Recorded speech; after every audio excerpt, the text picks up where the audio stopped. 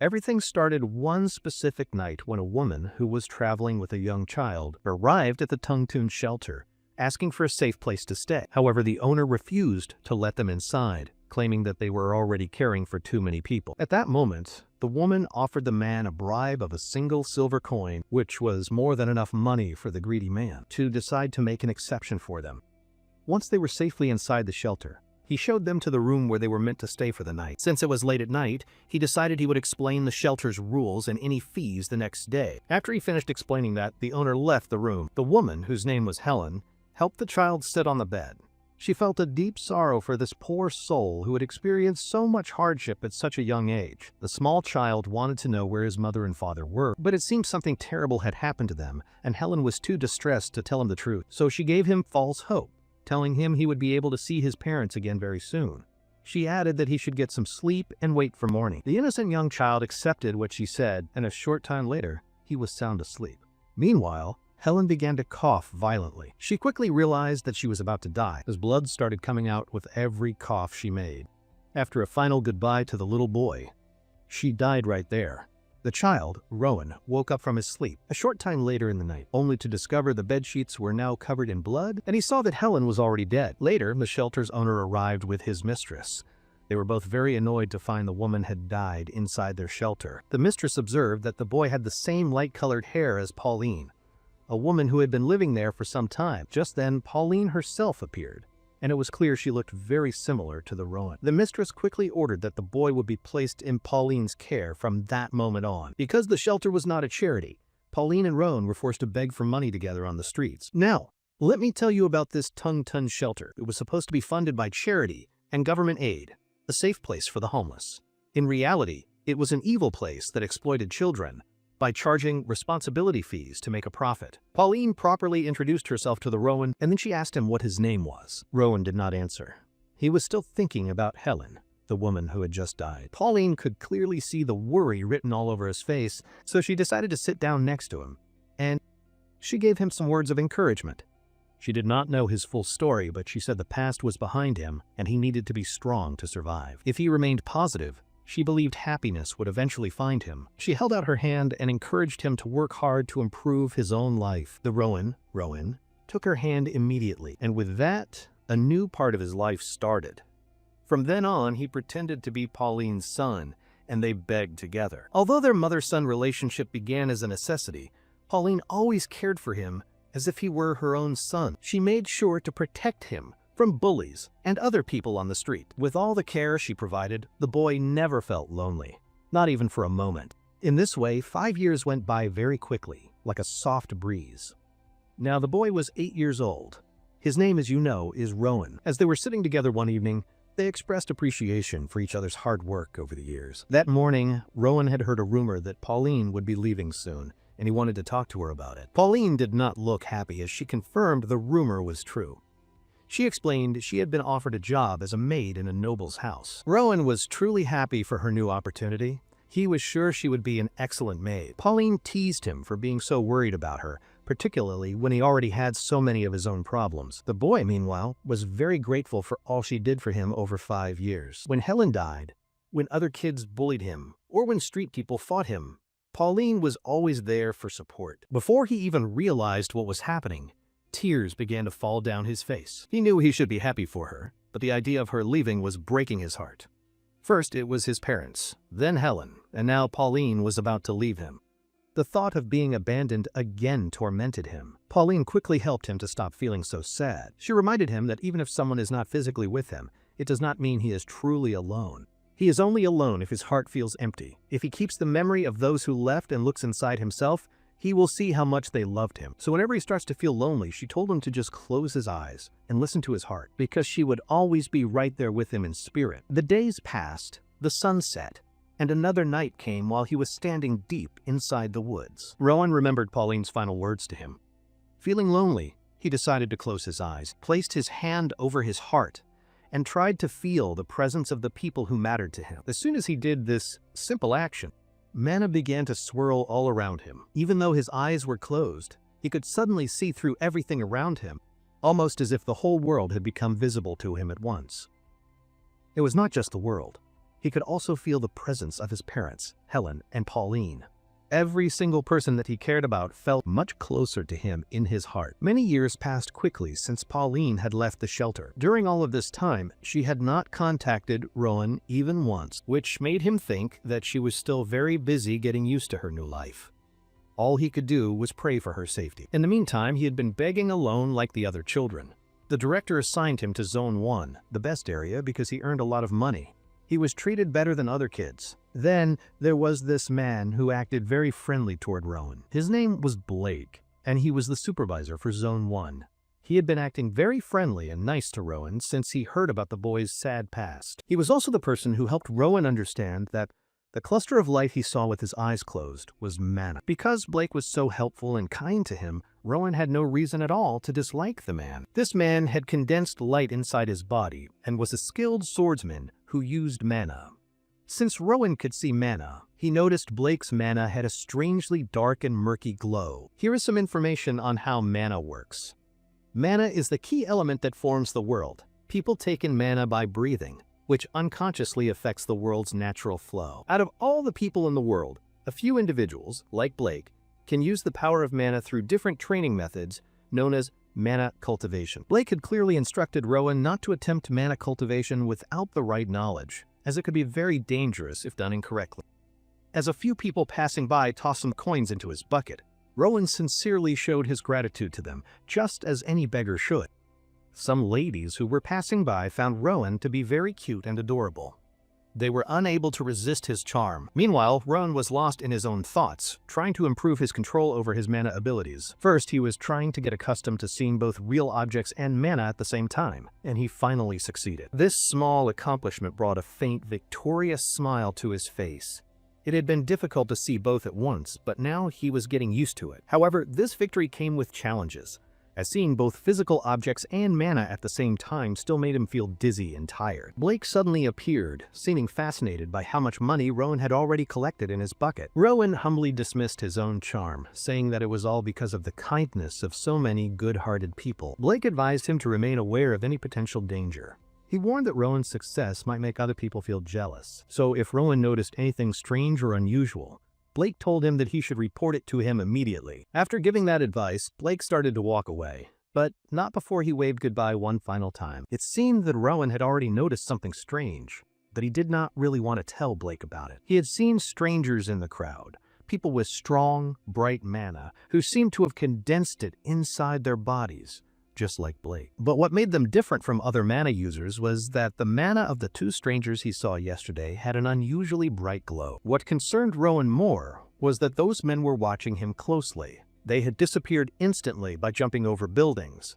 They did not seem threatening, and Rowan wanted to keep his ability to see mana a secret. As a man dropped another coin into his collection bin, Rowan noticed that the container was already completely full, so he started walking toward the base camp to get it replaced with an empty one. But as he was walking down the street, he saw some men hiding in the shadows who had the same strong colored mana inside them. He was sure they were the same men from yesterday. It was not just one man, but several of them, and they were all continuously following him from a close distance behind him. Rowan had no idea what these suspicious men were planning to do. He felt especially scared because this was the first time they had followed him so closely. One man was behind him, and another was to his side. All he had to do was somehow get back to the safety of the base camp.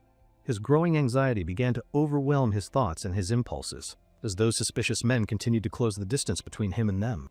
At one particular moment, as they drew nearer, he thought that he was in serious trouble. But thankfully, at the very last second, Rowan heard the voice of someone he knew. And that familiar person was, of course, his friend Blake, who was running toward him with an incredible and almost godlike speed. Once Blake finally caught up to him, he quickly cradled Rowan in his arms and then jumped so high into the air that he landed on the rooftop of a nearby building. The suspicious men had also managed to catch up to them, so Blake started moving even faster than before, while warning Rowan to hold on tightly and not drop a single coin.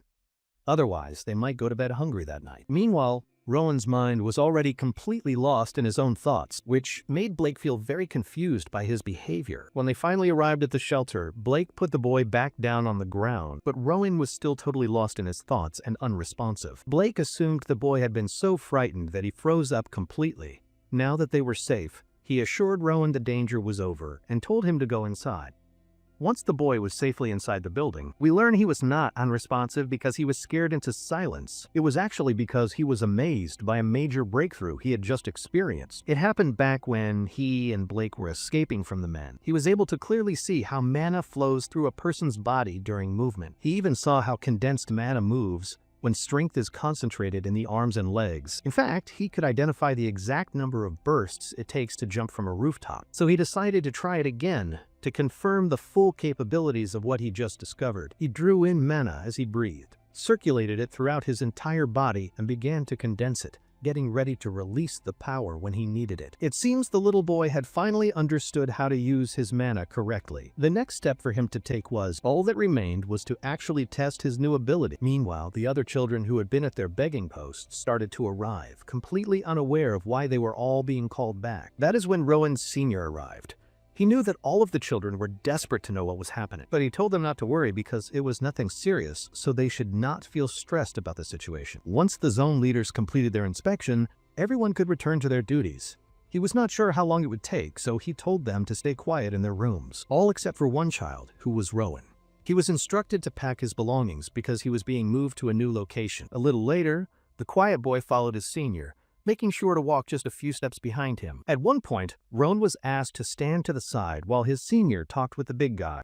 Naturally, the boy was very curious to know what they were discussing with each other, but he was standing too far away to hear their conversation. So Rowan began to circulate his mana through his body and then concentrated the energy on his ears to enhance them. And just like that, it worked perfectly because he could hear their conversation loudly and clearly from far away. It seemed they were talking about Rowan, who was being moved into the main building and away from the dormitories. Even his senior did not know the reason.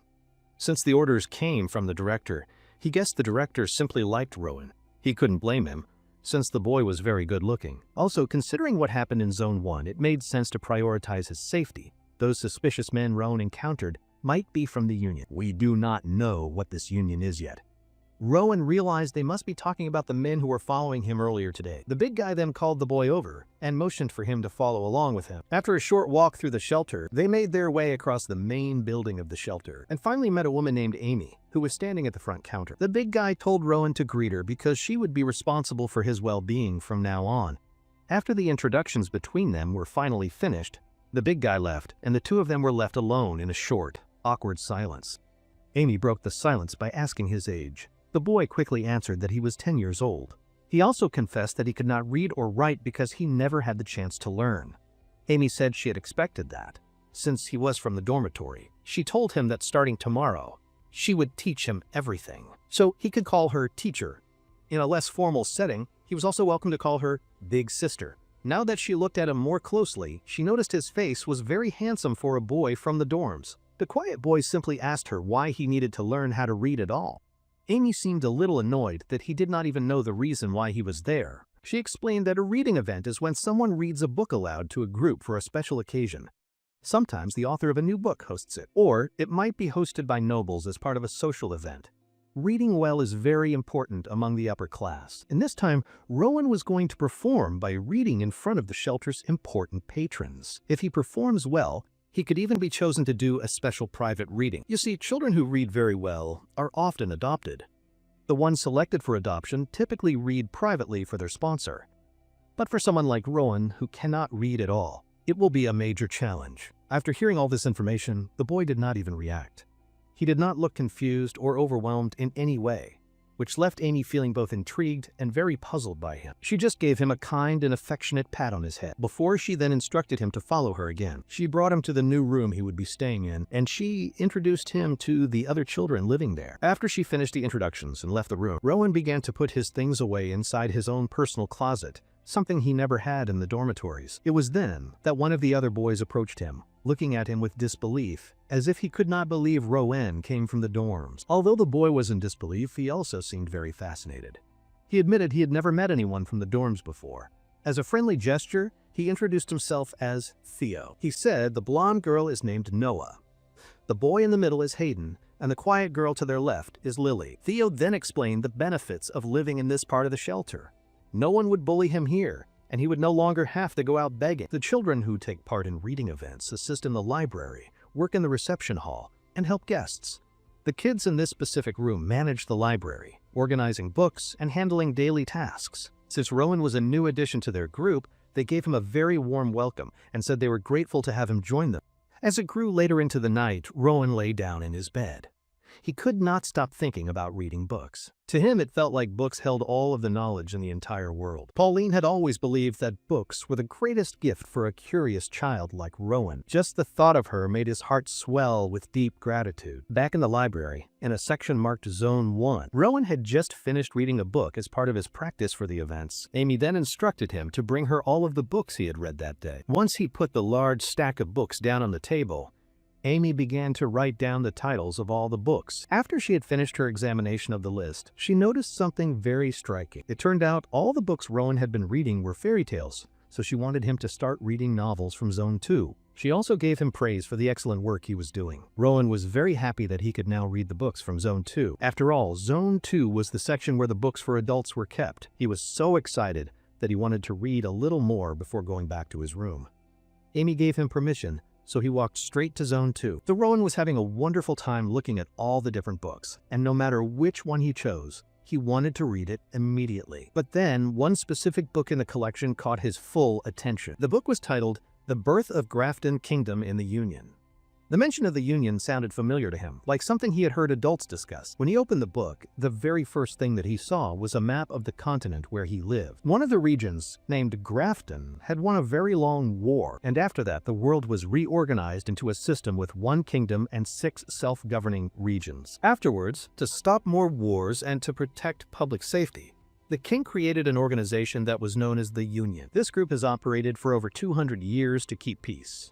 Its members are meant to be good people, so Rowan could not understand why Blake ran away from them. He concluded the Union might stop begging, and Blake feared punishment. But then again, Blake seemed to have a good relationship with the local supervisors, so that explanation did not make sense. There was another possibility he considered. The shelter and the Union might not have a friendly relationship with one another, and for some reason the shelter was hiding the events of that day when he was chased by members of the Union.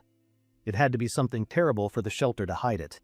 The thought made him feel very uneasy. A few more days passed by very quickly, like a soft breeze. Rowan could be seen in the library, cleaning the bookshelves and tidying up, using his control of mana to help make the physical workload much lighter. He was still not an expert at moving around while he was circulating mana, but the process had become much more manageable for him. Back when he was begging on the streets, he had to sit still and quietly breathe in mana. But things were very different for him now. He had practiced enough that he could circulate mana while walking or even while reading. Still, his mana concentration had not improved. It always scattered instead of gathering correctly. This was frustrating, but he believed that taking it one step at a time would eventually get him to his goal. On one particular day, all of the children were gathered together in the main hallway. Standing in front of all of them were the vice director and Amy. Without wasting any time, the vice director started to call out the names of the children participating in the next reading event. Fortunately, his friends Theo, Lily, and Noah were all chosen for the event. But when the time came to announce Rowan's name, the vice director hesitated. She was against him joining this time because he had only just finished reading the fairy tales. Still, she could not deny the boy was very handsome. His presence alone would improve the event. So instead of participating, he was told to just observe and experience the atmosphere. Rowan, being the polite boy that he is, expressed his genuine gratitude just for being considered for the event. After the selection was finished, Amy stepped forward to guide the chosen children.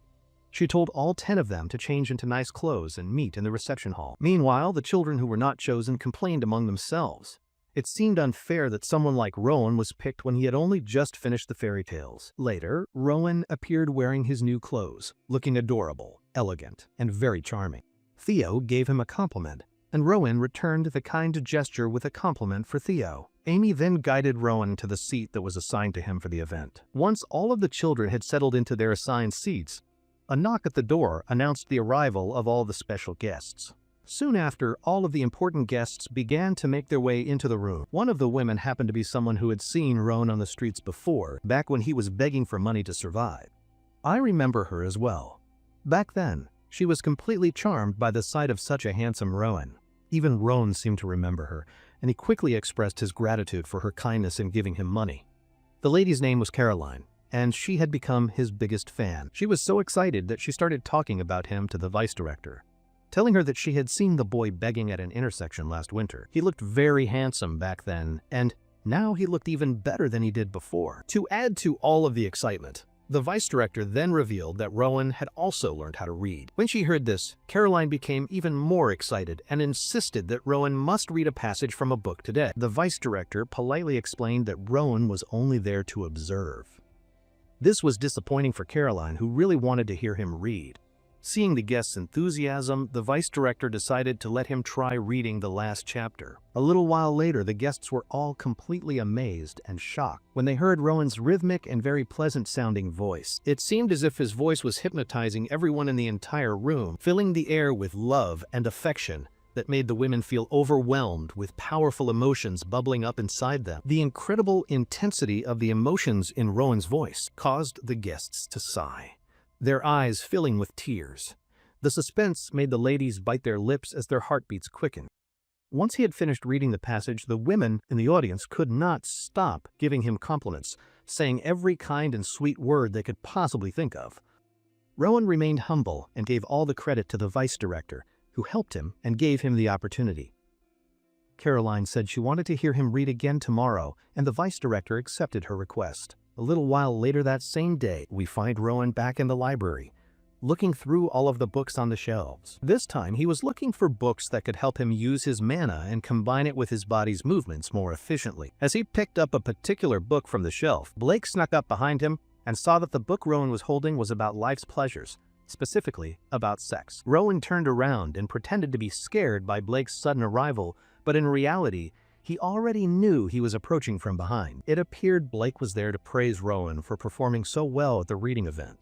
He was a little disappointed he missed hearing him read, so he came to the library to listen. Rowan did not blame Blake for missing the reading event, as he understood that Blake had many important responsibilities to take care of. Rowan asked if Blake had any new information. Blake revealed that the men from the Union who chased Rowan were causing trouble again, so Blake planned to handle them with the administrators. Rowan felt completely certain that with Blake's help, the men from the Union would be defeated and finally learn the lesson that they deserved. Hearing these very encouraging words from the boy made Blake feel even more confident. As much as Blake wanted to attend the reading event tomorrow, he was afraid he would have to miss that one too. While Blake seemed brave for facing the Union, this made him the real villain, since the Union exists for peace. But because Blake was so kind to Rowan, he was a good person in the boy's eyes. Continuing on with their conversation in the library, Rowan assured Blake that he would hopefully have another opportunity to hear him read, since he would be reading aloud often. Rowan was more concerned for Blake's safety, wishing him luck in dealing with the Union men.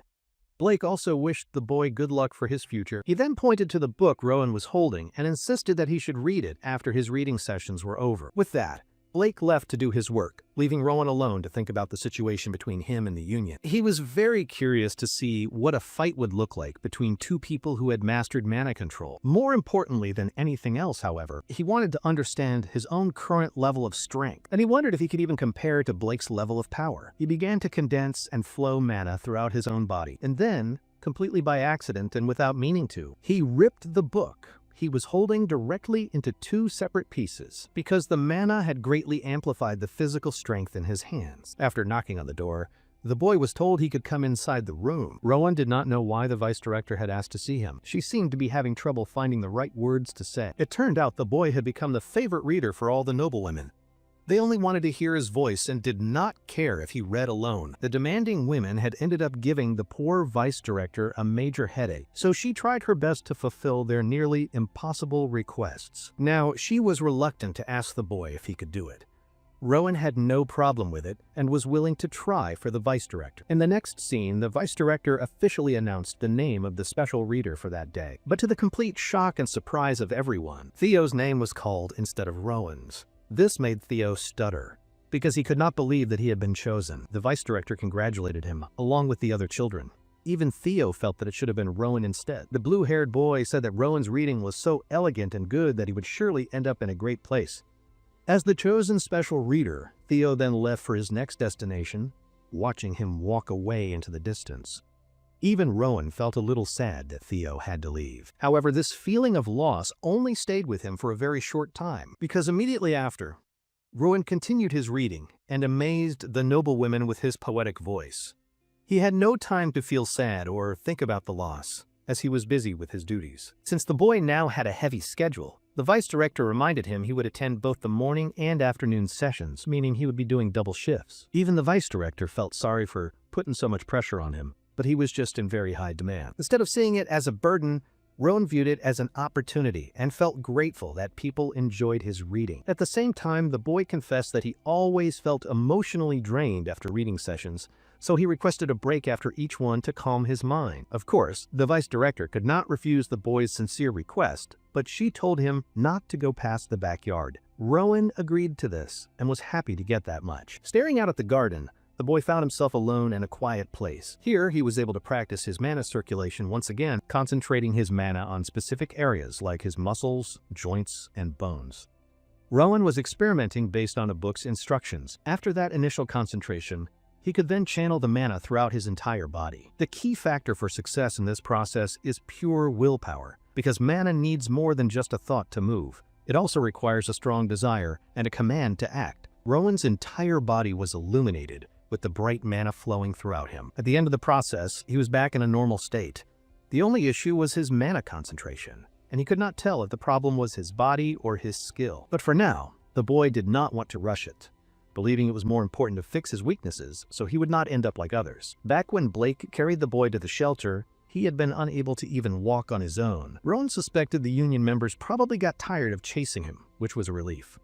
He also observed that even people who use mana could become weakened and exhausted from overusing their power. Rowan wanted to figure out how to use stored mana and considered the possibility of using external mana as if it were his own. After all, he had already tested this theory by putting mana into his voice and sending it out as an audible output. This created the possibility of changing external mana as long as it had a particular shape or form to it. Rowan continued to experiment with this new possibility and then made an amazing discovery when he caused a single leaf to levitate in the air. In the next scene, the special reader was chosen once again, and this time it was Lily. Of course, just like Theo, she received applause and was told to be safe on her journey. But for a strange reason, Lily became flustered and was speechless in front of Rowan. Much to his confusion, the girl stuttered as she tried to confess that she was in love with the boy. But unfortunately, she was interrupted when the other kids started discussing their confusion. Knowing Rowan was the best reader, they couldn't believe he was skipped twice. At this point, they were sure the vice director was involved,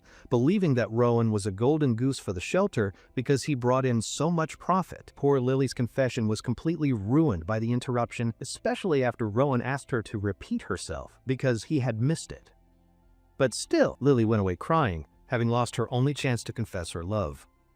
As for Rowan, the boy was busy thinking, remembering how the special readers were all supposed to go to a good family. This meant if he had the chance, he could experience a new world with more life experiences.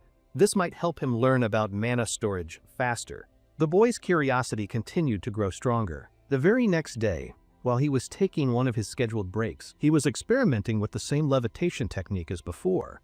Rowan found it easy to do because he had repeated it. All of a sudden, he then sensed a purple trail of mana nearby and noticed a man trying to sneak into the shelter's grounds. He recognized this man as the big guy who had brought him to the main building. The big guy fell down with a heavy thud, and to the boy's surprise, he saw that his mana was fading away. Suddenly, another man quickly ran over to him and immediately began to check on the injured man's condition. They discussed what happened, and the word union was mentioned in their conversation. Rowan overheard their conversation about the incident and was then told to go back inside quietly and to pretend that this never happened. The boy was still frozen in shock, having no idea what was actually going on. What was more, the afternoon reading session was suddenly canceled without any prior notice, and the children were strictly instructed to return to their rooms immediately. Nothing like this had ever happened before at the shelter, so the children were confused. Amy focused her attention on Rowan and strongly urged the boy to get himself ready, because this time he was going to be the special reader. While he was preparing himself for the very important event, the boy looked sad about what was happening around him. He remembered Amy's serious tone, which was missing the usual kindness she showed him. Thinking about what happened earlier with the two men, he wondered if they were the reason for the afternoon reading session's cancellation. Although the boy felt uncertain about the situation, he stepped forward and found Amy, who was also waiting for him. She was dressed up and ready to go to the sponsor. But deep inside, he knew that something very strange was happening at the shelter. Seeing the boy's well-prepared outfit, she seemed dazzled for just a moment, but she did not say anything to him and just instructed the boy to follow her. Rowan asked if he was being adopted by Caroline, which would have been a good outcome, but to his shock, it was someone else. But once again, Amy did not say a single word in response. The two of them made their way to a different relief shelter known as the Annex, which looked much darker and gloomier than the places he knew. Even Rowan could sense that the building was full of evil people inside of it, all of them holding a suspicious kind of mana. The big guy took the boy inside, believing it was very important for them to hurry up. While leaving the big guy, Rowan gave one last look at Amy's face, which seemed to appear neutral. Inside, he noticed the building had no windows and was gloomier than he expected. The boy decided not to let his guard down in case something happened. Inside the building, he heard the voice of the vice director. They entered the strange hall that looked like a ritual altar. Immediately, Rowan was told to sit and read. He wondered if these people were hiding from the Union because of what happened earlier, but he had no idea what the ritual's purpose was. Rowan saw the specific book that he was supposed to be reading, but the boy looked very shaken and extremely worried about this situation and for what was about to happen next. He was very curious about the strange, deep pit descending far below, wondering what was inside it. Then, a realization struck him. It was a large pit of mana, unlike anything he had ever seen before. Rowan was instructed to begin his reading immediately, without any delay. So the boy poetically began reading a passage about a gloomy story related to the dark pit. He could sense the dark mana gathering inside it. Rowan continued to keep on reading the strange text, feeling himself being hit with uncontrollable emotion. His reading style became darker, and he finally realized what was happening to him. It was the pit of mana itself that was his one and only audience. As the boy continued on with his reading, he felt his own mana being drained from him. His body grew weaker with each word, and he knew it was dangerous. However, he also knew that if he stopped now, it would be too late. The shelter would be in trouble, and the forces of the Union would finally catch up with them. Concentrating even harder than before, the boy endured the difficult hardship. His new plan was to absorb the mana around him and adjust its flow for his own protection. And with that new plan now in motion, tendrils of white mana separated from and swirled away from his body, surrounding him in the shape of a protective barrier. His complete control over the mana flow was a total success. Now, the boy was happy, because he no longer had to worry about the effects of reading. He planned to delay for a little while, and he could tell if the Union members arrived by using his mana detection. Rowan continued to read the words from the book aloud, but he was taking too long. The people who planned his death expected the ritual would be finished by now. Realizing they needed to check on what was happening, they decided it was time to make a move. But Rowan was already completely prepared for their arrival. He sensed they were coming, and wondered if he had successfully bought himself enough time for his plan. But his focus was suddenly broken when he saw the people from the shelter bursting into the room. One of the men was shouting angrily as he made his way inside, but to the boy's great shock, they were actually going underground instead of coming toward him. This made him wonder what exactly was being fed to the dark pit below. The scene changes to the housemaster, who is getting slapped hard across the face. The vice director grabbed him. The big guy in charge of the ritual believed they had deceived him by trying to escape. Meanwhile, Rowan calmly and quietly made his way down into the pit and focused all of his attention on a horrifying tree that was made of lost souls. Rowan's entire world shattered before his eyes when he saw that many people had been sacrificed for this ritual. His feeling of despair took an even darker turn when he suddenly recognized that Pauline was one of the people in the tree. Just then, the angry man from earlier noticed and caught the Rowan. At the same time, Blake came rushing into the room, demanding to know what happened and why the director and vice director had been killed. Blake learned that the director tried to run away, and that is when they found a strange fruit on the tree. Rowan had been brought here so they could create one more fruit. But the process failed unexpectedly, so they do not know what is going on. Blake expressed his frustration about the situation, and then he pulled his sharp sword out from Pauline's dead body. This terrible scene immediately reminded the boy of a conversation he had with the man he considered a brother.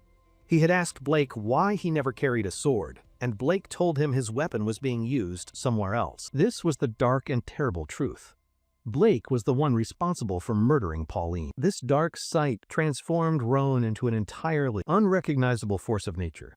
The very first thing he did was kill the man instantly. While Blake was busy pulling his sword from the tree, he completely failed to notice what was happening right behind him. The very next thing that he knew was that the boy was surrounded by a powerful and dark aura of energy. He had not expected Rowan to be so powerful at such a very young age. But before Blake could even finish his arrogant speech to the boy, Rowan moved with incredible speed and attacked him with overwhelming force. His full attention was now focused on the lives of those who were no longer living. Tears filled his eyes as the boy wept for the mother figure who was now gone. He put his own mana inside the terrible dead tree.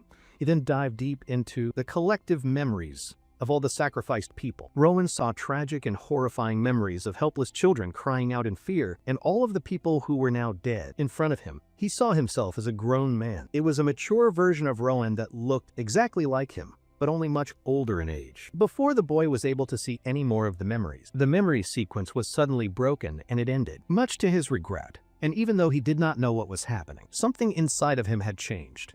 It felt as if he had reconnected with the familiar mana he once lost. He remembered the feeling of Pauline hugging the roan with great affection. Pauline's voice told him he is only alone when his heart is empty. If he continues to hold on to the memories of the people he loved, then he would never be truly alone. That is why he must look deep inside his heart and search for their love. It is not something that can be seen, but only felt. Pauline's voice echoed in his mind, telling him to listen to his heart. This familiar mana instructed the boy not to forget what is important. And though his memories and the love he shared with his mother figure were gone, they would still remain inside of his heart now, and would be there forever. And with the end of their emotional and heartfelt reunion, he snapped back to reality. Blake had his sword pressed against the boy's neck. He revealed he waited for Rowan's sake, or he would have ended things sooner. But he always knew the boy was very clever. His subordinates had ended up ruining their original plan. But now he was curious and wanted to ask Rowan a question. Blake asked the boy to come along with him, or else to die a quiet death alone. Breaking his silence, the boy coldly asked where they would be going. Blake explained they would probably go to another farm where Rowan would take care of trees like the one here.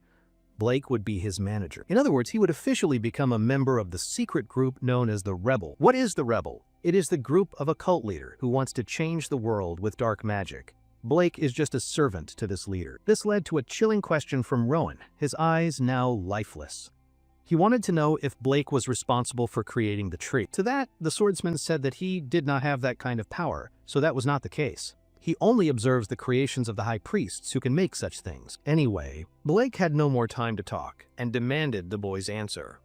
Rowan declared his decision maturely, completely rejecting the offer. In that case, Blake was very dissatisfied with Rowan's answer, and he swung his blade at the Rowan. This man was the same one who treated him like a little brother.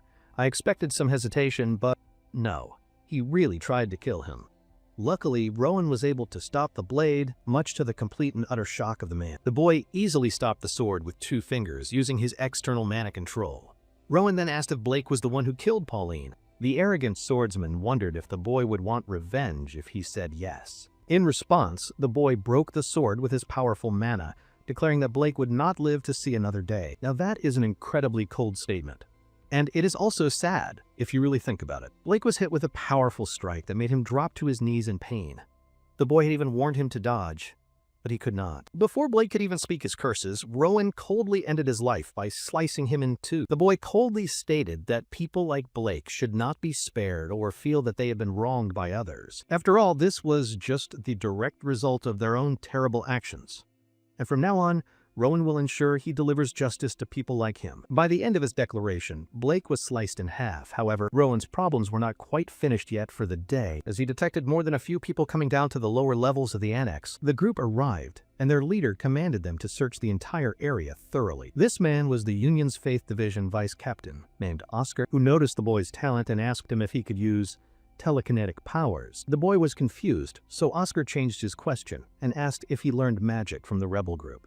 In response, Rowan denied this and said he never formally learned magic, but was self-taught. This came across as a completely ridiculous claim from a boy who was only 10 years old, but Oscar could tell that the boy was not lying.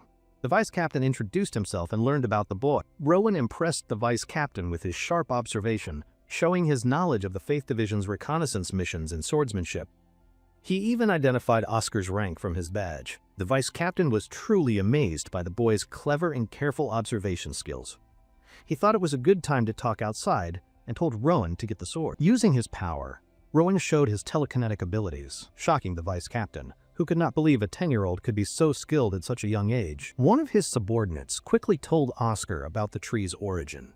They believed it was created less than 2 years ago, and the binding spell appeared to be undone. But even so, Oscar thought any high priest would have left mana traces if they undid the spell, unless it had been Father Scion, of course. As for Rowan, he was still lost in his own thoughts, staring at the poor, sacrificed children. The children who were called special readers were used as sacrifices. Theo and Lily were both gone, and Rowan felt extreme guilt for not being kinder to them. He then asked Oscar if he had seen many trees like this one on his missions, which would mean the Union would investigate more farms to stop the rebel group. Although Oscar answered the boy, he made a notable observation about Rowan. Normally, a child his age would be overwhelmed with sadness, but this kid was different. He seemed determined, with a clear resolve and a noticeable anger inside him. Rowan then requested to be taken in and to join the Faith Division. Oscar gathered his thoughts, believing the boy was clearly affected by the shock of his trauma, but he was hiding it like an expert. For now, he told the boy they would conduct a special investigation before they made a decision about his future. He was then instructed to follow Oscar and his men, and as he was walking away from the tragic scene, he spotted a single coin lying on the deceased vice director's body. The boy quickly snatched it and then left the area with Oscar. According to their official observations, there was no noticeable damage to the quote-quote-quote pillar of faith. 13 casualties were from the evil organization, while 3 people were found dead from the shelter. 2 main culprits are suspected, and one of them appears to be Amy. Also, the high priests and main executives of the rebel group apparently only created the initial ritual area. They still need to find the true cause of its collapse, which is why more investigations are happening. With the initial report now concluded for the moment, the vice captain turned to Rowan, asking him where the boy felt the most comfortable. Rowan replied that he liked the library, so respecting the boy's preference, the considerate Oscar decided it would be best to talk there. He told the boy to lead the way for them, and in the very next scene, they were sitting inside the library discussing their plans. Oscar expressed how even in the library he found no books on mana cultivation, so he was very eager to know how the boy managed to learn magic all by himself. Rowan's simple answer was that he just figured it out, which is a clear sign of his genius. Talented people often cannot easily explain their intuitive skills, so this reaction is common. Anyway, back to the story. Rowan then called himself smart, which I personally find to be really cute. Even the vice captain believed the boy was telling the truth, and that he might be very talented. Still, he wanted to hear the boy's side of the story about the events that had just happened. The boy then started to talk about the very first time he had arrived at the shelter. They continued their conversation for a very long time, and he eventually concluded his thought that Pauline was likely the one responsible for giving her special powers to him. After hearing Rowan's story, the vice captain was still confused by many parts of what happened. For instance, the boy had never received any training for mana, but he still managed to kill 2 men from the rebel group, including Blake, a skilled swordsman. Furthermore, he also managed to break the high priest's powerful ritual conditions, which is not a simple accomplishment for anyone to achieve. Currently, the boy seems to use telekinesis without saying any magic words, which is also very unusual. Additionally, he does not even seem tired from using his powers. Rowan is like a hidden treasure that nobody ever tried to find. The boy was very curious and wanted to learn more specific details about the strange tree. Oscar provided a long explanation. In simple terms, it is a special device for rituals that the rebel created to take human life. The organization's main goal is to create a fruit made from consumed life energy. This fruit is just a very concentrated form of mana that has become a physical object, making it very valuable. Oscar then showed Rowan the actual fruit that was made as a result of his mana being consumed. The fruit is then consumed, which allows a person to increase their own mana supply. It is a very costly item sold on the black market. Regarding the reason they use reading, it is because specific conditions must be met for the ritual.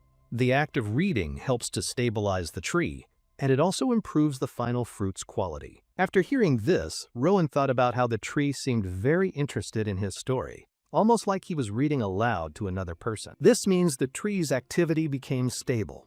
The boy now understands that before they were trees, they were once living, breathing human beings. Oscar was very impressed by his sharp thinking and realized that they both thought about it similarly. The boy had more questions and now wanted to learn about the meaning of the word telekinesis. The vice captain explained to him that it is simply a type of magic that allows someone to move objects using mana without touching them. Rowan showed the same power and finally understood that he had been using magic this entire time. He lacks knowledge about his own abilities or how magic works. Even though Rowan shows the beginning stage of telekinesis, Oscar believes he is very special for someone so young. Remembering that Rowan wants to join the Faith Division, Oscar became curious about his reasons. He had just gone through a very traumatic experience, having been betrayed by the people he loved and trusted. So Oscar wondered why Rowan would want to join their group after all that had happened. The Faith Division and the Union are the same organization, just with different names. Rowan admitted openly that he does not completely trust the Faith Division yet. His gut feeling told him that Oscar is a good person based on his mana. Oscar was a little confused to hear a 10-year-old boy call him pure, and he claimed the boy's intuition could get him killed in different circumstances. Rowan insisted that he is good at understanding people, but Oscar said it would be difficult to let a child join them or get involved in their missions. This led Rowan to wonder if he was too inexperienced or weak for their standards. However, the vice captain interrupted him and told the boy to listen very carefully. He said that in life, some things are much more important than only having a special talent. Oscar's serious tone quickly ruined the boy's happy mood, so Rowan sulked sadly. This made Oscar clarify that there was nothing wrong with Rowan. It is simply that making a special exception for an outsider is difficult, and he is very young. Then the young, smart boy asked if someone's age is more important than their actual skill. This powerful question made the vice captain pause and think. It is a fact that Rowan shows genius-level talent for his age, which was proven by his power to defeat 2 adult men. But talent is not everything. Regrettably, Oscar admitted the Union measures a person's experience by their age, not by talent. Rowan then asked if he was too immature for their group. The vice captain then decided to give the boy a chance, treating their talk like a practice interview instead of just a conversation. He first asked why Rowan killed Edgar, since Edgar was not a direct threat to him initially. To this, Rowan cleverly answered that Edgar had also killed the shelter owner and his wife. It seemed obvious he would be killed next, so any hesitation would have led to his own death. Oscar pointed out that the boy still killed 2 individuals, so other things could have affected his judgment. Perhaps his anger influenced the decision he made at that moment. Rowan agreed that his emotions were certainly an important factor, and he was not afraid to admit it. However, he also believes that human emotions do not always confuse judgment. Sometimes, they help make a decision clearer. Regarding the foundation of his judgment, he had decided that the terrible men before him had taken many innocent lives. Therefore, there was no reason to spare men who had no chance of being redeemed. In the end, the young boy also felt he had no right to allow them to keep on living. In response to this statement, Oscar asked if the boy had the right to kill them. Rowan replied that it was the only fair outcome considering all the previous factors. It was just that at that crucial time he had the power to deliver justice. However, he did not want to run away from the truth that he is responsible for killing someone. That is why he offers no excuses. So the vice captain then asked him if it was really necessary to kill those men. To Oscar's shock, Rowan admitted that ultimately certain people are given the job of carrying out executions. Then, with a very cold and intense look, he also stated the Union existed for that same purpose. In that short moment, the vice captain saw something special in him. It is true that the Union's purpose is to act upon its core values, but more importantly, their ideal is creating a world that is filled with happiness and laughter everywhere. They want a world that is completely safe from any harm. They want it to be as stable and peaceful as possible for all future generations. Even though this perfect ideal can never be fully reached, it remains the impossible goal the organization always works toward. This is the Union's true purpose. The vice captain thought to himself that this was their main purpose. He was impressed by Rowan's calm responses, and also surprised that the boy could express such profound ideas so well. Oscar decided to tell him about an organization called The Grave, which is said to be a powerful evil group that threatens the entire kingdom's existence. The retail faction is just one part of that larger organization. The Union's first division is working hard to destroy their evil groups. Although the process will be difficult, he believes Rowan's help could be the final push they need to succeed. The boy was confused by Oscar's comment, so the vice captain explained that Rowan will go to the Union to demonstrate his skills, and after he proves himself, they will accept him as a member. For the time being, he wants Rowan to live up to his own high expectations. The meeting ended. Outside, Oscar and his team gathered together. He announced the Tungtun Shelter's evil deeds to aid Rechu's dark plans, but fortunately, the Union has succeeded once more and destroyed the darkness that was in this area. The Tungtun Shelter will now resume its normal operations. After that, he gave the signal for the division to leave. Finally, he called over to Sienna, one of his team members, and gave her instructions. At first glance, the young boy saw that she was glowing with ripples of blue mana. Oscar wants the boy to be taken safely to the Union, so Sienna will be his escort. Sienna introduced herself as a member of the Pillar of Faith and explained it will take 2 weeks to reach the Union because the journey is very long. She told him to quickly pack any important belongings he might have. Luckily, the boy had nothing of importance to take with him. Sienna told him this was his only chance to pack and said he could ask any questions. Rowan directly asked about her race and discovered she is a dark elf. Rowan was shocked by her bright aura and said that he believed dark elves were supposed to have a much darker aura. The girl seemed a little confused by his comment. Rowan apologized for being too forward. He is simply curious about her. Sienna responded that his own bloodline is likely the reason he is acting this way, but she did not explain her comment any further and got on the horse so they could depart. Oscar said farewell to the boy. The kind and thoughtful boy also told the other members of the group to be careful, impressing them all with his genuine sincerity. And so, their long journey to the Union began. Moving forward to the next scene, we see Rowan and Sienna setting up their camp. She handed the boy a small sheath made for his blade. The boy had wondered for some time what she had been so busy making. It turned out that she was making a small gift for him. Rowan was very happy and spoke to her formally. She did not like being addressed that way. But calling her big sister also felt awkward. So instead, the boy chose to call her Sunbae because they would soon be working together as colleagues. Seeing the boy's playful and cute behavior, the dark elf turned away, looking slightly flustered. He then began to play with his telekinetic power, making the broken blade spin around in the air. Sienna noticed his special talents. The boy remembered how the vice captain had called his abilities telekinetic magic. Sienna agreed with the term, but only because it was the nearest possible description for the boy's unique magic. Confused, Rowan asked what term best defined his power. She answered that it is hard to say since his magic seems to be completely unique. His power allows him to directly control mana without needing to use any special words or formal spells. It is a type of divine power that only the ancient elves possessed, who were the first elf race, before they eventually separated into many different races, such as the dark elves. Just by looking at the boy's eye color, she could tell that Rowan's parents were not ordinary people. Hearing the word parents made the boy think about his own. The next day, Rowan and Sienna finally arrived at the Union, a place that looked like a town.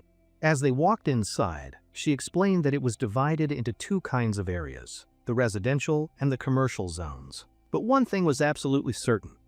Every race comes here to get supplies. It is the most reliable and powerful location on the whole continent. This is not only due to its buildings, but because the strongest people in the world come here. This is the reason the Union is called the Sword and Book of the Continent. Warriors and mages all come together here to guard the citizens from evil groups like the Grave. Rowan was learning many new things and absorbing all the information, while Sienna showed him his new home. Walking ahead, they were greeted by Lazarus, who is the director of the Union's management department. He was very interested in the boy and asked to speak with him privately. So they went to speak inside of a very bright room. It was so bright that the boy made a mental note of it.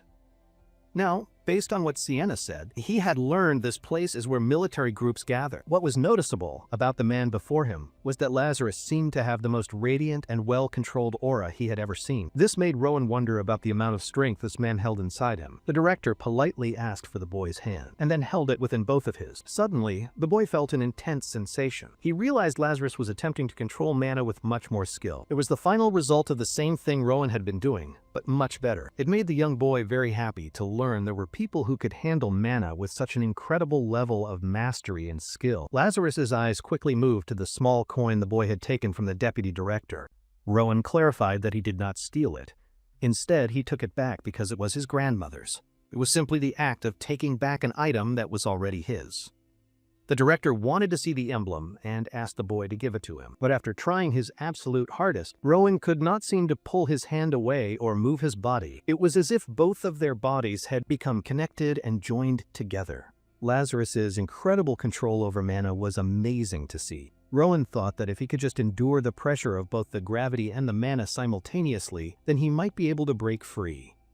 And he actually did break free by using a technique which impressed the director very much. He had always hoped to learn if this type of power was real, and seeing Rowan's ability in person surprised him even more. However, something about what happened bothered the little boy, because he thought he could have performed better. All he really did was copy the director's mana control, but the director was able to notice. Inspecting the emblem, the director's mana wavered for the very first time, a change that the young boy noticed almost immediately. He thanked the boy for showing him something that was so valuable. But Rowan was curious and wanted to ask him a question. He wanted to know if Lazarus was actually the strongest person in the Union. In response, the director laughed and denied it, saying he is just an old man assisting the younger generation. He also called himself a raccoon, but the boy, focusing on the details, completely missed the figurative meaning of the word. To answer his question honestly, Lazarus explained the 7 team captains are incredibly powerful, and there is also the commander, who is a true master. There is also the governor and the top leadership of the Union, so when compared to those powerful people, he is just a raccoon, as he said. With his questions answered, Rowan asked to visit again to make more inquiries about the organization. Lazarus was very happy to give the boy his time, as long as he made an appointment with him first. From first impressions alone, the boy had developed a liking for the director, categorizing him with the words good and strong. He thought about the director and felt satisfied with his decision to come to the Union. Anyway, the boy was shown his new home. His new home is the Union School, also called the Union Academy. Usually, whenever a team member must leave for a mission, they will send their children here. This is the ideal place for the boy to improve his skills, because he could become a very powerful member in the next 5 years. However, Sienna reminded him that this academy does not specialize in one area.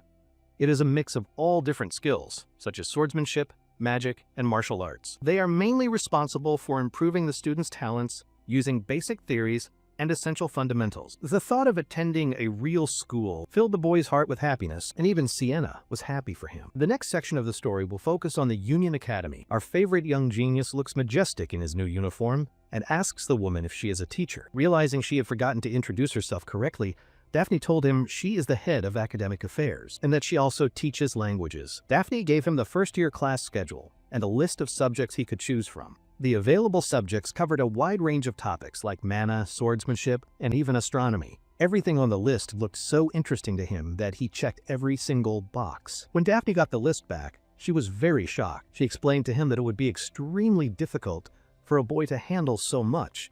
If he attended all those classes, it would be a major problem if he failed any of them. But the boy's curiosity had no limits. He truly wanted to learn it all. Daphne stressed that there would be far too much homework for him to complete. Also, studying is not very easy for the majority of students. But this kind of idea was unfamiliar to the boy, who did not understand why studying is difficult.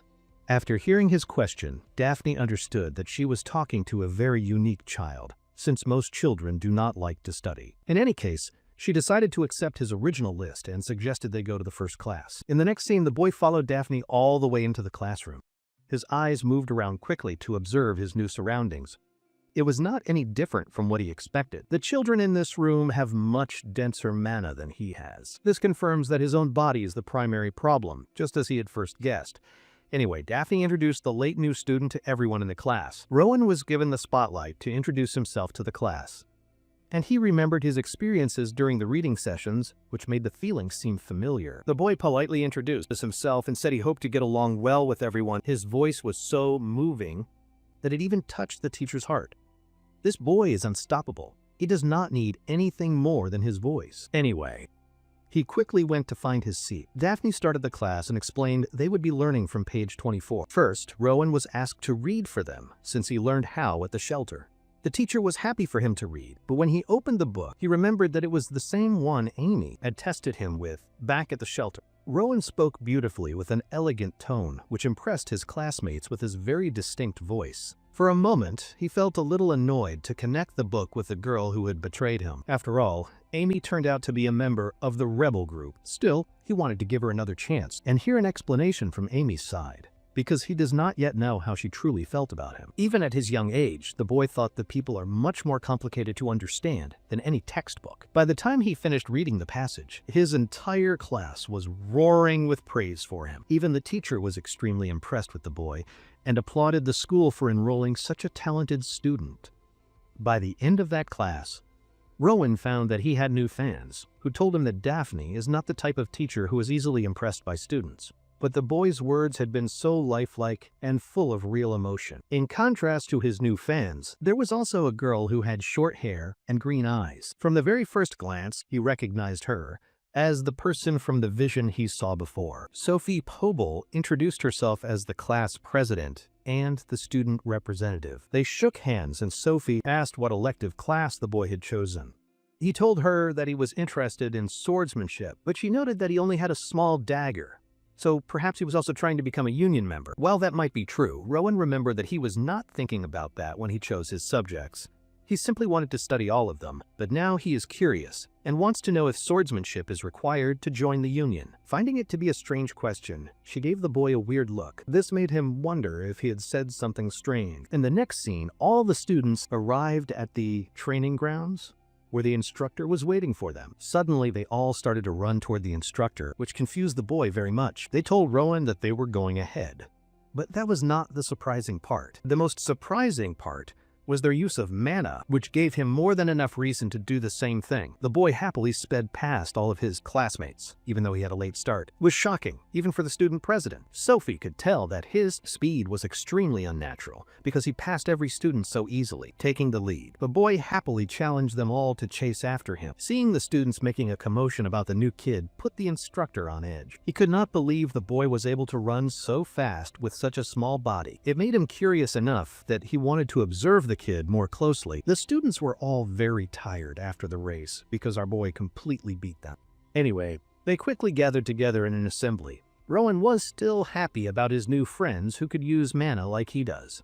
Sophie, however, was wondering if the kid was actually human. The way he accelerated and beat them all was amazing. The fact he even lapped them was crazy to her. And after running so much, the boy seemed fine and was not exhausted at all. Seeing her glare at him, Rowan asked if she enjoyed the race. Sophie was startled and thought to herself that he must be a demon anyway. After the kids had received enough rest, the instructor introduced himself as Diego Sanchez, a master of swordsmanship and their teacher.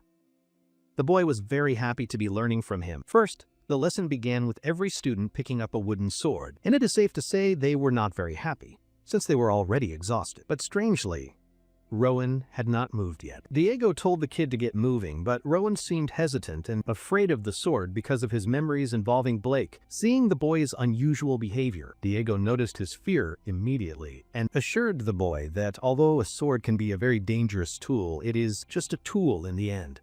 The sword's intentions do not matter. Rather, it reveals the character of the person who is holding it. That is the reason he wants the kid to face his fears. That well-spoken description of a sword being just a tool really connected with the boy. He came to the realization that if Blake had used a staff instead of a sword, then he would just be afraid of staffs. He concluded that swords were not the problem, so he walked up and grabbed the blade, thinking to himself that he did not hope to become a sword master. At the same time, that did not mean he should run away from it. At first glance, Diego judged that the way Rowan held the sword revealed his talent. But the downside was his lack of strong willpower. The instructor announced that they would now be dueling in pairs.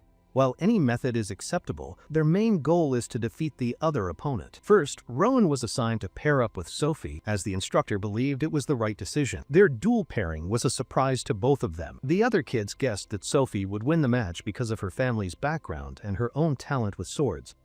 Anyway, their teacher gave them the signal to prepare for the battle. The fight began with Sophie taking a wide stance with her sword, eyeing down her opponent. Come to think of it, this was the boy's first time seeing real swordsmanship. He found her control over the weapon impressive and thought it felt very different from the terrifying feeling he had experienced before. Adjusting his own blade, he wondered what good swordsmanship truly meant. So the boy got into his stance, hoping to learn with this new opportunity. The boy's stance by itself shocked both the instructor and Sophie, because he was using a perfect neutral stance. It was a miracle to see the boy master the stance so naturally on his very first try. Still, Sophie refused to lose a sword fight because her family's pride was on the line. Armed with that strong determination, she met the first attack from her opponent. Rowan missed, but but it surprised her a little bit. It felt as if the boy already knew where she was planning to attack. Knowing that Sophie was aiming for his chest, he dodged her swing not just one time, but again and again until she was being blocked and forced backward. Sophie found herself getting discouraged during the fight because her cautious opponent had read her every single move. It was as if the boy was seeing the future right before it even happened. In the end, she admitted her defeat and asked for another match. Rowan smiled at her and agreed to her request. After the match, they talked for a long time about how well he had performed. She was very impressed by his natural talent for holding a sword.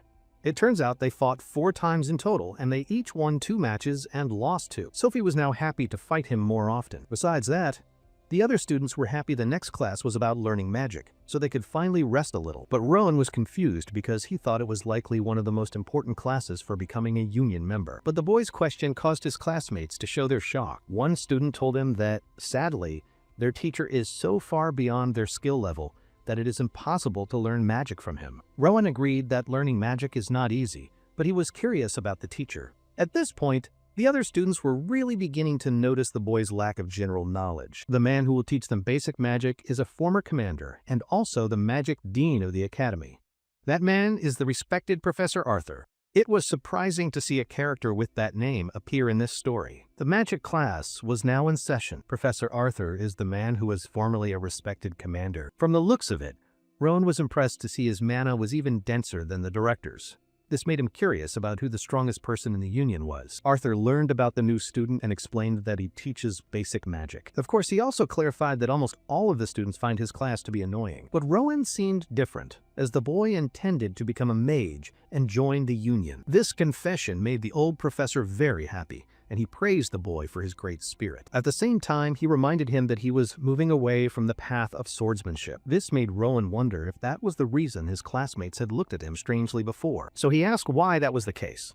In response, Arthur allowed young Sophie to answer his question. The girl explained that to achieve complete mastery of magic, a person must learn a huge amount of knowledge, which is a heavy burden for the body and mind. This means that even if a very talented person existed with a gift for magic, they would not be recognized as a mage without at least 10 years of training. Arthur confirmed this and also explained that it is hard to become a member of the union after graduation. After hearing this information, the boy was disappointed, realizing a first-class mage is not reliable enough. To become an active member, one must reach at least the 2nd class of skill. Because of that, Rowan set a goal to reach 3rd-class magic before he graduates. It was such an ambitious goal that it even shocked the professor because the boy probably did not even understand what 3rd-class magic actually meant yet.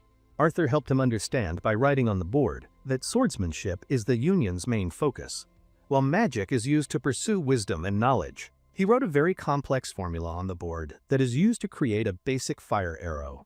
But something was wrong with it. Based only on his memory, the boy remembered that he had seen this formula before, near the ritual pit. Arthur said it was understandable that the students did not see the problem with the formula. It looks complicated. Although the fire arrow is considered an easy and basic spell, the more advanced spells are much more difficult to replicate. Professor Arthur skillfully demonstrates a beautiful recreation of the fire arrow spell for his students. However, Rowan notices a small but important detail. The professor's arrow appears slightly unstable. It looks as if it is about to vanish at any moment. The professor explains that magic formulas are very precise. Even after using a lot of mana, one tiny mistake in the formula can destroy the entire spell. But then, Professor Arthur carefully adds one last component to the magical formula. The burning arrow suddenly becomes even larger and much more powerful than it was before. Just looking at the powerful display deeply impresses all the students watching. Arthur says that mages must memorize these formulas and ensure they are always perfect. Adjusting a spell requires an incredible amount of patience and skill. For example, changing a fire arrow into a ball uses more mana and puts extra strain on both the mind and the body. In addition to that, magic often has more inherent limitations compared to swordsmanship. Sophie explains this is because channeling mana directly into a weapon is typically easier and more efficient than casting and controlling a complex spell. The instructor adds that using mana is very draining, so a mage's power depends on their personal mana reserves. Rowan now has a much better understanding of how magic works. He understands that a mage's skills are directly limited by the size of their mana pool. If that is true, then Rowan's naturally low mana concentration will be a major obstacle for his ability to produce magic. Still, he believes that by carefully studying the principles of magic, he might find a solution to his problems, though it seems uncertain for now. Professor Arthur asks Rowan an interesting question, wanting to see if he knows what is needed to cast a specific spell. Rowan correctly answers that a formula is necessary,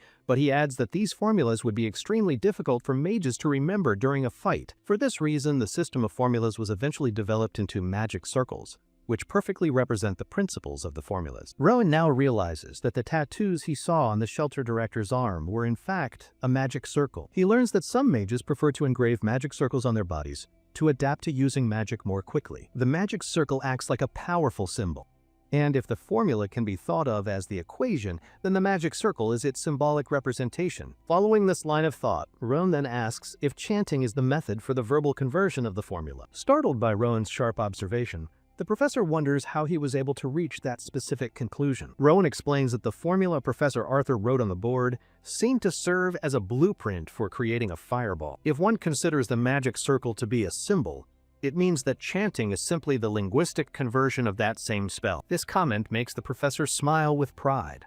Although it was Rowan's first day, he showed a thoughtful grasp of a concept that many mages still study deeply. Professor Arthur is truly impressed by how quickly Rowan is understanding these complex ideas. He confirms that chanting is just saying the correct words, and infusing mana into each word creates the incantation for a spell. To prove his point, the professor casts a powerful fireball spell, this time using only his incantation. He also explains that things like speed and tone affect the spell, as does the caster's emotional state, making it similar to a recitation. Yet, no recitation in Rowan's entire life had ever fascinated him as much as this one. The professor worries he might have scared Rowan by explaining the complex details of magic. He wonders if Rowan still wants to achieve his big goal. Surprisingly, Rowan is more interested now. The professor is pleased by this and decides to start the class by teaching ancient languages. Each student receives a book to decode the language, and they are already dreading the difficult task. By the end of the difficult class, Sophie feels completely exhausted from all the new homework. She now regrets enrolling in so many different classes this semester. At the same time, Rowan seems completely unaffected. He filled his entire schedule with classes, leaving no time for breaks. His curiosity is so intense that it even annoys Sophie.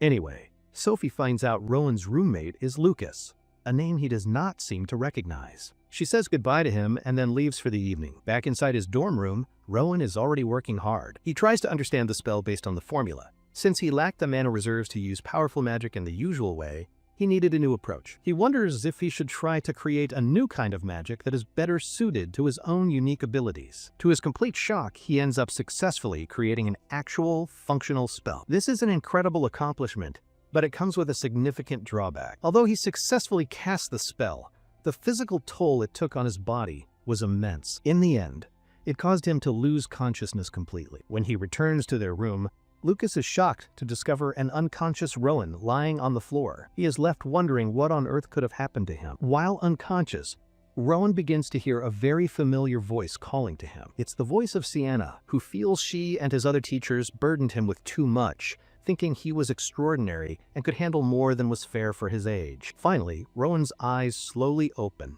and he sees Lucas looking down at him. Lucas is incredibly relieved and happy to see that he is okay. Lucas is a kind person who cares for Rowan and was worried that something terrible had happened to him. He formally introduces himself as Lucas von Parcell, confirming that he is Rowan's new roommate. Lucas is just glad to see him awake after he passed out.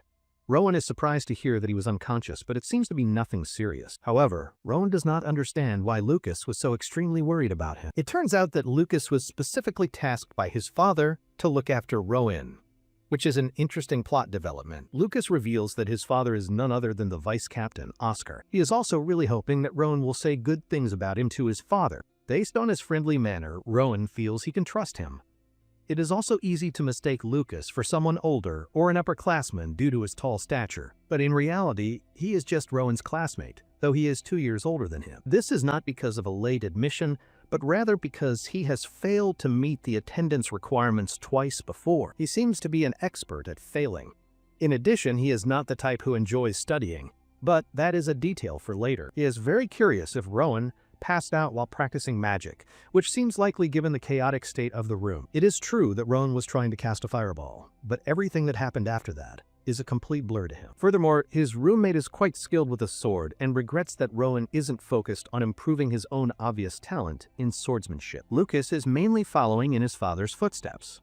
Additionally, Rowan makes another interesting observation. Even though Lucas was 2 years older, he possessed a much more powerful and dense mana signature compared to the other students. His physical stature is also quite impressive. In a way, Rowan really admires him for all the effort he has put into his training. Rowan feels a little sad that he is falling behind. He wants to go to class even though he just passed out from exhaustion. Lucas is somehow able to convince him to skip class for the day to get some fresh air outside and eat some good food. In the end, Rowan agrees, and he funnily points out that this attitude is probably why Lucas has failed twice. He jokes that Lucas would skip class for any minor reason. Fast forwarding to their session of skipping class together, they find a place to eat. Lucas insists that Rowan should eat a large amount of food to regain his energy. Strangely, however, Rowan detects a faint trace of mana coming from a location nearby. He insists that they should go check the place out, and Lucas agrees that it's fine. So the two of them head off to explore the nearby magic shop. Inside, Rowan's first observation is that most of the items on display are imbued with mana. Meanwhile, the vice captain's son is busy sneezing uncontrollably from all the dust. At that moment, Rowan has a sudden and unfortunate realization. He is completely broke and has absolutely no money to spend on anything. He regrets not being able to keep some money from the shelter. But Lucas then offers to treat him. He promises to buy Rowan whatever he needs, saying it is an extension of his father's request. Lucas is proving to be a true friend. But Rowan is hilariously mischievous, as he jokingly asks Lucas to buy everything inside the magic shop for him. Lucas shows him a handful of coins, which is clearly not enough money to buy many things. However, it should be enough for them to purchase at least one item. Rowan begins to explore the shop more carefully now. He is searching for an item that is reasonably within his roommate's limited budget. Suddenly, a particular object completely captures his full attention. This is mostly due to its sharp and murky mana signature. It's an egg with a strange magic circle carved on it. But fortunately for them, the price on the item is quite low. The shop owner approaches and explains that he is holding the Stone of Galatea. He says that it is mostly used as a nice decoration for one's home. Everybody believes the egg is unhatchable and therefore completely useless beyond being a simple showpiece. Rowan asks what is inside, but that is something not even the shop owner knows for certain. According to lore, the stone acts as a cage for an unknown creature. The shop owner acquired it thinking it was useful, but no one cared since it never hatched. The stone is just one of many magical items, so Rowan is curious if something will actually happen if the seal is broken. The shop owner advises him to keep his expectations low, as it's a long shot that would require a very unique spell to open. However, Rowan is now extremely intrigued by the mysterious object. From its appearance, he can tell the magic circle is expert level and at least a dozen times more complex than a simple fireball spell. Turning his attention back to his friend, Rowan asks Lucas for his opinion. Lucas thinks it is much better than a boring book and jokes that it could also be used to crack someone's skull open. In the end, Rowan decides to purchase the stone and happily leaves the shop with his new magical item. It is already evening, but Lucas wants their day of skipping class to end on a high note. He suggests they should go visit the most impressive place in the entire Union. They arrive at the majestic clock tower, a sight that leaves Rowan completely speechless. This clock tower serves as the main headquarters for both the governor and the commander. Lucas can only remember seeing the former commander once in his life when he was a child. Intrigued, Rowan asks for more details. He learns that the man was wearing a very impressive white suit. Any other details besides that are difficult for him to describe. The best way to describe the commander would be as a white swan, with his subordinates being like contrasting black crows. This is another detail that Rowan did not know. He knows about the existence of rankings, but nothing more than that. Even an expert at the 7th rank among the captains is powerful enough to defend an entire city by themselves. Then there is the commander, their leader, a man so incredibly powerful that he could challenge an entire nation by himself. That is the true definition of power. Finally, there is the governor, who is the highest authority on the whole continent and holds a rank equivalent to a king. From this distance, Rowan reflects on the long path ahead of him to reach the level of such great people. He has a strong ambition to stand alongside those figures one day. Rowan and Lucas remained at arguably the most impressive place in the Union until the sun finally set and the night sky appeared. The young man was captivated by the sight of the watchtower and its incredible height. It is visible from almost anywhere inside the Union, and some parts are visible from the academy. Struck by curiosity, He asked Lucas what the red hands on the clock were meant to indicate. He wanted to know how to read what the clock face says. Lucas scratched his head and squinted his eyes, pretending to think very hard about the question. He tried his best to remember. He finally remembered that the characters written on the outer red band of the clock indicate the current year. Upon closer look, Rowan saw the symbols were from ancient languages. Giving up, Lucas admitted he never learned how to read these types of clocks. Rowan processed the context clues and read the year 262 on the watchtower. That seemed correct, as they are currently in Kingdom Year 262. Working from his first guess, Rowan read the other dials, which likely indicated the month and day. The time was 7:20 p.m. on June 14, 262. Rowan only needed a moment of thought to figure it out. Yet Lucas, who grew up here, had never bothered to learn to read the clock. The reason the young prodigy was so fascinated with the tower was that he had seen it before in a grim vision. The illusion from the tree showed the clock tower as a centerpiece of destruction. If Rowan remembers correctly, the clock in his vision was pointing to June 14, 272. This is exactly 10 years from today. After staying for a little while longer, the two roommates finally decided it was time to head back to their dorm. Once he was certain Rowan was safe, Lucas picked up his wooden sword and headed for the door.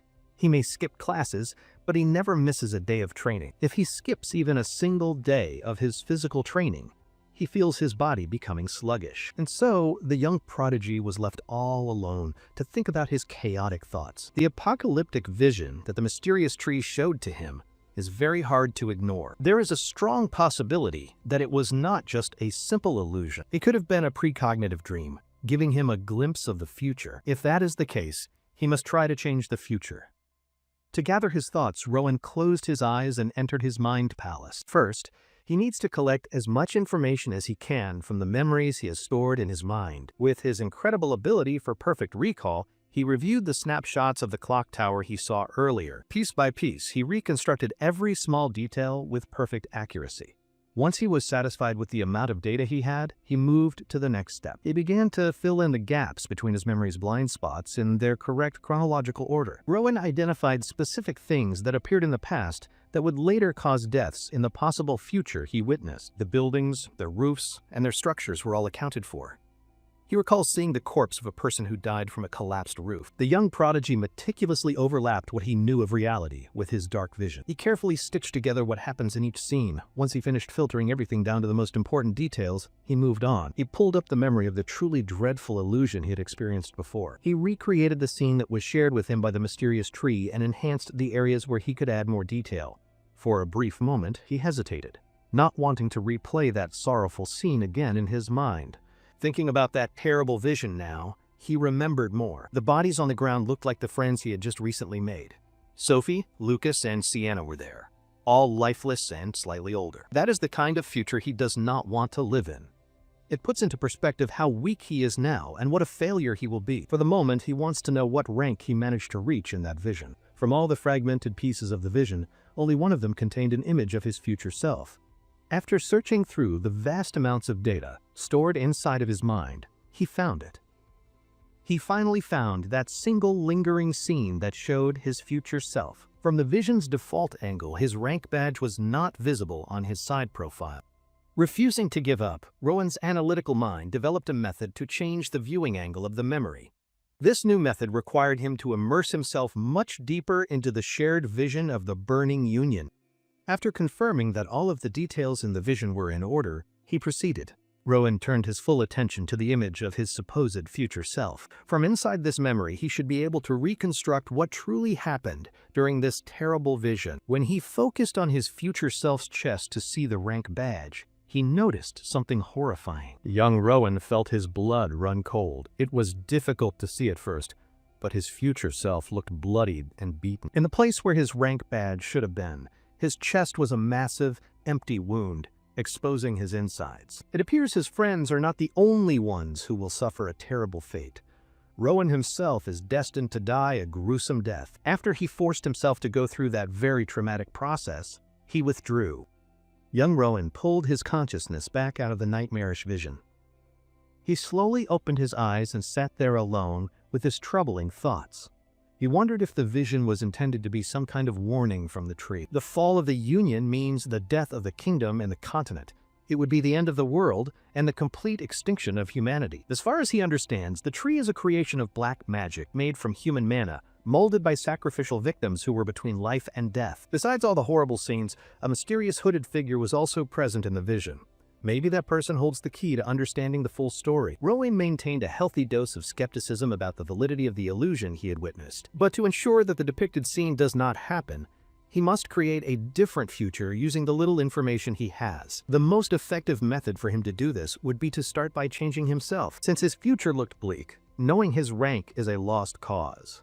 He was wearing the Union's black suit, so perhaps not becoming a member could change history enough. Perhaps he could take an official role within the Management Bureau instead, since they wear red suits. Or he could do the unprecedented and aim for the white suit that only the commander wears, achieving it before the vision comes true in 10 years. The next day, the roommates got ready for their academic pursuits after skipping school. Lucas reminded Rowan that Professor Daphne had asked him to visit the faculty office before class. After delivering the message to his new roommate, Lucas cheerfully went on his way toward the campus by himself. Rowan wondered why Professor Daphne would have asked to meet with him privately. After putting on his uniform, he went straight to the faculty office. There, Daphne politely asked about his condition after the health scare from the previous day. Rowan had heard from Lucas that the kind professor had processed his incident as a medical leave, so it would not cause him any trouble. Professor Daphne was concerned that Rowan had taken on too many elective classes and was overwhelmed by the workload. She asked him to reconsider making some adjustments, but he remained firm in his decision to attend every class. In fact, he was excited for classes he had not yet been to. Professor Daphne felt partly responsible for Rowan's collapse, but the cheerful boy assured her that an incident like that would never happen again. One final time, she reminded him to reach out if he ever needed help, and Rowan gave her his most sincere thanks. After the conclusion of the meeting, the young man headed off to his first class period. These days, he can practice mana cultivation as naturally as he breathes, so his training doesn't take up too much of his time. More importantly, he had found a new purpose. He wanted to guide his friends to grow stronger alongside him. As soon as Rowan entered the room, things happened. All of his classmates immediately turned to look at him with different degrees of concern. They'd all heard about what happened to him and were worried that something bad had occurred. Rowan appreciated that they kept him in their thoughts, which strengthened his resolve to accelerate their growth. If he can successfully help them reach the pinnacle of power, then perhaps they will all survive. So Rowan asked for everyone's attention because he wanted to ask the entire class for a favor. First, he addressed Isidore, Marissa, Leon, and the other magic-focused students who were not interested in taking any swordsmanship classes. Then he called on Flora, Sebastian, and the other swordsmanship students like Lucas, who had never attended a single magic lecture. All the students were quite touched that the new rising star of the academy had remembered all of their names. These side characters are not essential to memorize. Curious, Sophie asked why Rowan brought up the matter of classes so suddenly. He explained he was hoping everyone would join him in taking both courses. He was actually quite worried that he might be asking for too much from all of them. However, his unique charm had already won over the female students.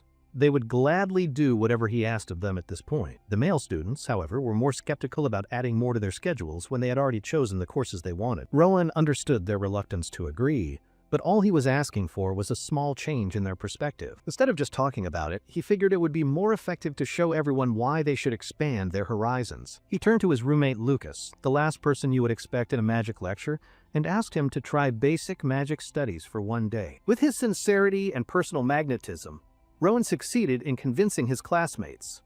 They simply found it very difficult to say no to his face. The Dean of Magic Studies, Professor Arthur, entered the lecture hall and saw that there were no empty seats for today's class. He had heard the rumors about how Rowan had encouraged everyone to attend the magic class today.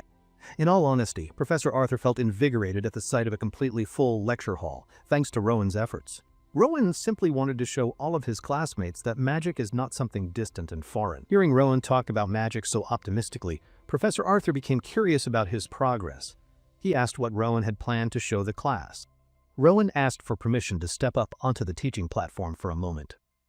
The professor chuckled and warmly invited him to the front. Lucas was sitting in the audience next to Sophie. He did not know whether he should feel embarrassed or happy about his roommate's complete fearlessness. While Rowan was preparing to take the stage, a different scene was unfolding. A conversation was taking place just outside of the main lecture hall. A very busy person from the Union had come to a first-year class so early. Professor Daphne suspected the reason was Rowan. Director Lazarus admitted the boy was one reason. Besides his interest in Rowan, overseeing the school was also part of his bureau's official duties. In addition to the two union officers, Miss Sienna Runner had also come to visit since it was her day off. She may have been off duty, but Vice Captain Oscar had given her another task to complete. More interesting than the Dark Elf's presence, Mr. Diego Sanchez had left his swordsmanship training field to attend a magic class. He heard that his top freshman swordsman had enrolled in the magic class today, so he wanted to see what the fuss was about. Beside him was the principal himself, who had just tagged along to accompany Director Lazarus for the visit. Professor Daphne looked at the unusual group of highly ranked and respected members of the union gathered there. She reminded them that they must avoid doing anything that could possibly disrupt the class. They were told to observe quietly. As soon as she carefully pushed the lecture hall door open, she saw it. Daphne was immediately greeted by the intense, burning sensation of a blazing fire. A crimson flame danced in the air, consuming the room's oxygen.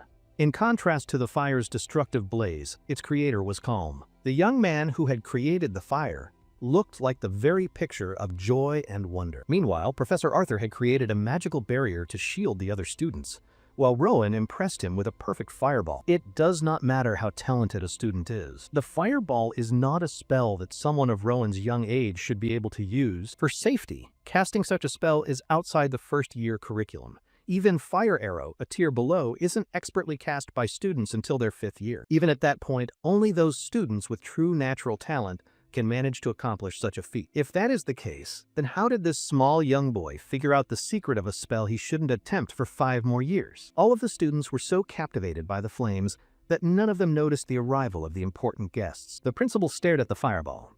He had never seen a spell emit such a level of pure, refined energy. It was almost like watching holy magic. Diego Sanchez is a sword master, but even he could recognize the spell's abnormal density and perfect stability. Director Lazarus thought that it defied common sense. It is true that a first-year student should not be attempting such magic, but technically, the fireball spell is categorized as a simple spell overall. That does not make Rowan holding the fireball in mid-air any less impressive. Strangely, the fire maintained a consistent size and temperature without faltering. Logic suggests this is not an ordinary fireball, but a different kind of magic. Sienna had seen Rowan's incredible natural sense of mana before. How could a boy who grew up in a corrupt shelter be capable of such beautiful and advanced magic utilization? Sienna was completely captivated by the dancing fire in the middle of the crowded lecture hall. Snapping out of her thoughts, she reminded the other faculty members about Rowan's recent collapse. She was worried that he might not be fully recovered yet, so he should not overdo such a difficult showcase. Perhaps it was time for someone to step in and ask Rowan to stop. But the adults were hesitant to interrupt such a beautiful performance. Inwardly, Rowan was constantly feeding a steady supply of mana to the flame. He was using his own method. It is more important to focus on a stable mana supply rather than on the spell's sheer size. He was risking the fire becoming unstable due to an uncontrolled supply of mana. But since this is the young prodigy we are talking about, that was not going to happen. Besides that, he was currently more fascinated by the powerful barrier spell that Professor Arthur had created to protect the other students. Rowan could sense some similarities in the shape of the barrier and the endless dark pit from the ritual. They looked similar, but were different in purpose. His thoughts began to wander toward what would happen if his fireball were to hit the barrier. Instead of giving in to his intrusive thoughts, he praised Professor Arthur and asked for the name of his defensive spell. The old professor forgot to respond because he was in shock. Maintaining a spell for so long requires intense focus, yet this boy could hold a conversation while keeping perfect control. Before anything else that was completely ridiculous could possibly happen, Arthur acted. Professor Arthur manipulated his barrier to completely surround and extinguish the powerful flames. Instead of feeling like he was wronged, the only thing Rowan felt was awe at such a masterful display of pure skill. With the dean's final gesture, the fireball completely ceased to exist. Everyone in the room gasped after holding their breath for the entire exhibition. Looking at the young prodigy, Professor Arthur could not decide if he should scold or praise the child for breaking every known magic norm. Right at that moment, Director Lazarus walked confidently onto the stage. While applauding the young man, Lazarus answered his earlier question. He shared that the barrier was Dean Arthur's signature spell, the Azure Flame Barrier. Upon hearing this, Rowan turned to his professor and praised the cool name. Arthur deflected, saying he did not name it, which meant someone gave a wonderful name to his creation. Since they were on the topic of names, the dean asked Rowan if the fiery display from earlier also had a name. Confused, Rowan insisted that he had only demonstrated a simple fireball, nothing more and nothing less. But anyone with decent knowledge of magic would know that the spell from earlier was not just a simple fireball, and Rowan more than anyone should have known that. He averted his gaze and admitted he was pretending to be ignorant. He had not named his new technique yet, but Rowan was distracted by naming his new spell. Director Lazarus interrupted, saying as head of the bureau, he could not overlook what just happened. He asked why Rowan had done something so incredibly dangerous near the end of his performance. Rowan answered him honestly and concisely. He was confident he could control the fire and was sure Professor Arthur would back him up no matter what. He had no other goal in mind, except to share his spell with his friends. Rowan just wanted to give his friends some confidence in their own magical abilities. Perhaps some of his peers were interested in the subject but were too afraid to try it. The dean stated that casting a fireball before graduation is outstanding. What do you call a freshman who surpassed that? This was Rowan's way of showing his peers that nothing is impossible. He could only speak with such optimism because he was completely unaware of what a monstrous genius he truly is. Still, as an educator, Professor Arthur felt embarrassed. He wondered if he had been limiting the younger generation's potential with his conventional words. Now, this young child had made him realize that his own viewpoint might not apply to every student. Then Rowan turned to the old dean and humbly asked for a little more time on the podium. There was still something else he wanted to show his friends. This time, the young prodigy called his roommate Lucas up to the stage, much to Lucas's surprise. While wondering what he did to deserve being used as a guinea pig for everyone to stare at, he walked up toward the stage. Once he arrived at the podium, Rowan excitedly explained that he wanted to help the swordsman cast his first spell. The way Rowan sees it, magic and swordsmanship are both about manipulating mana in different ways. Lucas trains his body and mana daily, so he should be able to cross into magic. Still, the third time repeating freshman had never studied even a little bit of magic theory before. How was he possibly going to cast a spell? Rowan suggested starting with an incantation. Since Lucas completely lacks magic training, an incantation should be more intuitive for him than a magic circle or a formula. So he slowly began to recite a fiery incantation in the tongue of the ancient language. Lucas tried to follow along, but he could not quite grasp the tricky pronunciation. Rowan attempted to stay patient while he taught Lucas with enthusiasm. However, they could not get through a single sentence. Rowan thought someone who repeated the first year 3 times would have some familiarity with the ancient language. Still, he was not giving up. Rowan translated the incantation to explain the meaning of what they were trying to create. He started reciting a poem-like passage with a strange rhythm. Lucas cringed at the thought of having to do it in such an old-fashioned way. Rowan continued to recite the translated version of the incantation while he watched his classmates in their seats. The longer that he continued with his recitation, the more dumbfounded they all looked. Suddenly, the young prodigy was struck by a strong feeling of confusion and complete helplessness. He thought he could just go onto the stage and share what he knew, but no one seemed to understand what he was trying to do. If they are stuck at the beginning, what about that gruesome fate in 10 years? If they don't get stronger, Rowan won't know what to do. He started with the simplest incantation, something he thought even Lucas could grasp. Yet not only the other students, but even Sophie looked completely lost, as if Rowan were speaking an alien language. The prodigy froze, worrying Lucas before things could worsen. Dean Arthur stepped in for damage control, praising Rowan for a good first day of his mini-lecture. That said, he asked Rowan if he could also learn the spell formula for the modified incantation. The request pulled Rowan back from his despair. He telekinetically picked up a piece of chalk and began writing a comprehensive formula on the board. Everyone was equally amazed and also amused by such an impressive display of telekinesis. It did not take Rowan very long to write down the complete blueprint of his spell. Dean Arthur summoned his reliable magical barrier one more time. This time it was protecting those on the stage instead of the students sitting in the audience. Director Lazarus and the dean studied the fascinating writing on the board. When asked where he saw the formula, Rowan said he never copied it. He saw what Professor Arthur wrote and modified it. Those with well-trained eyes could tell this was no simple modification. The boy had adjusted a few things to make a spell that worked better for him. He is not aware of the seriousness of his claim, but he is essentially saying that he created a completely new spell formula. The director and the dean shared a meaningful glance. They needed a long conversation about what to do next and would call a proper meeting elsewhere. Before leaving, Director Lazarus thanked the boy for demonstrating such an innovative spell formula. On the other hand, the dean turned to the dark elf and asked her name.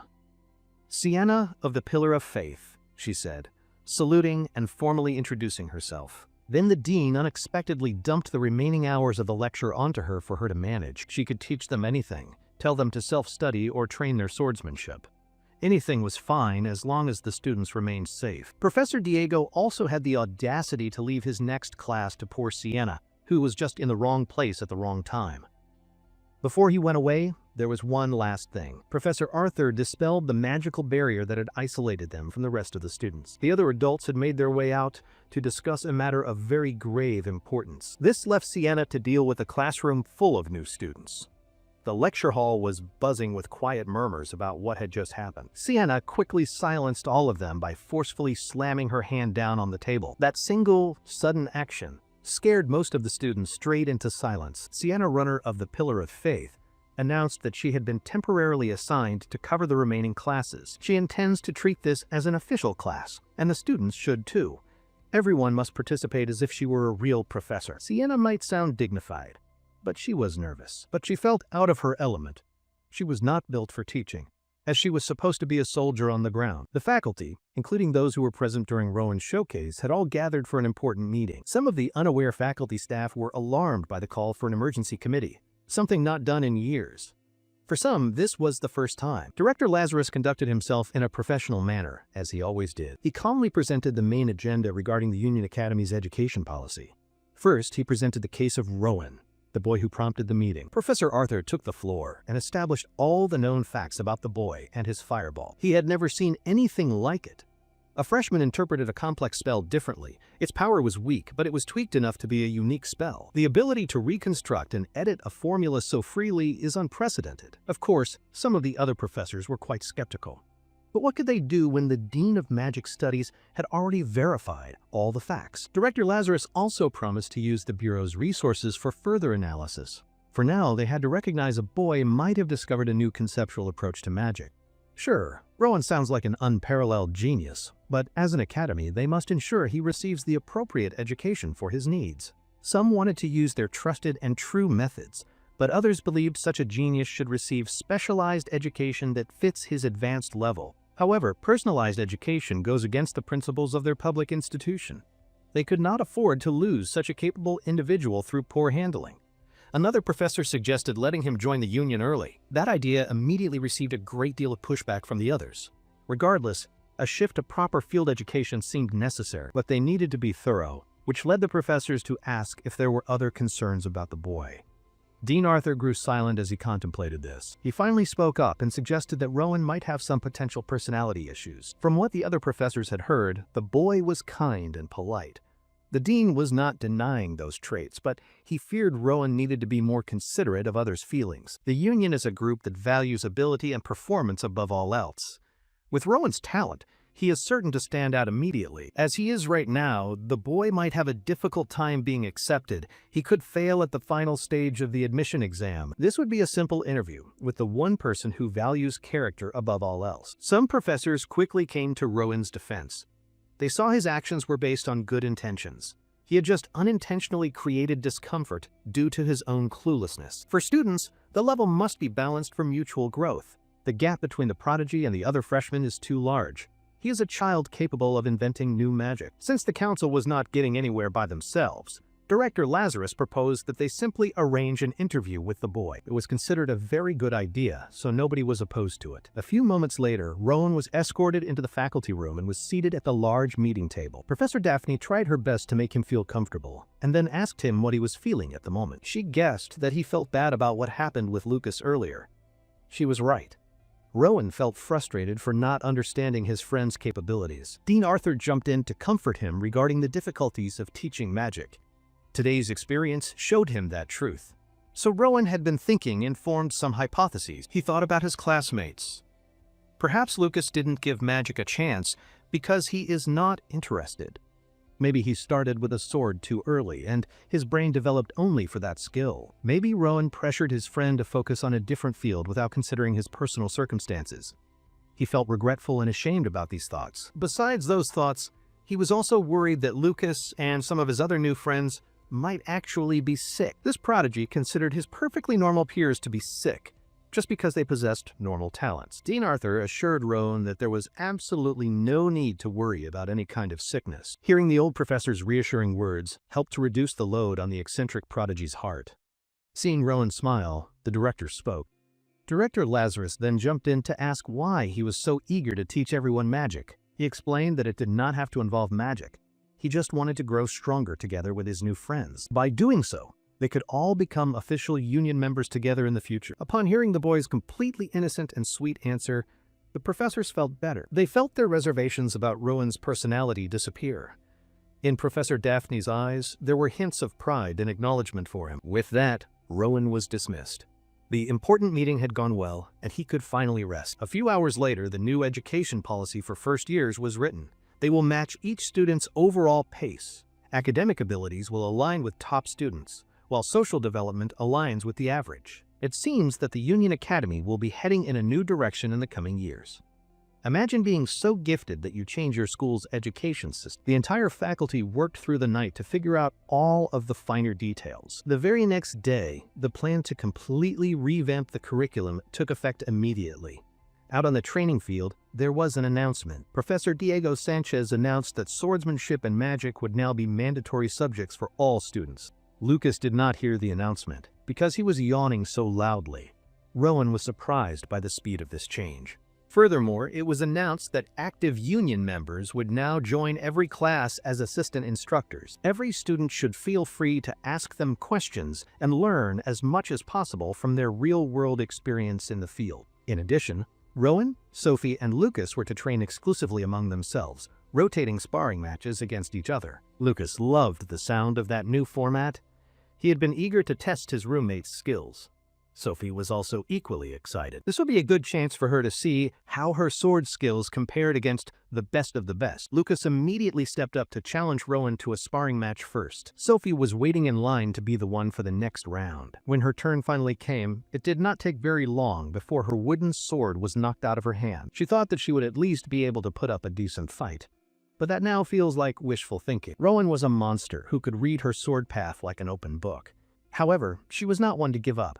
She saw a brief opening, but failed to capitalize. With more training, maybe she can land good hits. Quickly recovering from her surprising loss, she respectfully shook Rowan's hand in sportsmanship. She also asked him if he could see any terrible flaws in her current sword technique. Rowan casually explained that her mana flow was slightly off. If she could learn how to adjust the flow's direction, she should see improvement right away. Lucas chimed in and simplified it by saying she should stop swinging wildly without control and focus on precision instead. Furthermore, her legs sometimes wobble, most likely from a lack of strength.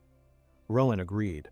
Lucas was a bit harsh, but he was making a good point. Still, while Lucas might have a point, his explanation did not paint the whole picture of the issue. At the moment, Sophie is splitting her mana with a 50-50 ratio between her upper and lower body. If she shifts more mana to her lower half for better stabilization, her stance will improve. While Rowan gave valuable advice, Lucas offered playful insults. Watching his top 3 students getting along with each other in their own unique way made Professor Diego smile. He couldn't believe Professor Arthur would say Rowan has personality issues. Seeing how innocent and kind-hearted the boy is, he thought the adults were worried for nothing. A few days later, Professor Daphne called Rowan to the faculty office for another conversation. She had been essential in making sure that the boy has everything he needs. These days, Rowan no longer feels the burden in his heart regarding his friends. He got to know them much better and learned their strengths and weaknesses. Daphne was just glad that he had finally come to understand how to empathize with his peers. School life has been good for Rowan. His friends cheer him on, and they often give him some tasty snacks. However, there are also times when some of the girls make certain requests. These are requests that are very hard for him to understand. They keep asking him to go shopping or see flowers after class, which are things that do not seem to be related to his studies at all. Professor Daphne chuckled at the young man's dilemma. After all, they are at an age when romantic interests often begin to develop. Often Rowan's default response to all these invitations was to suggest that they all study together instead. A very nerdy reply. Exploring the topic of the opposite sex, Daphne asked if there are any girls that Rowan gets along with particularly well. The first person that comes to his mind is Sophie. She is a little different compared to the other girls. She is an excellent swordswoman, and the only other first year who can produce flames. Recently, he has grown closer to her after he learned about Sophie's personal circumstances. He could not help but feel drawn to the poor girl. Sophie is the illegitimate child of a renowned noble family. Her father enrolled her in the Union to strengthen diplomatic ties, so she is under constant pressure from her birth. For Rowan, Sophie is a dear friend from whom he feels he can learn a lot. Of course, there is also Lucas. Their group of three often hangs out together.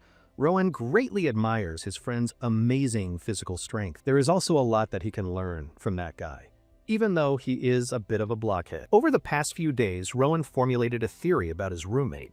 He guessed Lucas trained so much his brain filled with muscle, making him hate studying. Rowan's imagined brain structure for Lucas is diabolical, but might be accurate. As a friend, Rowan has been guiding Lucas just to prevent him from failing his first year again. He believes this is what a good person should do. Professor Daphne was a little bit creeped out, but she had long ago accepted that geniuses often have a strange way of thinking about things. After his session with Daphne, he went to Dean Arthur's office to discuss his constitution problem. Considering his peerless talents, it's hard to feel sorry for his below-average constitution. He understands that it might seem a bit greedy, but Rowan has his own reasons for wanting to wield much more powerful magic. Well, there are a few ways one can improve their constitution. He could use special magic tools to amplify mana, or use items that store powerful spells. Both of those options sound great, but they are not very easy to get. If they were, anyone could become a mage. Magic tools bought with money are either single-use or crudely made. They would not be useful for the magic Rowan wants to obtain. The other way to improve one's constitution is by using elixirs. These can help recover mana, heal illness, increase the mana pool, and improve one's overall constitution. They come in a wide variety of shapes, forms, and sizes, and all of them are extremely rare. An example of this is the Reynolds fruit. It makes perfect sense why that powerful item is so highly sought after on the black markets. Even if Rowan happens to beat the odds and obtain one, there is no guarantee that it would provide him an effective boost. Still, it is too early for him to be disappointed, as he is still just a kid. Dean Arthur then removed his necklace. He then handed the necklace over to his star pupil. Inside of the locket was one of the rare elixirs that he owned. He received this pill from the governor as a reward for a past achievement. Perhaps it was fate that he would give it to his most talented student. Naturally, Rowan was reluctant to accept it. The dean assured him that it was no big deal, as he could not use it on himself. With some hesitation, Rowan accepted the white pill. Steeling his resolve, he took the pill. He gulped the small object down without even chasing it with any water. Immediately, he felt the pill begin to dissolve inside his body. He felt as though he were floating in a sea he created, as the elixir spread through him. Just as he felt he was close to some kind of major breakthrough, he was suddenly yanked back to reality. He found himself back inside the dean's office, sitting in a chair again. Based on the boy's very disappointed expression, the dean figured that the pill must have been a dud, and Rowan then confirmed that it did nothing. Well, Arthur had not expected the elixir to be a miracle drug for the boy's constitution, but the total lack of improvement was still very disheartening. Rowan had already expected that this would be the likely outcome. Rather than trying to find ways to change his constitution, it would be a better use of his time to reinvent magic as it is now. He will take apart magic formulas and master the manipulation of mana. He will create his own branch of magic that is perfectly suited for his personal use. This visit was not a complete waste of his time. At least now he can focus completely on a single solution. 6 months have passed since Professor Arthur gave him that white pill. Do not worry, it was a wholesome act. Today is an important day. Today is the final exam for the first-year Magic Studies course. Rowan stood before the panelists, Dean Arthur and Director Lazarus, and silently produced 2 small fireballs in his hands. The 2 senior figures were clearly impressed and captivated by such a masterful display of pure skill. Then Rowan increased his power and made the small flames rage and grow much larger. They had seen it many times, but Rowan's way of handling mana directly is always a sight to behold. It's an incredible talent. At this rate, he might start combining other magic branches. Even though everyone praises his skill, Rowan is worried that such weak magic cannot be used in the Union at all. Dean Arthur assured him that casting spells without an incantation is enough to prove his ability is on par with a 4th-class mage. No one can dispute he qualifies as a high-level mage. He must forget his worries about destructive power and focus on his strengths. Rowan just needs to continue going down the unique path that he has paved for himself. The Dean challenged him to analyze and recreate spells up to the 4th class, based on his own understanding. To make this easier, he will be granted free access to ancient texts in the library. Regarding his constitutional issues, it would be best if they kept that information secret for now. Since there were only the 3 of them in the room, The dean and the director decided to form a mages pact. The two senior mages took each other's hands to begin the pact. They then began to chant a strange hymn together in perfect unison, unaware of what was happening. Rowan just saw this as two old men doing strange old man things in the middle of his exam. Another full year has passed since the time of that assessment. Rowan and his friends had just entered their third year at the Union Academy. Today, Professor Diego called his fellow faculty members for an urgent summons. While the issue was technically under his own discretion, he felt it was necessary to share it with his colleagues. From this point on, the school will no longer teach Rowan any movement techniques, martial arts, or swordsmanship that involve using mana. With a hint of concern, everyone present was curious about the reason for this very sudden announcement. Diego explained what they all knew. Rowan has a firm intention to join the Union. Now that he's a third year, it's better for him to avoid high-risk combat courses. Diego was basically saying that Rowan should focus entirely on magic above all else. That is what the boy needs and wants to do. Dean Arthur knew Rowan is a talent one would want to keep selfishly. Letting that talent go for the future's sake was the best thing Diego could do, though it was not an easy decision. Sienna Runner, who had taken a teaching role after filling in for classes a year and a half ago, asked Diego about Rowan's current physical level. In all honesty, Diego estimates the young man just needs to draw his sword to pass the first Union entrance test. He is that good. A rare natural talent. His overall destructive power is a bit lacking, but that particular aspect can always improve over time. Since they were on the topic of power levels, Daphne turned to the dean and asked how strong Rowan had become as a mage. After a brief and thoughtful moment of silence, the dean answered her question. Dean Arthur simply declared that there was nothing more that he could possibly teach that child. He is already far beyond anything an old man like Professor Arthur could possibly mold. Right now, Rowan can freely apply first and second class magic. He is also on his way to recreating the formulas for third class spells. Because he is such an extraordinary child, he often treats complex formulas like they are simple toys. He is already a monster and only a third-year student. Now that he is starting to hit his growth spurt, the young ladies cannot get enough of the golden boy. He could steal anyone's girl in a heartbeat, so he has been written to only care about his studies. The first Magic Studies lecture of the third year concluded without any kind of fuss. Professor Arthur reminded everyone about their assignments and then called Rowan over to speak for a moment. He wanted the boy to stay after class so he could tell him about the Magic Scholarship Exchange tournament that would be happening soon. There is no better representative for them to send than their own homegrown Union Academy genius. Admittedly, Rowan had never heard of this event, despite being at the Academy for 3 years. It was once held occasionally to exchange opinions about magic. The event was discontinued many years ago as the era of magic slowly began to wane. The fact that it is happening again now is all thanks to Rowan's very existence. Hearing the dean say such a completely ridiculous thing truly shocked the young man. You see, Rowan's growing reputation and the tales of his accomplishments have finally reached Schwerin. Schwerin is an autonomous kingdom, the only one left among the 7 kingdoms. At its heart is the Magic Tower, an institution for developing the arcane. The Tower Master is the Duke, and they are isolated. Schwerin is the heart of the magical world. In truth, Professor Arthur also came from that place. He trained there until he became a third-class, high-level mage before he joined the Union. Since he was originally from there, he must know their general line of thinking. He figured those mages are motivated by curiosity. They are unsure how much information Schwerin has, but they know surface details. The magic fanatics heard about a 4th-class mage at the Union Academy. Although that specific term is being thrown around, Rowan is still not entirely comfortable with calling himself a 4th-class mage. Regardless, this event is like an academic conference to verify these records firsthand. From a magic study perspective, Schwerin wants an edge. They likely want to debate the Union's renowned Golden Boy. On the one hand, it might actually be better if Rowan just decided to pass on this challenge. But once he hears what the grand prize is, he might find it very hard to refuse. The Union will adjust the schedule and provide everything in exchange for a valuable elixir. Even after the disappointment from a year ago, the allure of obtaining an elixir is still very tempting. However, this might also mean that the people from Schwerin have found out about his constitution. But the dean assured him there's no way they know. A scholarly debate is about interpreting magic formulas. The elixir will go to whoever shows the most mastery. Rowan could win an elixir just by arguing with someone. The dean assured him he will get the elixir as long as he wins for the Union. With the possibility of scoring big, how could he say no? A few days later, the day of the Great Magic Exchange had finally arrived. The Schwerin side was made up of cloaked mages, an entire battalion of them.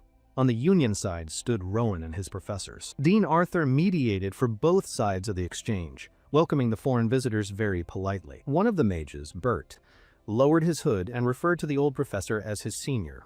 Imagine being a powerful mage named Bert. Meanwhile, Rowan was quietly and carefully sizing up his competition from the other side. Schwerin's lineup was a bit older than the Union academies, and each one possessed powerful mana. They were students hoping to learn from a success story. The Union side had made it perfectly clear that they only had Rowan as a participant, yet Schwerin sent 3 students who were older than Rowan.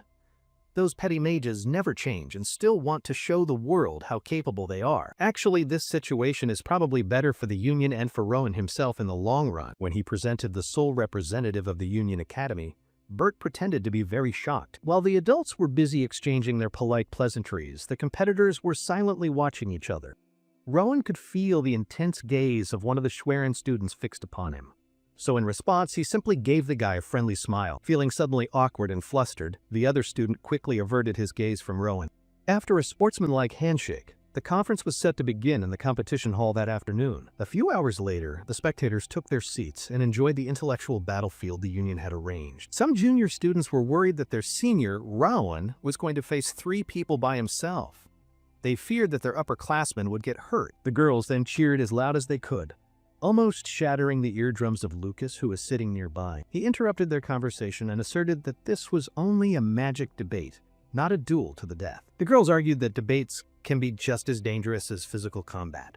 What if their senior Rowan got hurt by harsh words? Lucas was simply shocked that the junior female students even knew who he was. Well, it is hard not to recognize him when he is always by senior Rowan's side. Beside him sat Sophie. The 2 of them came to watch their friend dominate the competition using only words. Finally, Professor Daphne walked up to the podium to announce the official start of the event. She announced the beginning of the magic scholarly exchange between the 2 factions. The junior girls from earlier raised a cloth with Rowan's name on it.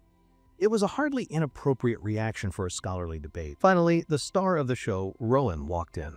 The 3 boys from Schwerin also entered. With everyone now present, Professor Daphne explained the official procedure and the debate's structure. Each representative would take turns presenting a topic, write spell formulas, and then continue to a question-and-answer session. The first debater for the event is Ali Marco from the Kingdom of Schwerin. He will be going up against Rowan from the Union Academy in this first round. Since Rowan was given the priority to pick the very first topic, he chose carefully. He chose a subject that was very near and dear to his own heart. He chose the subject of telekinesis for the first round of the debate. The representatives from Schwerin were completely taken aback, to say the very least. In the opening round, it is common to seize momentum by boldly showcasing the highest achievements of one's own faction. Yet here was the Union's sole representative, deliberately presenting a simple Class 1 spell like telekinesis. Some Schwerin mages thought it was a joke, and the rumors were exaggerated.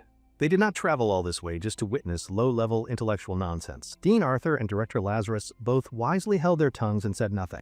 Ali Marco dismissively disregarded Rowan's proposal, saying the topic was beneath the level of this honored forum. Rowan asked if he was mocking Schwerin. Rowan simply elaborated that even basic telekinesis holds deep complexities that are worth a serious and rigorous discussion. Ali Marco argued that diving deep into such a simple spell would be a waste of time. But aren't mages meant to devote time to exploring truth, no matter how small? Running out of patience, Ali Marco finally agreed to Rowan's proposal to debate about telekinesis. Since he was unfamiliar with the format and did not want to be rude, Rowan asked Ali what topic he had prepared. Severely underestimating the Union's sole representative, Ali Marco proposed the idea of debating the complexities of the fireball spell. He condescendingly explained the topic might be difficult for someone of Rowan's age, but he was fine with an easy opponent for this rare occasion. Arthur figured that Schwerin must have heard the news about Rowan's fireball and was now trying to set a trap for him. But the young prodigy threw a curveball at everyone listening. He proposed that they should cover both telekinesis and fireball together as a single package deal. He thought it would be more meaningful and insightful if they covered combining 2 well-known spells at once, instead of just talking. Rowan telekinetically picked up a piece of chalk and started writing his initial formula on the board. Ali was flustered at the blatant display of no-chant casting. Ali Marco refused to be so easily overshadowed by his opponent. He also used his own telekinesis to write his arguments on the board. He did this while continuously chanting in order to maintain the spell's effect. The eyes of the Schwerin mages were glued to the board as they struggled to understand what Rowan was writing. Surely the boy was not trying to formulate a new spell combining two different spells on the spot, right? Once the board work was done, the debaters were asked to explain their work. First up was Ali. He wrote the complete, separate formulas for telekinesis and fireball. These spells were established by the Great Wizard. They are standardized with no room for recombination. Ali Marco made a very firm and clear statement. Now it was time for Rowan's interpretation. He stepped up to the podium. The young man gathered his thoughts. He explained that telekinesis is a basic spell that anyone with a little mana can perform. Originally, he had planned to argue that the spell is often misused because it overly depends on the user's raw magical power. But thanks to Ali Marco's interesting suggestion from earlier, he had a new idea. He was inspired to try a more exciting concept, combining two established spells. On his board was the rewritten form of two well-known formulas. The first part of his formula pertains to controlling an existing fireball using telekinesis. And the second, more fun version is better explained by a demonstration.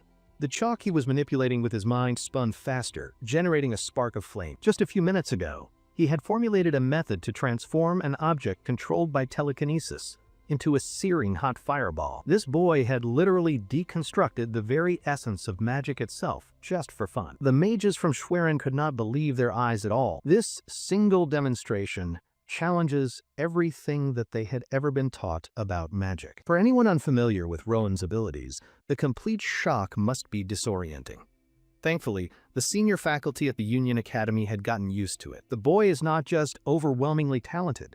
His vast knowledge and analytical skills are also out of this world. While he was continuously spinning the chalk fire, he spoke. Rowan continued to shatter the visitors' collective minds by explaining high-level concepts related to the two supposedly basic spells. None of the Schwerin seniors could keep up, let alone their younger representative, Ali Marco. As he listened to Rowan's lecture, he felt he had foolishly challenged a deity. After finishing his masterclass on eloquence and spell mastery, he asked Ali Marco if he had anything to add. He asked if his opponent could correct him if he missed a deeper truth. What was worse is that Rowan was being completely genuine in his stated desire to learn more. Ali could not replicate the feat, and he could not understand a single thing either. At this rate, he would be humiliated by magic incarnate disguised as a child. His time to respond was running out, and the fear of humiliation was closing in. Ali felt suffocated by the pressure, unable to handle it for any longer. He suddenly coughed, and then began to bleed from his nose. He was literally knocked out by words. Even Rowan had not expected something like that to happen. He was rushed to the infirmary. Rowan continued his undefeated streak against the Schwerin debaters with facts and logic, eventually winning the coveted elixir. Bert the Mage gladly gave the young man his prize, thanking him for the show despite their loss. He also recommended that Rowan wait a little longer before drinking the elixir. When consumed at too young an age, side effects can occur. He should be fine taking it around his graduation. He still has another 2 more years to wait before that time comes. Since we just finished seeing some mages get humiliated, let's see what some side characters are doing. This young woman right here is Rita. Just like our main character, she is a third-year student at the Union Academy. She has been secretly in love with Rowan for 3 entire years now. Rita knows there isn't a single student who doesn't like Rowan. He received countless confessions, and over half of the new students applied to the Union Academy just to follow him. Rita knows that she will likely not even register in the young prodigy's eyes. For the past several years, she has been content just to watch and love him from a distance. But today, she decided to be brave.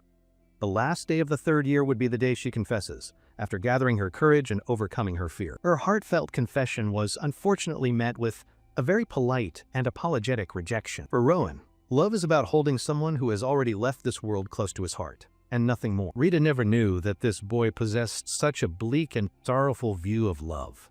He then asked if what she was feeling was truly love. People in love often show signs akin to mental illness, experiencing joy, ecstasy, compassion, longing, fear, doubt, jealousy, and anger.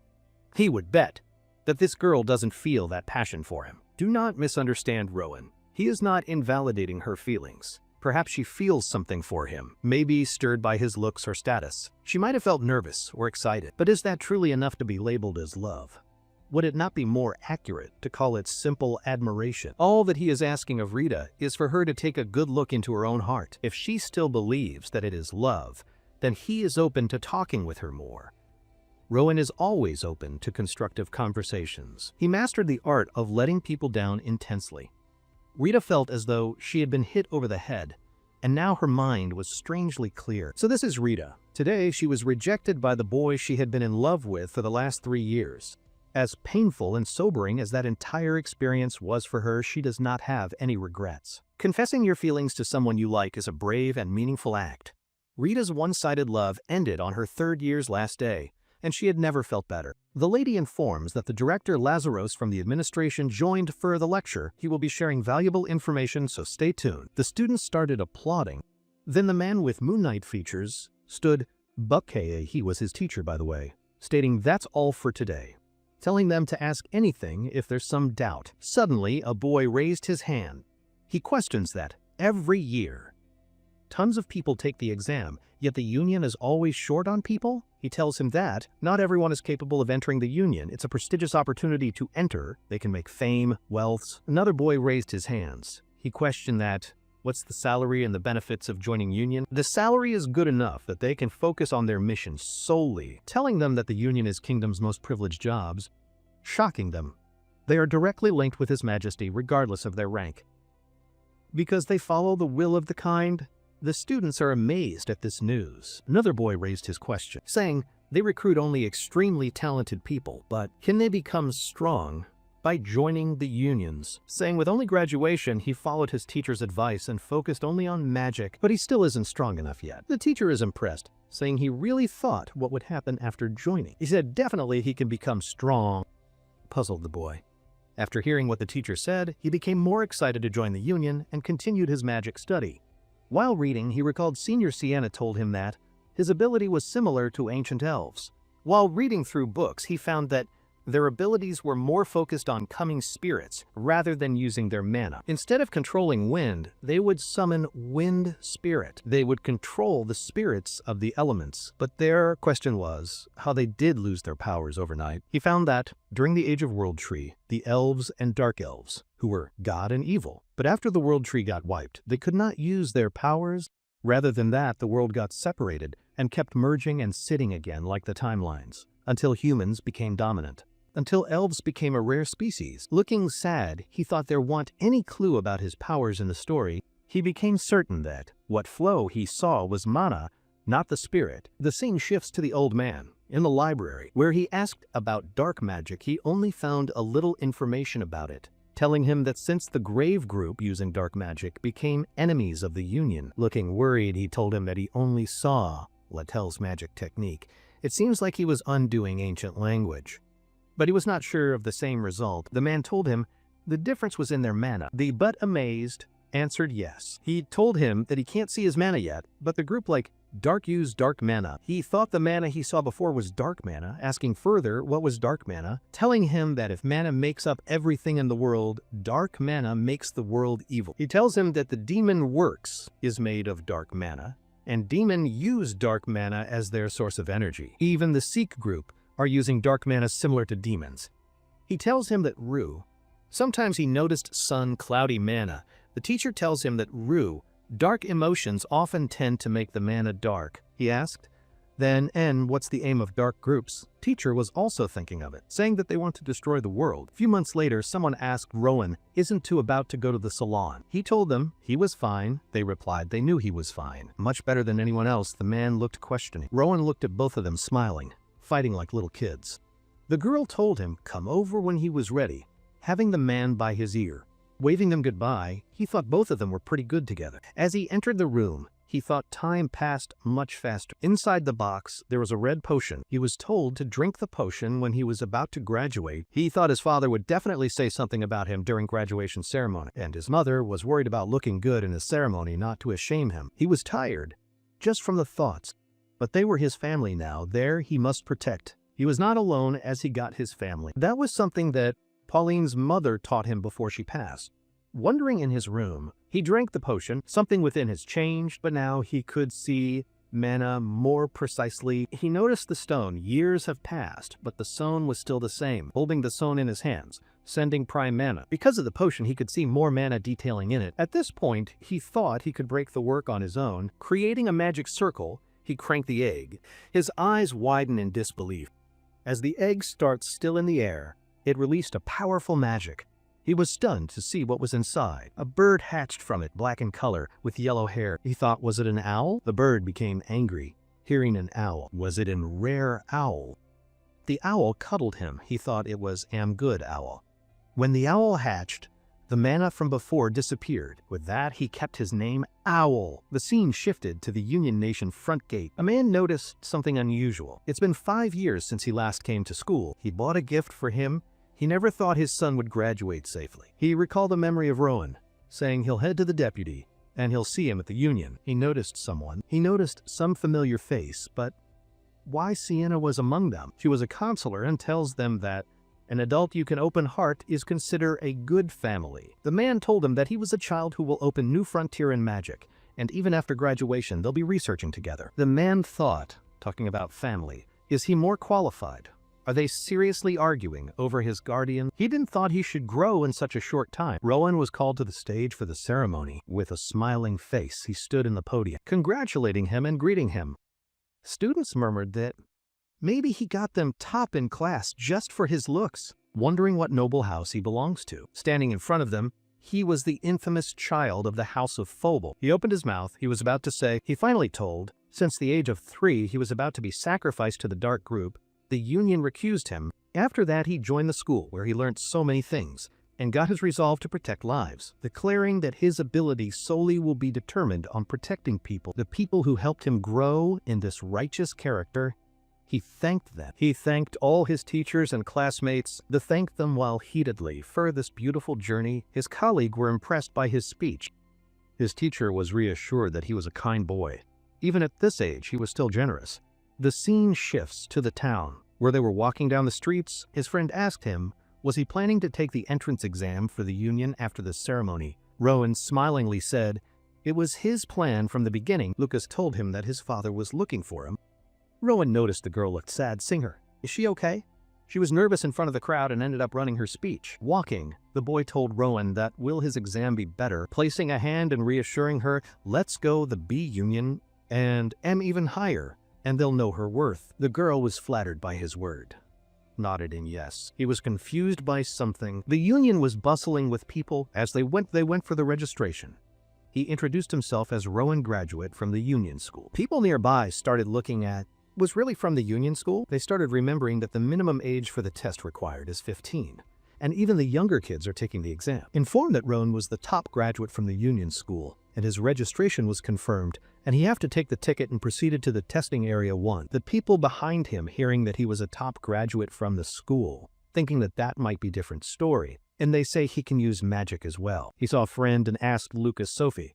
They informed, yes, let's head towards the testing area. Lucas, the first round was about the demonstration of the skills. Sophie, yes, he to show his skills in front of the supervisor. Rowan, with a smiling look, said, just do as what you always do, and let's meet after the exam. They both look excited, as the person announced next was the candidate from the Union School, top graduate. Rowan, get ready. As he reached the testing area 1, Gollum suddenly appeared before him. As the test begins, Rohan raised his hand. Blue mana started to appear from his hand. Bystanders were shocked to see such mana. Gollum began melting like a chocolate cake. As the golem melted completely, only his core remains in the air.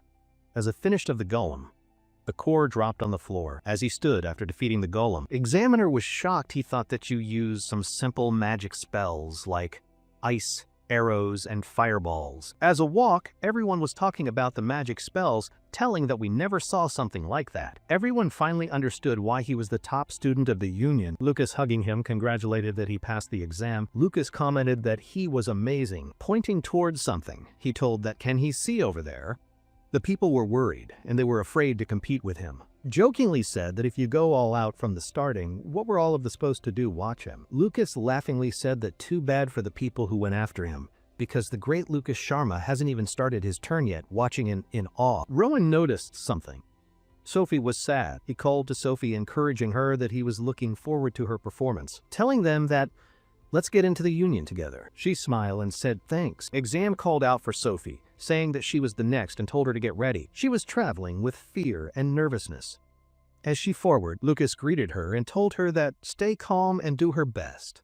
Turning towards them, she smiled and went forward. As he went into the stage, Gollum was waiting, drawing her sword.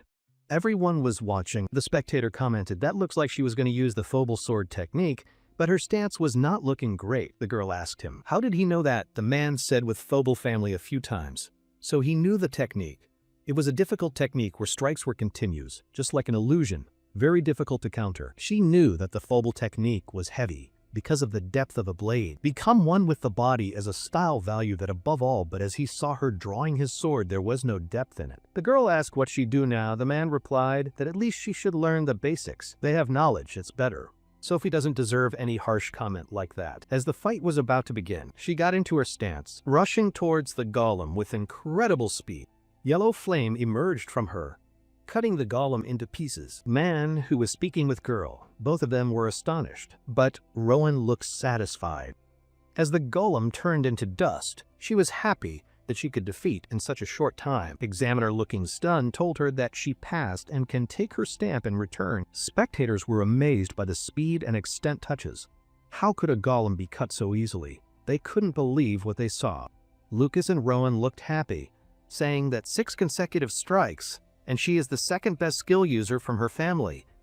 As she came, both of them congratulated her for the victory. Lucas mockingly told her that she was looking a bit rusty. Maybe she was nervous. As it was his turn, he told them that just watch and learn.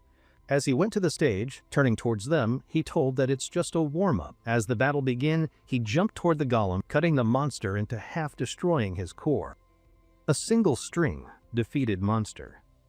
As he stood there, praising himself, he said that he might have went overboard. Examiner, who is horrified by the turn of events, say that this is the third one, which is a single strike, defeating the monster. She shifted to Lucas's house, where I said to Rowan that, "Make yourself at home and call him if you needed anything."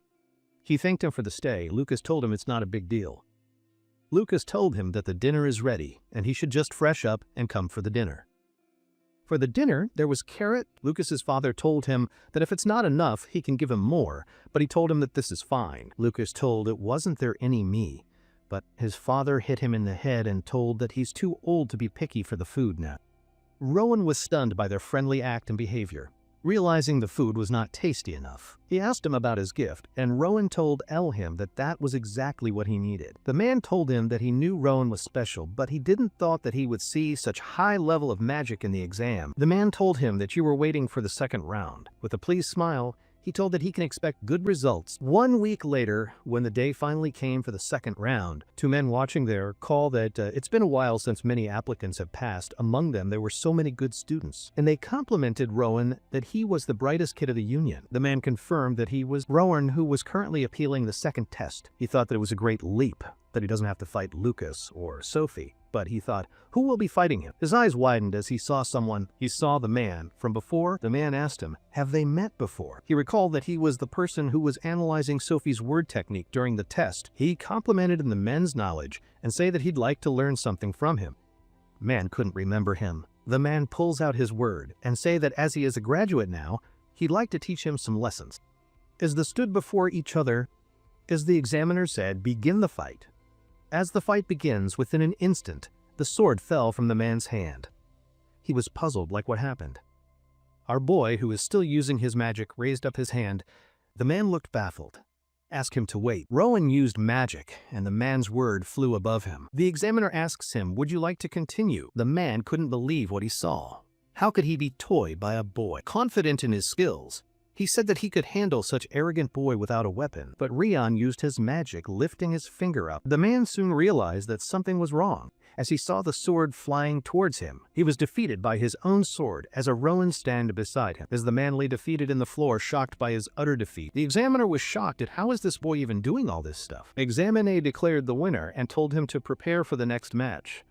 Rowan, who is still in shock at how he wants to easily, giving a pleased smile, he said that it was a good match. A few days later, when he read the letter, it was the final day of his test, getting ready for the test. As you thought all his hard work and labor was something that he was able to enter the Union, now is so close to his dream. But in his past battles, he called that his pattern of attacks were the same. It didn't change much. He thought that he'd have to do something different this time. He always counterattack and let the opening attack. First, he believes in turning the tides. As he recalled the clash from the past, he thought that he have to learn new things and able to act freely without relying on his subconscious mind. After joining the union, he have to learn new things and can't be this way forever. But for now, he has to focus on the interview, as it's the final thing that remains. But he suddenly recalled about his owl. He thought, where was the owl? While he was thinking about the owl, suddenly the owl came flying towards him, became happy that the thing he was searching for finally came. Both of them seemed happy, and he asked was he celebrating with him. After he hatched from the egg, he would vanish suddenly, disappearing and reappear suddenly when he was alone. Was this some kind of strategy or technique? Placing the bird in his hand. And whenever the world vanished, neither his manak would be sensed or be traced. It's like he went to another world and came back. But he's still confused that even an old or some other mysterious creature which he doesn't know about. He tells that once you get into the union, he'll find a way to talk to him. The old seemed happy and raised its wings. He noticed someone that asked that was it an owl. Rowan told him that he's been looking for him. And why we were talking, the birds of any disappeared again. This shocked Rowan. Sophie came there and told him that it's time for interview, let's go. The scene shifted to the union's building. Inside, there were people waiting for their turn for the interview. Rowan told him that there were few people in the interview. She told him that only 50 students were selected for the interview. She thanked him that there were familiar faces, all thanks to him. He told that it's thanks to her that she was keeping up with him. Someone appeared there, stunning the girl. It was Lucas, who was acting weird because he was nervous, but he said that he was pretty normal now, but his face showed that he was feeling nervous.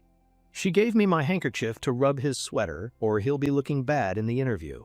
Rowan told him that he's never nervous unless it's adults talking to. Maybe it's because of the deputy director, Oscar. We see another person who is acting low-key weird. Lucas said that while others come right back like they gave up halfway, but some people are taking a long time. That's real Rowan. Told you that. Is there something to discuss about? Rowan told him that he attended to more years schooling than them. Angry Lucas replied that, thank you for the information. Rowan told him that, isn't this interview supposed to evaluate good characters among them? Lucas, hugging him in a playful manner, told that, does that mean he doesn't have a good character? Both of them were alerted when the examiner said the next was a Rowan, get ready. As he stood before the gate, he noticed that the gates responded to the visitor's mana, and he'd like to examine it sometime, but not now. When he entered inside the room, he noticed that no one was around here and thought maybe the interviews were not present. But suddenly he heard a voice from behind calling him, come over here. As he followed the voice, he reached another door. As the door opened, he was stunned by the view inside. He sensed overwhelming amount of mana calling him.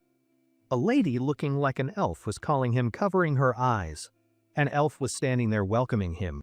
Puzzled, he find me know that the sound that he was hearing belonged to he. He was astonished that this was the most pure and solid manner he ever felt, and for some reason, it was so warm and welcoming. This was the most highest level of magic and mana he ever knew, and this was his dream to reach one day. As she told him to have a seat and have some tea, they finally sat and were having a cup of tea. He recalled that she is the governor of the union, the most powerful lady around. He was lost in his thought that could he reach that position someday. Suddenly he noticed. The lady spoke and said, seems like the tea suits is taste, and he replied in a yes. It was very warm and refreshing, like it was just harvested from the tea estate. She told him that it was because of his unique body constitution, and his body couldn't store mana. She consoled him, saying that he must have been lonely all this time, and it must have felt hard to reach that level. He was silent and couldn't reply a thing, realizing he never thought about it. He always felt like his heart was filled with his loved ones, and he was never lonely. She told him that despite his loneliness, he grew up and became a strong person. It was his first time hearing something like that. He has always been acknowledged for his efforts and skill, but someone never truly understood his past. This was his first time that someone saw him and his loneliness. Such word of kindness made him cry. He wiped his tears and thought, why was he crying? Was it because of the manner that she was emitting? The governor told him that, though his body was lacking, but his heart was pure and honest, he was a kind and generous kid. And she said that he was accompanied by his little strange friend, pointing towards the bird. Even he was shocked at how could she see that. Looking upwards, he noticed something. This was the first time he saw the owl calm. As the bird sat on the table, she said that it's a wonderful owl. Thought that she not only knew about his past, but also about his present. It was like she knew everything, and he was thinking about asking him the vision that he saw earlier. could him know about that too. As he asked him that the vision he saw earlier was that the future, he was worried. Paused for a moment, she told him that there was nothing as a fixed future. If he saw something from the future, then there are chances that it might not happen. Everything depends on him and his will. He becomes what he believes in the future he wants. He too realized that what he saw was just one possibility of the future, but not exactly the future. He just have to work hard to prevent the possibility. That's what humans have been doing for a long time. Ask, the governor said. Looks like he finally understood the path he must take and work for his future. Smiling with happiness. Next day, the Oscar's house. Oscar has prepared a variety of dishes, but with carrot, saying that he had made them with extra efforts so they should celebrate it. As they were eating, Sophie asked him that where will they be assigned. Oscar replied that it's hard to see the governor probably made the arrangement during the interview. He told them that only 10 people have passed, including the 3 of them, and only the 3 of them graduate from the union school. Rowan thought that there's a possibility that the 3 might end up together, while inside they were just a family. He was Lucas's father and their uncle. But as soon as they step out, they are departed director and the members. Lucas told them that as long as he's being benefited, he doesn't mind working anywhere. Sophie told that, does he really hate the idea of working under his father that much? He told them that that doesn't even matter because they were distant even as a father and son from the beginning. Rowan smiled and noticed that he'd grown a lot since he was keeping his personal and business life apart. Having a fun moment, they said that they're not even close enough to worry about separating and working. Lucas told that it doesn't matter. Let's establish a proper order for work-life balance. As the seeking shifted to the Union Administration entrance, they were being checked by the guard as he confirmed their name. Rowan recalled that he visited the administration building before, but he was never treated with such respect. Now he feels like his status has really changed into someone special. As they walked forward, he thought that what will be needing. When they reached inside, they were shocked to see something. It was a blacksmith chamber filled with heat and metals. Has to be called the Book and Sword of the Union. They need their own weapon crafted that suits them. Leaving them to Mr. Alec, who was blacksmith dwarf, he told them to pick a weapon they like and suits them. Lucas picked a long sword while Sophie was still thinking. As the Rowan was searching for his weapon, the dwarf of blacksmith noticed him. As Lucas picked up his sword, they told him that confront and swing, that's what confident. As he swung the sword, Mr. Alec about him noticed something, sighs that if they added more weight and sharpened the tip, it will be more destructive, and they can adjust the length so can train with ease. Next, he called out for Sophie. As she slashed the air with multiple strikes, he told her that as for Phobal styles of swordsmanship, she lacks power, but unbalance and stability were excellent and top-notch, stating that she had trained her lower body very well. Mr. Alec says that now that she's in the Union, there is no need to restrict her into her sword style. She could use a shield with her sword as well. She said she'll think about it. He said that he will make both the sword and the shield for her. Next, he called up for Rowan, while she was still confused that what kind of process is this. As he walked forward, he asked him was he a mage. Rowan stood silently. The master blacksmith finally turned to Rowan, asking if he was a mage. With a quiet and simple confirmation, Rowan answered that he was.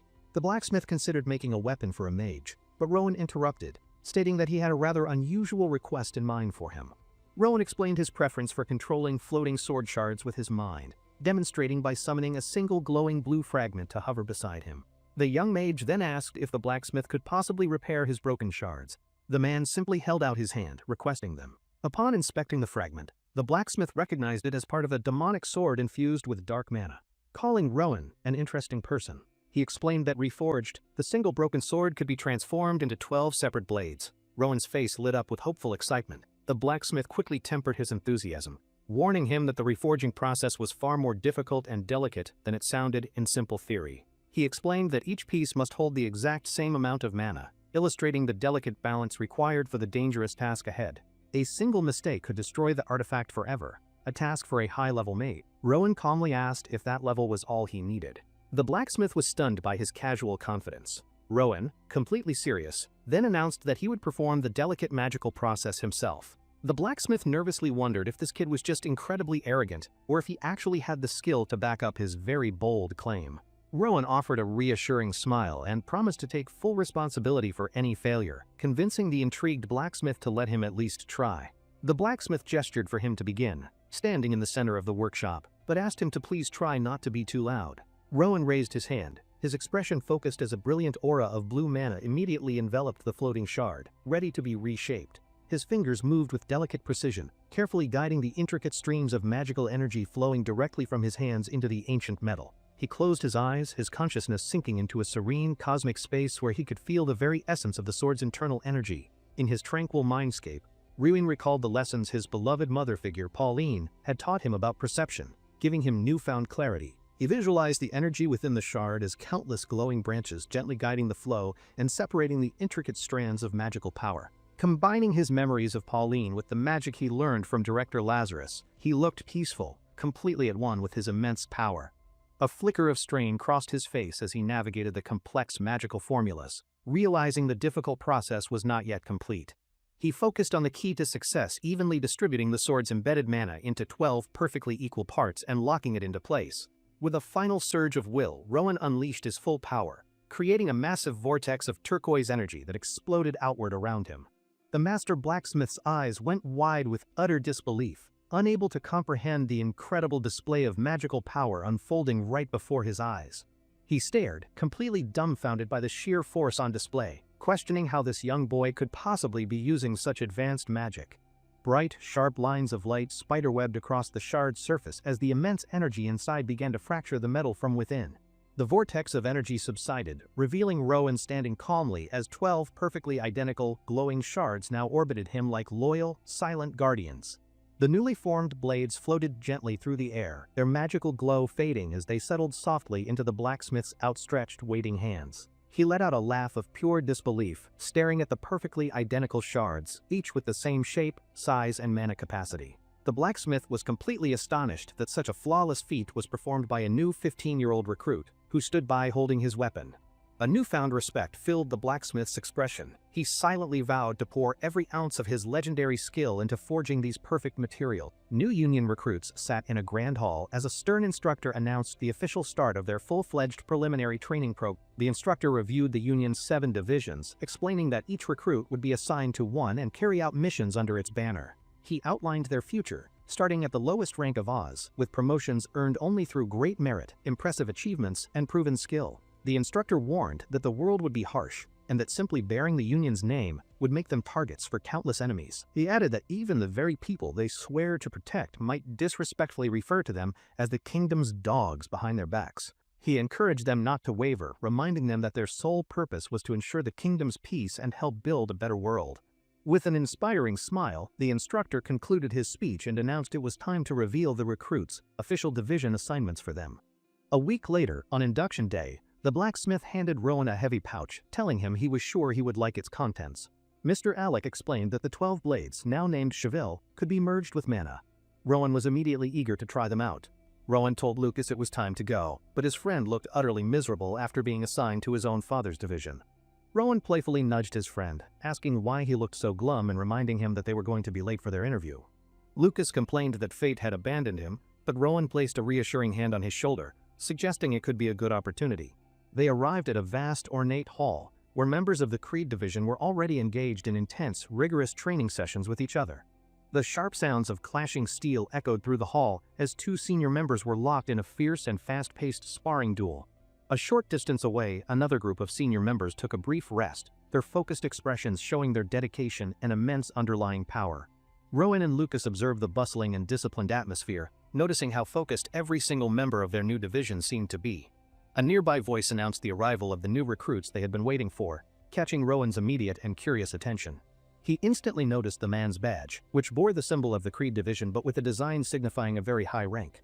The man was Adrian, the division leader of the Creed division, a confident swordsman who held the prestigious and high rank of expert. A nearby senior member quietly confirmed to the newcomers that the man was indeed Adrian, the esteemed leader of their entire division. Rowan studied the man with his analytical gaze, immediately recognizing the authority and immense power belonging to the expert-ranked division leader before them. Rowan and Lucas bowed respectfully, introducing themselves. Adrian welcomed them, remarking that he was bored and wanted Rowan to show him his skills. Both Rowan and Lucas were taken aback by the sudden request, confused as to why the commander wanted a demonstration of Rowan's abilities. Adrian casually gestured to the side, announcing that he had already chosen a suitable opponent for the new recruit's impromptu combat evaluation. A new figure stepped forward with a simple greeting, but the friendly introduction caused Lucas to recoil in absolute, wide-eyed comical shock. The opponent was none other than Oscar, the deputy director of the Creed division and, more importantly, Lucas's very own intimidating father. Lucas expressed his shock at the sudden duel, but Oscar calmly retorted, questioning if there is ever truly a right time for battle. Oscar turned to Rowan, stating his curiosity to see how much the boy's telekinetic sword skills had grown in the past 5 years. Rowan met his gaze with quiet determination, replying that he was also eager to see how much stronger he could become here. A small, proud smile appeared on Oscar's face as he noted to himself that the young man was as confident as ever. Oscar drew his massive claymore, telling Rowan that a real match requires actions, not words, and challenged him to show his true abilities. Rowan calmly replied that his greatest strength was magic, as his 12 new mana-infused blades appeared and began orbiting him in a shimmering circle. Crouching into a ready stance, Oscar noticed the new weapons, remarking that there were more blades than he remembered Rowan using before. Rowan explained they were an induction gift. Oscar immediately recognized the blacksmith's work and asked if the new weapon had been given a name. Surrounded by his floating arsenal of blades, Rowan stood with quiet confidence and told him the weapon's name was Cheval. Oscar pondered the name's meaning, wondering if the small blades could live up to it. Rowan admitted he was also curious about their power. Rowan then requested a favor from the deputy director. Oscar looked at him with interest and asked what it was he wanted. With unwavering confidence, Rowan asked to be allowed the first move, a bold request that greatly impressed the watching division leader Adrian. Oscar's gaze sharpened as he realized Rowan's confidence was not arrogance, but a sign that the sharp young man had a plan. Rowan stood ready at one end of the hall, his blades hovering, while Oscar waited at the other, his own massive sword resting patiently. A powerful crimson aura erupted around Oscar. He warned Rowan that he would not tolerate a sloppy imitation of his family's fighting style. Rowan recalled his 5 years of sparring with Lucas, knowing the Passau family's powerful claymore swordsmanship style very well from constant practice. However, he knew that the deputy director possessed a presence and level of power far beyond what his friend and rival could ever muster. With a steadying breath, Rowan announced that he would begin, taking a step back as his blades hummed with contained magical energy. He focused his mind, and a brilliant turquoise light flared within his eyes as he activated his enhanced mana perception to see everything. In an instant, his 12 blades shot across the hall like a volley of arrows, leaving brilliant blue trails of mana behind them. Oscar reacted with incredible speed, swinging his massive claymore in a powerful arc that effortlessly knocked all the blades out of the air. He offered a quick critique of Rowan's technique, noting that while it was rough, it had the potential to become a powerful weapon. Before Rowan could react, Oscar unleashed a devastating downward strike that sent a shockwave across the floor, knocking him off his feet. Stunned by the raw power of the attack, Rowan realized he was still nowhere near strong enough to match Oscar's immense physical strength. As Oscar raised his sword for another strike, he suddenly found himself frozen in place by thin, glowing blue threads of restraining mana. Lucas and Adrian watched from the sidelines, with Lucas pointing out that something invisible seemed to be holding his father completely still. Oscar struggled against the magical bindings as Rowan, having already recovered his footing, stood ready for his next move on the battlefield. Rowan had used his precise mana control to manipulate physical forces like weight and friction to trap Oscar and guide his blades. Oscar looked at Rowan with a hint of an impressed smile, commenting that the boy had certainly learned some clever new tricks. However, he warned that simple tricks would not be enough to stop him, as the mana threads around him began to crack under pressure. With a tremendous roar, Oscar unleashed his full power, shattering the magical restraints into nothingness and freeing himself from the magical trap. In a single explosive movement, Oscar's claymore came crashing down, but was stopped just inches from Rowan by his 12 interlocked blades. Straining under the immense pressure, Rowan held his ground. Oscar looked down, a single word of genuine admiration escaping his lips. Impressive. Gritting his teeth, Rowan pushed back with all his might, realizing his new weapon was far more capable than it initially appeared. The duel intensified as Oscar unleashed a furious barrage of strikes, pushing Rowan backward across the stone floor with each powerful blow. Rowan knew his mana was still too weak to completely stop a seasoned warrior like the deputy director, a harsh but expected reality. Although he could easily reconfigure his 12 blades for defense, he was quickly realizing that he was running out of tactical options. With Oscar pressing his relentless assault, Rowan found himself backed into a corner, with no more room left to dodge or retreat. Trapped, Rowan decided to break through directly, gathering a swirling vortex of bright orange fire in his hand with a determined look. Oscar's eyes widened in surprise, sensing the immense magical power gathering before him as a bead of sweat rolled down his temple. Rowan unleashed a roaring phoenix of flame, which exploded against Oscar's blade as he barely managed to raise it in time to defend. The other Creed Division members watching from the side were stunned into silence, shocked by the rookie's unexpected and incredible display of power. The duel ended with Oscar slightly singed, a noticeable patch of his mustache completely burned away. A small, sheepish Rowan offered an apology. To everyone's surprise, Oscar let out a booming laugh, not with anger, but with clear amusement, leaving Rowan completely bewildered by his reaction. Adrian laughed heartily, clearly amused that the new rookie had managed to burn off half the deputy director's mustache on his very first day. The other senior members joked that Oscar should now be called Half-Stash, admitting that the impressive rumors about the new recruit were true. One member noted Rowan held back, but Adrian called him over for a private word, separating him from the rest of the group. Adrian studied the young man with a thoughtful and intrigued expression, his hand on his chin as he assessed his unique performance. He complimented Rowan on his interesting maneuvers, praising both his unique swordplay and his powerful magic as his blades returned to him.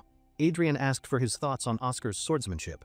Rowan respectfully described it as a combination of intense force and graceful, flowing movements. Adrian pointed out that Rowan had dodged those powerful attacks with surprising ease, but Rowan humbly admitted he felt rushed and unsatisfied. Adrian smiled, noting that regardless of his feelings, it was clear that the young man had learned a valuable lesson from the duel. He praised Rowan's good work, explaining that the Creed Division values adaptability and that his creative style would fit in perfectly with them. He offered some final encouragement, telling Rowan not to rush his development and that his former teacher, Diego, had prepared him well. Adrian then turned and called out to a dark-haired elf standing nearby, who turned and responded professionally to her commander's summons. He gave her a direct order she was to personally help Rowan develop his skills and grow even stronger, an assignment she accepted. With Rowan's evaluation complete, Adrian turned his attention to his friend's son Lucas, wondering who would be a suitable opponent for him. A mischievous grin spread across his face as he exclaimed that he had just thought of the perfect opponent for the next match. He cheerfully announced that Lucas's opponent would be none other than the deputy director of the Creed Division, his own father, Oscar. Lucas's face drained of all color as he stared in utter horror, silently pleading for someone to spare him from this terrible fate. Later, Rowan stood in the training hall with his new mentor Sienna, who said they needed to review his match before beginning. The two of them stood facing each other on the training floor, ready to begin their first official session together as student and mentor.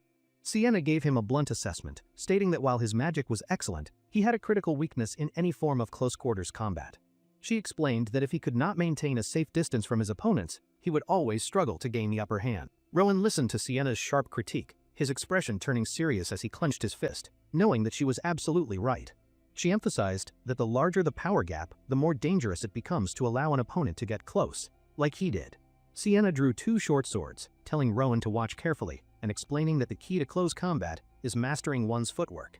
She moved in a flash, becoming a blur of motion as trails of turquoise mana flowed gracefully from the tips of her blades. Rowan watched, completely captivated by her incredible speed and agility, amazed that she did not even seem to be out of breath. He marveled at her light footwork, seeing how she moved naturally against the flow of mana, a feat that required immense skill. As her blade cut cleanly through the air, he understood that this level of mastery was the result of years of dedicated training. Sienna finished her demonstration, advising Rowan that it would take time for his body to learn and that he must not rush. But before she could finish, her eyes widened in surprise as Rowan began to perfectly mimic the complex footwork she had just shown. Rowan closed his eyes, tapping into his perfect memory as he visualized every detail of Sienna's swift and impossibly graceful movements. He replayed his duel with Oscar in his mind, recalling every powerful swing of the deputy director's massive and intimidating claymore. In his mind palace, he practiced dodging a glowing replica of Oscar, perfectly gauging the distance needed to evade the wide, sweeping strikes. He then shifted his focus to a thrust, understanding that even the slightest change in the angle of his feet could be critical. He knew that when facing such a precise attack, a single misstep could mean the difference between life and his own certain death. He realized that this part of the training, analyzing and dodging, was something he had been practicing for years, a familiar mental exercise. However, he knew that using his magic to control an opponent depended entirely on his mana, which was still at his childhood level. He accepted the harsh reality that, in the Union, he must assume every opponent he faces would be much stronger than himself. He suddenly stopped moving, realizing that simply copying Sienna was meaningless because their fundamental abilities were completely different and required different approaches. Sienna sensed his breakthrough, and Rowan confirmed her thought, admitting that he could not fight in the same way that she did. Confused, Sienna pointed out that he had just copied her moves perfectly, but Rowan insisted he could not become a fighter like her. She looked disappointed, asking if he was giving up so easily, and wondering if she had completely misjudged his character and his resolve. She reminded him of his immense potential as a mage, telling him that his self-doubt just sounded like complaining to her ears. Her words hit home, and he stood silently for a moment, the word mage echoing in his mind as he reconsidered his path. A wisp of blue flame appeared in his palm as he decided to focus on what he could do with his own magical abilities. An idea began to form in his mind. What if he could control the air currents around him to help him move faster? He took the idea even further, wondering if he could create a barrier to prevent an opponent from ever entering his personal space. He whispered the concept to himself, the idea solidifying in his mind as he imagined what such a defensive spell could do. The flame in his hand grew brighter as he realized he had finally found his own unique path forward. This would be his answer. The swirling blue flame reminded him of an advanced technique his mentor, Professor Arthur, had once shown him during his academy days. A vivid image of the legendary azure flame barrier burned brightly in his mind, a powerful, multi-layered sphere of protective fire. This was his goal. He acknowledged his current limitations, knowing he could only partially replicate the spell, but it was a start to keeping enemies out. He felt that this new method was the answer he had been searching for as a brilliant explosion of blue light burst forth. He imagined a sphere of influence around him, where he could control enemy attacks and make his own strikes far more efficient. This would be his own personal domain, a space where he alone would dictate the flow and pace of the entire battle. He took a firm step forward, and the blue energy around him solidified, establishing his new territory on the training floor. With a confident smile, he felt his 12 blades floating around him, now perfectly in tune with his newly controlled magical environment. He visualized a glowing blue replica of a swordsman attacking him inside his new domain, the air shimmering around the ethereal figure. He realized that by subtly adjusting the speed and friction within his domain, he could effectively alter the path of an enemy's attack. His eyes, now glowing with mana, could perceive every subtle shift in his opponent's movements, giving him a clear view of their actions. With his enhanced perception, he easily dodged the blue replica's attack, the controlled environment giving him a clear and overwhelming tactical advantage. Sienna watched from a distance, stunned by the invisible barriers of energy that she could feel altering the very air around them, within his domain. Rowan visualized an opponent made of pure ice, knowing he had to train his body to dodge every possible attack. He continued his mental simulation, effortlessly dodging the Ice Warrior's swift and powerful strikes as if he could see the future itself. Suddenly, in the middle of his solo training, his eyes widened in surprise as he sensed something unexpected approaching from behind him. Before he could turn, Sienna appeared, her twin blades crossed to block an unseen attack that had been aimed directly at him. She lowered her blades, admitting he had found a very interesting and unique method for his own personal training and development. Rowan turned to her, humbly crediting her with inspiring the idea, but she simply dismissed his smooth and flattering talk with a huff. With a determined look, she raised her sword, suggesting that it was time for them to test his new technique for themselves. She declared that the lesson was not over yet as she lunged toward him, forcing Rowan to raise his hand in defense. Her fierce downward slash was stopped in mid-air by one of Rowan's floating blades, which he had maneuvered into place just in time. Sienna paused, her eyes narrowing as she felt an unusual heaviness in the air slowing her movements, wondering what spell he was using. Rowan calmly explained that her first move had been slightly off balance, a flaw that his new domain had allowed him to exploit. Her blade was perfectly deflected by his, the manipulated air currents, giving him the slight edge he needed to successfully counter her attack. She admitted his technique might work in a real fight, but noted he was still not fast enough to truly keep up with her. She landed gracefully with a sly smirk, telling him that true insight and growth only come from recognizing one's own flaws and weaknesses. She lunged at him again, explaining that true understanding is only gained through continuous effort and learning from one's own many mistakes. She praised his impressive speed and breathing but advised him to be more forgiving of himself, pointing out that he seemed to be rushing. Rowan processed her words, asking if she meant that his movements had looked desperate during their exchange just a few moments ago. She confirmed his suspicion, and he then looked at her respectfully, asking if she would be willing to teach him one more thing. A soft, kind smile graced Sienna's lips as a warm, sparkling light surrounded her, and she gently agreed to his earnest request. Sometime later, a polite but firm knock sounded on the ornate wooden door of a very important and well-decorated office. A voice from within called to enter, and the door swung open to reveal Sienna, her expression calm and completely professional. In a lavishly decorated room, Adrian and Oscar sat enjoying tea. Sienna stood before them, asking formally if they had summoned her. Adrian began by stating that he had heard a great deal of praise about Rowan's recent progress, catching Sienna slightly by surprise. He continued with a smile, noting that Rowan seemed to have overcome the usual weaknesses of mages, and credited Sienna for her teaching. Oscar suggested that Rowan's talent had simply blossomed under the right guidance, but Sienna humbly insisted she had done nothing particularly special. Oscar praised her modesty, but then asked if she would be the one to handle all of Rowan's future training from now on. Adrian considered this, concluding that while he and Oscar should teach him too, Sienna's compatibility as a mentor was indeed the best. He then gave Sienna a new, unexpected order: she was to take Rowan with her on an upcoming and very important mission. Adrian reassured her that it was nothing too dangerous, just a simple reconnaissance mission, as Sienna asked for more specific details about it. He explained that since Oscar previously dismantled a rental farm, the fucking cult was now starting a new business venture somewhere else. Adrian elaborated that intelligence suggested the cult was gathering mercenaries in a place called Olin to handle all their dirty operations for them. His instructions were simple: she and Rowan were to slip in unnoticed and observe the situation, a task that confused Sienna. With a cheerful smile, Adrian told her to think of it as a simple field trip, though Sienna remained silent and unconvinced. Later, Rowan and Lucas met up with Sophie, and Rowan confirmed that her own mission was also scheduled for today's date. Sophie, now holding a new sword and shield, seemed downcast, remarking on how fortunate Rowan was to already be going on missions. The Honor Guard was described as a specialized combat unit of mages and magic swordsmen, whose main purpose is to protect other mages. Rowan silently reflected that while Sophie might not be happy with the assignment, her protective skills made her a perfect fit for the unit. Lucas playfully teased Sophie about looking clumsy with her new shield, but she angrily snapped back that she was trying her best. Rowan gently suggested that she could ask the senior members of the Honor Guard for help in getting used to her new equipment. He added with a friendly and reassuring smile that all the seniors he had met so far seemed to be very kind. Sophie asked Lucas if the seniors in their Creed division were also that nice, but he immediately scoffed at the very idea. Lucas wondered if Rowan was genuinely clueless that people were only so nice to him, while Rowan innocently encouraged him to spar more. Lucas complained that the seniors always called him a brat, then ironically proved his point by cheerfully shouting a challenge, surprising Sophie. Sophie decided to ask her friends for help instead, and Rowan agreed, suggesting that a sparring match with Lucas would be best. Lucas hesitated, saying he was not good at giving advice, but Sophie retorted that she had not been asking him for any feedback. With a fierce battle cry, she charged forward, her shield raised and her sword held ready to strike her sparring partner. She leaped into the air, bringing her sword down in a powerful arc that Lucas met with his own massive claymore weapon. With a single powerful swing, Lucas easily deflected her attack, his superior strength sending her spinning backward through the training hall air. Sophie landed skillfully, bracing herself with her new shield as Rowan watched from the side, his expression focused and highly analytical. As she fought, Sophie realized that Mr. Alec must have designed her shield not just for defense but for offensive maneuvers as well. While watching them spar, Rowan took out a small notebook and began writing down his observations and helpful suggestions for his friend. He continued to scribble notes in a complex runic script, analyzing her stance and the way she channeled her mana during combat.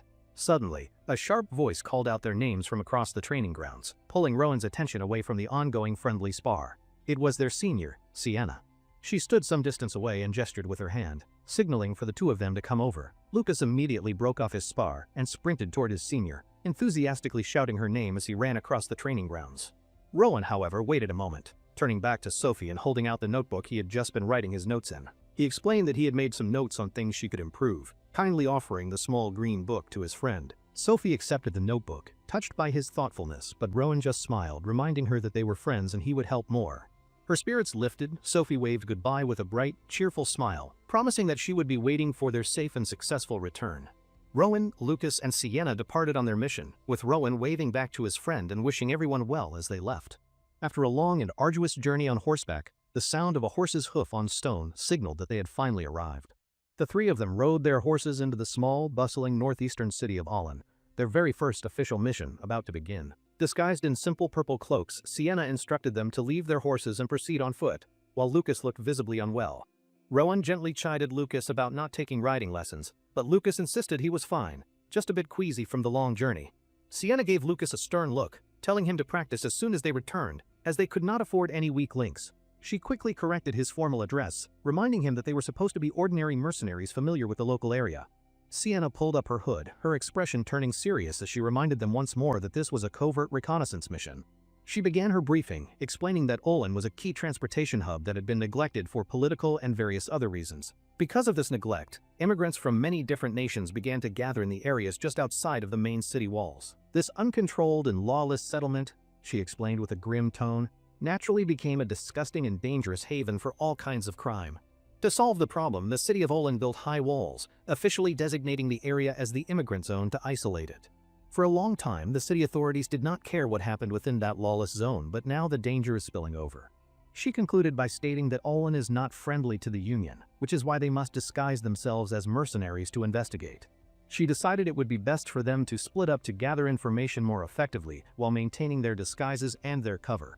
Sienna revealed that the quarantine zone is reportedly overrun with ghouls created by the Redel cult, stressing their safety was the top priority. She confirmed their plan was to pose as a ghoul hunting team to gain access, adding that they were free to improvise inside. Rowan asked a heavy question: is there any way to turn the ghouls back into human beings? Sienna's answer was grim and absolute.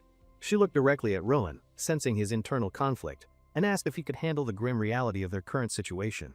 Sienna gave them one final reminder not to do anything reckless, and Rowan and Lucas replied in unison like two young children. Lucas looked at Sienna confused, and playfully reminded her that she had told him not to call her senpai or senior anymore. Sienna looked away with a hint of a blush, sighing in defeat and muttering that she supposed it was fine for now. With their cover established, Sienna gave the order to move out, and the three of them walked toward the quarantine zone's gates. They entered a dimly lit, crowded mercenary guild hall, the air thick with the ominous, dark wisps of highly polluted and dangerous mana. Rowan observed the diverse crowd, noting that the atmosphere felt dark and rough, a stark contrast to the clean environment of the Union. He looked at the hardened and weathered faces of the mercenaries around him, his own youthful expression hidden deep beneath his concealing hood. Sienna stepped up to the registration counter and informed the clerk that she was there to register for the ghoul subjugation team. The clerk asked for her mercenary papers, and Sienna presented the forged documents to him without saying another single word about them. The man asked if she needed a team of 3 or 4, and Sienna confirmed that they were a party of 3.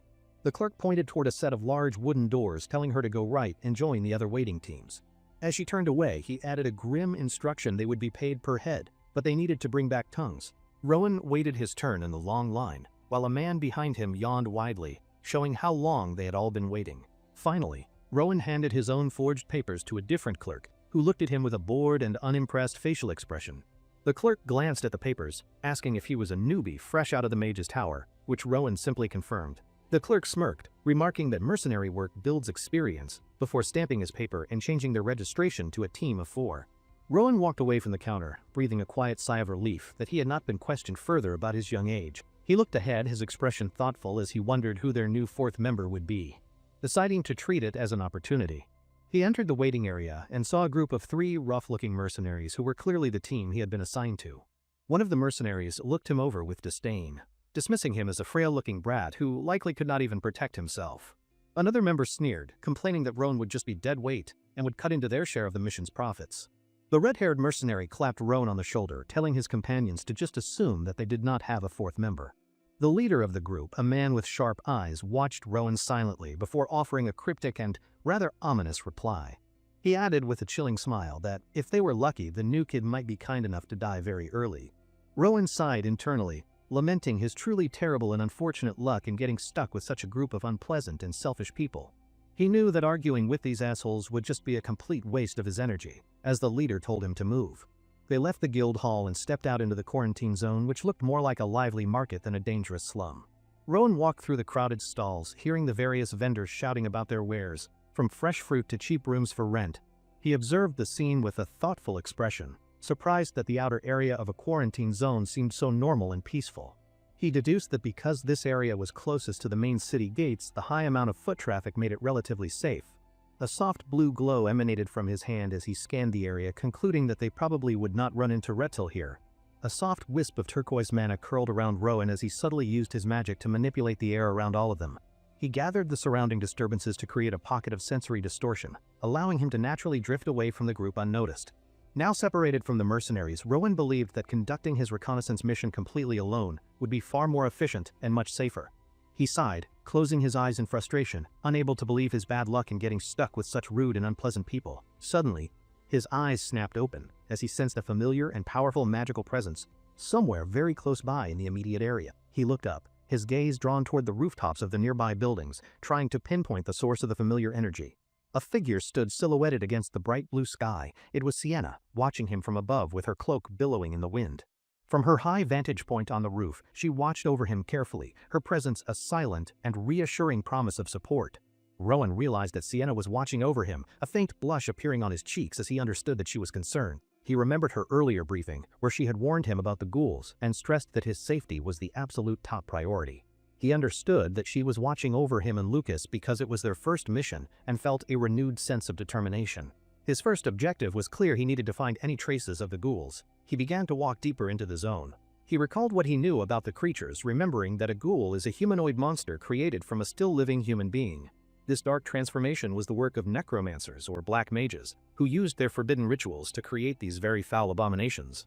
The resulting creatures possessed superhuman strength, sharp claws, and a long, snake-like tongue, and were said to feed on human flesh. As he walked through the desolate streets, he admitted to himself that he had only ever read about them in his books. He turned a corner and stopped in his tracks, seeing a young woman huddled on the ground, shaking uncontrollably in a dark alley.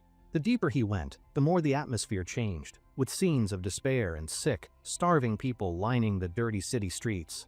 Rowan's expression hardened with a grim resolve as he took in the horrifying and sad reality of the completely lawless place. He understood that in a place like this, if someone were to suddenly die or disappear, a memory of Pauline's kind face appeared.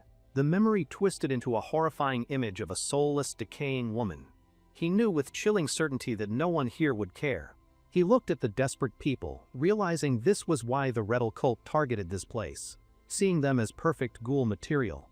A fierce, determined look filled his eyes as he vowed that he absolutely could not let that happen to these innocent people. He remembered the horrors of the shelter, where innocent children were sacrificed. Here, the ghouls served the same horrifying and evil purpose. He thought of the peaceful world he was fighting for. A world free from unjust deaths where everyone could dream of a hope. He remembered Pauline's gentle smile and the promise that he had made to her all those many long and difficult years ago. Filled with renewed conviction, he clenched his fist, knowing that the time had finally come to fulfill the vow he had made. He continued his patrol, moving deeper into the desolate and forgotten streets of the dangerous and ever-expanding quarantine zone on his own. Suddenly, he froze in place. He sensed something. A flicker of hostile energy coming from somewhere very close by in the immediate area. In an empty square, he saw a lone figure in a purple cloak, surrounded by the mangled bodies of several recently defeated ghouls. A horrifying creature with pale skin, glowing red eyes, and sharp claws lunged forward, which Rowan immediately recognized as a dangerous ghoul. He was surprised by the creature's incredible speed, reasoning that its unnatural quickness must be a result of powerful dark magic. Just as the ghoul was about to strike its target, a familiar voice rang out, and Rowan's eyes widened in recognition. It was Lucas, his massive claymore glowing with blue energy as he brought it down in a powerful strike against the ghoul. Rowan watched from a distance, sighing to himself that Lucas was as loud as ever, forgetting their mission was supposed to be stealthy. Still, seeing his friend in action against the horde of monsters, Rowan felt compelled to move forward and offer his own assistance. He noticed Lucas had stopped moving, standing in a triumphant pose, but saw a fresh scrape on his friend's leg from the fight. Suddenly, two more ghouls emerged from the shadows, their red eyes glowing with hunger as they stared down the lone, isolated swordsman. The ghouls lunged, but one of them suddenly turned and fled down a narrow alley, causing Lucas to shout for it to stop. Seeing the creature getting away from his friend, Rowan gritted his teeth and decided that he would chase after it himself. He realized that ghouls still possessed some level of intelligence as the creature sprinted through the deserted streets, desperate to make its escape. He deduced that after seeing Lucas tear through its companions, the ghoul was terrified and fleeing to call for reinforcements from its leader. Rowan knew he had to catch the ghoul before he lost its trail completely, pushing himself to run even faster than before. A trail of turquoise mana flowed from his feet as he used his magic to enhance his speed, his face a mask of focus. But it was not enough. He knew he couldn't push his mana any harder and began to worry that this chase was a mistake. Just before the ghoul disappeared from his sight, Rowan summoned one of his trusted Shivil blades from its pouch at his side. With a flick of his wrist, he sent the blade flying, striking the ghoul in the leg and leaving a trail of blood. He found the spot where the ghoul was hit. The blood trail was faint, but it was the only clue he had. He began to follow the dark stains on the cobblestone, his eyes scanning the path ahead for any other signs of his quarry. As he followed the trail, he regretted not learning a proper movement spell from his teacher, Mr. Diego, calling himself short-sighted for it.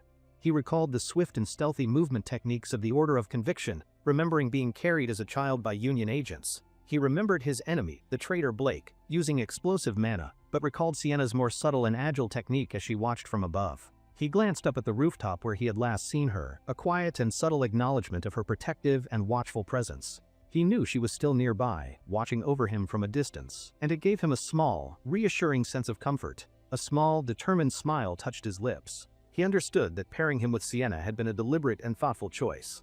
He saw an image of Adrian in his mind, now believing this mission was designed to help him learn essential pursuit skills. He thought back to the first time he saw Sienna's movement technique, remembering how elusive and incredibly fluid it had seemed to him. Her movements were like water or wind, unpredictable, completely free, and seemingly impossible for any of her opponents to ever pin down. He analyzed her technique, realizing she diffused her mana to glide along its flow, a seamless and efficient sliding motion through space. He knew his mana was not as strong as hers, but he could feel the natural flow of energy all around him. Rowan remained silent, his expression unreadable as he processed the difficult and very dangerous situation that he now found himself in. He decided to focus on the immediate threat. He arrived at a large, open square, only to find it teeming with ghouls. In the center of the square he saw the unconscious bodies of the mercenaries, 3 of them bound with thick, sturdy rope. He observed the grim scene with a serious expression, noting that his former and very rude teammates had all been recently captured. Many of them were badly injured, but some were still alive. One of his blades materialized, knowing he had to act fast. Before it was too late, he had to save them. He sent his blades flying forward, the sharp shards cutting through the air. A horde of ghouls shuffled forward, their jerky and unnatural movements slow as they closed in on their helpless captured victims. Before they could reach the mercenaries, Rowan's blades intercepted them, slicing through the grotesque creatures with deadly precision and incredible, unerring accuracy. He raised his hand, a brilliant ball of turquoise mana gathering in his palm as he prepared to unleash a very powerful spell. He cast his domain spell, and a massive, translucent blue dome of energy expanded outwards, enveloping the entire square and its inhabitants. A wave of roaring, powerful fire swept through the area, engulfing some of the ghouls in a searing and all-consuming inferno. Inside the magical domain, time slowed. One ghoul burned away in the fire, while another was simultaneously frozen, completely solid by ice. The conscious mercenaries stared in utter disbelief at the incredible display of powerful and highly advanced magic that was unfolding right before them. Rowan observed the devastating effects of his powerful magic, his expression calm and completely focused on the ongoing battle around all of them. He reflected on the power of his domain, its greatest strength being its unique ability to slow down time for his enemies. Additionally, the domain itself was incredibly sturdy, making it the perfect isolated environment to test and refine his new magical abilities. He decided this was the perfect opportunity to try out a new spell, apologizing to the ghouls in his thoughts for the experiment. With a focused look, he prepared his first spell, an enhanced and very powerful heat exchange, within the confines of his domain. His shovel blades began to glow with intense cold, flying through the air and freezing the remaining ghouls completely solid in their tracks.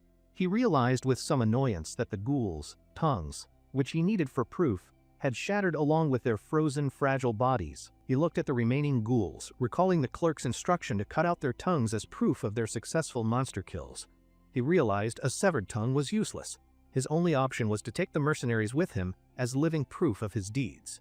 The mercenaries pleaded with him not to leave them, admitting they were captured while looking for him after he had suddenly disappeared. They admitted their shock at his power, revealing they never expected him to be such a skilled and incredibly powerful young mage. He looked at them with a playful smirk, remarking that this was a prime example of having a loose tongue, terrifying them. With a flash of incredible speed, a single cheval blade cut through the thick ropes, setting the terrified, captive mercenaries completely free. The freed mercenaries gasped in relief, one of them thankful to be alive, stating they would have died a second later. Rowan asked how they were captured by ghouls, but the leader explained that a powerful dark priest had been with all of them. Rowan's expression darkened at the mention of a dark priest, his eyes narrowing with a deep and burning hatred for the foul cult. The mercenary, pointing over a nearby hill, confirmed the dark priest had subdued them and was now headed in that specific direction. The mercenaries, now freed and thoroughly humbled, told Rowan that they would be on their way. He watched them leave, his expression thoughtful. A moment later, his senior and mentor, Sienna, landed silently beside him, her own part of the battle having clearly concluded. She placed a reassuring hand on his shoulder and told him that he had done very well in the fight against the ghouls. Rowan looked at her, a hint of a grateful smile on his face, as he thanked her for the compliment and her guidance. Sienna's expression turned serious. She told him that where there's a dark priest, there are more ghouls, so they must stick together. She told Rowan that they needed to move out immediately to pursue the priest, giving him no time to rest or recover. With a shared sense of purpose, they dashed forward, their cloaks billowing as they raced toward the hill in perfect, synchronized unison. Rowan realized that this was the perfect chance to practice the advanced movement technique he had been analyzing just a short while ago. He saw this as his opportunity to finally master the fluid, mana-driven movement style he had been so carefully and intently studying. He and Sienna leaped from a rooftop, soaring through the air as they chased after their target with incredible speed and agility. As he ran, Rowan focused on Sienna's movements, confirming his theory that she was using her mana to enhance her own speed. He realized that her technique only looked effortless because she was not forcing her mana, but moving in harmony with its flow. He understood the principle. She stepped on the circulating mana around her, pushing off from it to gain even more powerful momentum. It felt as though she was moving without any resistance, perfectly in tune with the mana's direction, stunning him with its elegance. In his moment of distraction, he misstepped, his foot slipping on the invisible and constantly moving flow of the ambient magical energy. He nearly fell but quickly regained his balance, reflecting on the incredible skill of his mentor, knowing it was natural for him to struggle, but he refused to be left behind by her. With renewed determination, he vowed to catch up to her, no matter what it took. He focused his mind, visualizing the technique. He would reduce the friction beneath his feet and step lightly on the circulating mana. He would follow her path, sliding over the streams of mana in a straight, focused dash. A trail of blue energy erupted. He was now running effortlessly alongside her, their movements perfectly synchronized as they glided through the air with incredible and breathtaking speed. Sienna glanced at him, surprised and impressed. She told him he kept up well and asked if he had a breakthrough. Rowan confirmed that he did, explaining the key was to move with the flow of mana. She was amazed he grasped it. He looked at her gratefully, admitting that he never could have figured it out without her excellent and very clear example to follow. They arrived at the top of the hill and saw a path lined with dozens of ghouls, with the dark priest waiting. He stepped forward, crossing his arms as his 12 shovel blades materialized around him, glowing with an intense and powerful blue light. In an instant, the blades shot forward, slicing through the horde of ghouls with brutal efficiency and leaving a trail of destruction. Rowan stood alone in the now silent clearing as the hand of the dark priest emerged, glowing with a sinister purple energy. He looked around at the carnage, a bead of sweat on his temple as he realized that something was very, very wrong. He recalled Lucas's ghouls having intelligence. The cloaked figure with a twisted, smiling mask, the dark priest, was finally revealed to him. But these ghouls were different. They did not try to run away, but instead became more savage as they were attacked. Rowan realized the ghouls' mindless aggression must be the direct influence of the dark priest. A ghoul lunged at him from behind. Before the creature could reach him, Sienna appeared in a blur, her sword slicing cleanly through the ghouls that were about to attack. Rowan looked at her, stunned by her incredible speed and precision, and called out her name in surprise and immense gratitude for saving him. She landed gracefully, creating distance between herself and Rowan as she prepared to face the remaining horde of mindless and aggressive ghouls. Rowan steeled himself, knowing he needed to stay focused, as a single mistake could put his senior in very grave danger. He crouched, gathering his mana. A glowing ball of turquoise energy formed in his hand as he prepared to cast his domain spell. A translucent hexagonal barrier of pure mana expanded outwards, enveloping the entire area and all the combatants in a brilliant blue light. Within the dome, Rowan unleashed a barrage of fireballs, the streaks of orange light cutting through the slowed time to strike the ghouls. The ghouls were engulfed in the roaring flames, their grotesque bodies writhing in silent agony as they were quickly burned to ash. As Rowan unleashed his magic, he felt the full power of his domain, the combination of fire and ice creating a controlled storm. From the edge of the battle, the dark priest stood with his arms outstretched, his body shrouded in a sinister purple aura. Sienna's eyes widened in horror as she sensed the immense and foul power that was gathering around the evil dark priest. She shouted a desperate warning to Rowan, telling him to watch out for the priest's next powerful and very dangerous attack. Rowan turned, his expression one of pure shock as he saw the dark priest beginning to transform into something completely monstrous. The priest's body contorted and twisted, his muscles bulging as he cast a powerful and forbidden spell directly on his own body. Rowan stared in horror, his mind flashing back to the apocalyptic vision he had seen. The priest's mana became murky and black, the transformation completed. The priest's face was now a monstrous visage of sharp teeth and pure hatred, his body radiating a red aura. Rowan's eyes were wide with terror. He knew the creature was about to attack him, and he braced himself for the impact. The transformed priest charged forward, and Rowan sent his shovel blades to intercept, but the creature effortlessly deflected them with its bare hands. Rowan was stunned. The creature was far tougher and more powerful than he could have ever possibly imagined it to be. The monster's feet cracked the stone ground as it landed, its monstrous clawed appendages digging deep into the solid, unyielding rock. With a guttural roar, the creature lunged at him, its movements now unnaturally and terrifyingly fast, closing the distance in an instant. Rowan knew that within his domain the creature's movements should be restricted, but it was still moving with an incredible and frightening speed. He quickly formulated a plan. If he could just hit the creature with a powerful fireball, he might be able to stop it. But before he could act, Sienna dashed past him, her own swords drawn as she bravely intercepted the monster, causing him to shout. Rowan watched in horror, a desperate cry escaping his lips as his mentor engaged the powerful, transformed beast head-on in close combat. He knew that even with her incredible skill, her blades were far too small to do any significant damage to the creature. He knew they would not be able to pierce the monster's thick hide, watching helplessly as the creature's immense strength threw her backward. But Sienna, a master of movement, righted herself in mid-air, her expression one of fierce determination as she launched another attack. In a flash of steel she passed the monster, and a spray of dark blood erupted as the dark priest's head was severed. The dark priest's severed head flew through the air, trailing wisps of dark purple energy as it tumbled through the night sky. Sienna landed gracefully on the decapitated body, her twin swords held ready as she stood victorious over the fallen and defeated monster. Rowan stared in wide-eyed amazement, recognizing the legendary aura sword technique for the very first time in his entire young life. He understood now how she did it, coating her blades in magic. He looked at the fallen priest, amazed by his senior. Sienna complimented Rowan on his good work and told him that the trail should now lead them directly to the enemy's main base. They moved through the dark, dilapidated streets of the quarantine zone, the silence broken only by the sound of their soft footsteps. As they walked, Rowan scanned the area with his senses and thought to himself that he could not feel any trace of life. The streets were littered with the bodies of the sick and starving, abandoned and left to die. A truly horrific and saddening sight. Sienna suddenly stopped, her hand raised as she announced to Rowan that they had finally arrived at their intended destination. They stood before a large, ominous building. Rowan asked if this was the Rettel's main base, but Sienna clarified it was not. With a determined look, Rowan said they should go inside, and the two of them approached the massive, ornate wooden doors. As they stepped through the entrance of the building, they were immediately hit with the overwhelming and disgusting metallic stench of old blood.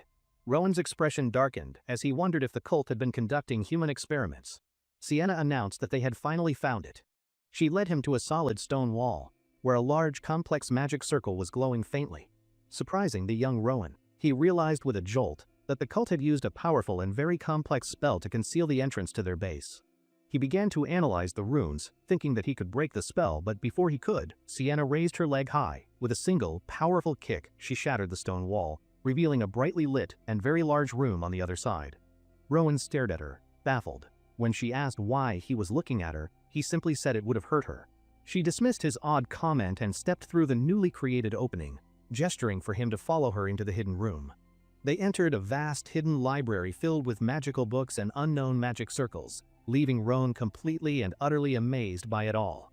His attention was immediately drawn to a single, old, leather-bound book that was lying on a table in the center of the room. A horrifying thought crossed his mind. Could this book be made from human skin?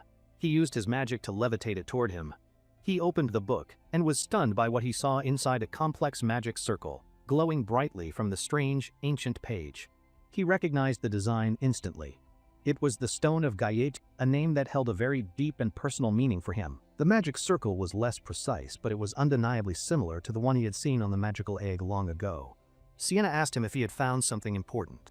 He explained that the book contained many variations of a single magic circle. She asked if this was the spell to create ghouls, but Rowan explained it was more like a summoning or awakening spell. He compared it to the way the dark priest had invited a demon into his own body to transform into a monster. Suddenly, a familiar black bird with a tuft of yellow hair swooped into the room, and Rowan's face lit up with joy. He called out his familiar's name, and the bird landed on his shoulder, nuzzling him affectionately while Sienna watched, completely bewildered by the scene. Ignoring Sienna's question for a moment, Rowan asked his familiar if he was a demon, given the connection between the two items. Rowan quickly explained to his bewildered senior that he had bought a magical stone as a child, and that was where Owl hatched. He pointed to the book, explaining the magic circle inside was similar to the one on the stone, wondering about the connection. As he ran his fingers over the strange text, he noted the letters were infused with murky mana, radiating a powerful, malevolent intent. He realized the text was written in a language that shouldn't exist, wondering what would happen if someone used these forbidden spells. Sienna suggested they head back, holding up a document ordering an increase in ghoul production, confirming more Rettel branches existed nearby. She tapped her union badge, stating they needed to report their findings to the Olin City Hall and organize a large-scale move. Meanwhile, Lucas was still fighting his way through the city, cutting down ghouls with powerful swings of his massive heavy claymore. He wiped the sweat from his brow, catching his breath and muttering to himself about how persistent the disgusting bastards were. He counted his 30th kill, just as he heard his name being called, and turned to see Rowan and Sienna approaching him. A wide, cheerful grin spread across his face as he saw his friends were safe and sound after splitting up in the zone. He sprinted over to them, shouting Sienna's name in relief. She praised his good work, saying his distraction helped their investigation greatly. Lucas brushed off the compliment, asking if their investigation was finished. Sienna confirmed it was, and told him to join them now. Lucas proudly stated that he must have caught around 30 ghouls. Sienna praised his work before he asked Rowan for his count. Rowan casually replied that he had gotten about 50, leaving Lucas completely speechless as a disembodied ghoul head floated by as proof. Rowan explained that he had brought the head of a dark priest and the tongues of ghouls as evidence for their mission. Lucas looked on, horrified by the gruesome trophies, telling Rowan that people might faint if they were to see something so grotesque. As they approached the city proper, Sienna told Rowan to put the disturbing evidence away, and he immediately complied with her order. The trio arrived at the imposing iron gates of the large and very official-looking Olin City Hall to make their report. A guard at the entrance stopped them, asking what business a group of mere mercenaries could possibly have at the City Hall. Sienna stepped forward, her gaze firm and unwavering as she calmly stated that they were there to see the city's mayor. The guards laughed at her request, telling her the mayor was too busy for them and that they should go hunt ghouls. One guard sneered, noting they were empty-handed and couldn't even catch a rat. Sienna's hand clenched into a tight, angry fist. Her expression turned cold as she held up her union badge, repeating her demand to be taken to the mayor immediately. The guard's arrogant expression instantly turned to one of pure, wide-eyed terror as he recognized the symbol of the powerful union.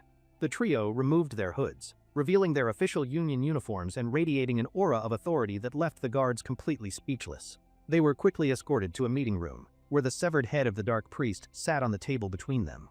A nervous official stammered an apology and promised to bring the mayor immediately, scurrying away from the intimidating group of union members. While they waited, Rowan noticed that Sienna was writing with a nibless pen, using only her mana to form the letters. He watched, fascinated, as glowing blue runes flowed from the tip of her pen, arranging themselves into elegant script on the blank page. As Rowan watched Sienna write, he noticed that the glowing runes she created disappeared from the page just moments after she wrote them. He wondered if her pen was a special kind of magic tool and started to ask her about it but stopped himself. He saw that she was deep in meditation, likely recovering her mana, and decided it was best not to disturb her now. With some time to spare, he decided to question his familiar, calling out to Owl, who appeared on his hand instantly. Rowan held the small bird in his hands, asking him directly what he was and if he was truly a powerful demon. He continued his questioning, asking Owl if he recognized the spell formula or knew anything about the Rettel cult, receiving no answers. Rowan sighed, realizing he wouldn't get any information this way, as Owl probably didn't even have any memory of its own past. He gently stroked Owl's head, reassuring the little bird that it was okay and that he was not disappointed in him. Suddenly, Owl began to chirp excitedly, flapping its wings. Sienna opened her eyes, remarking on the bird's strange and special ability.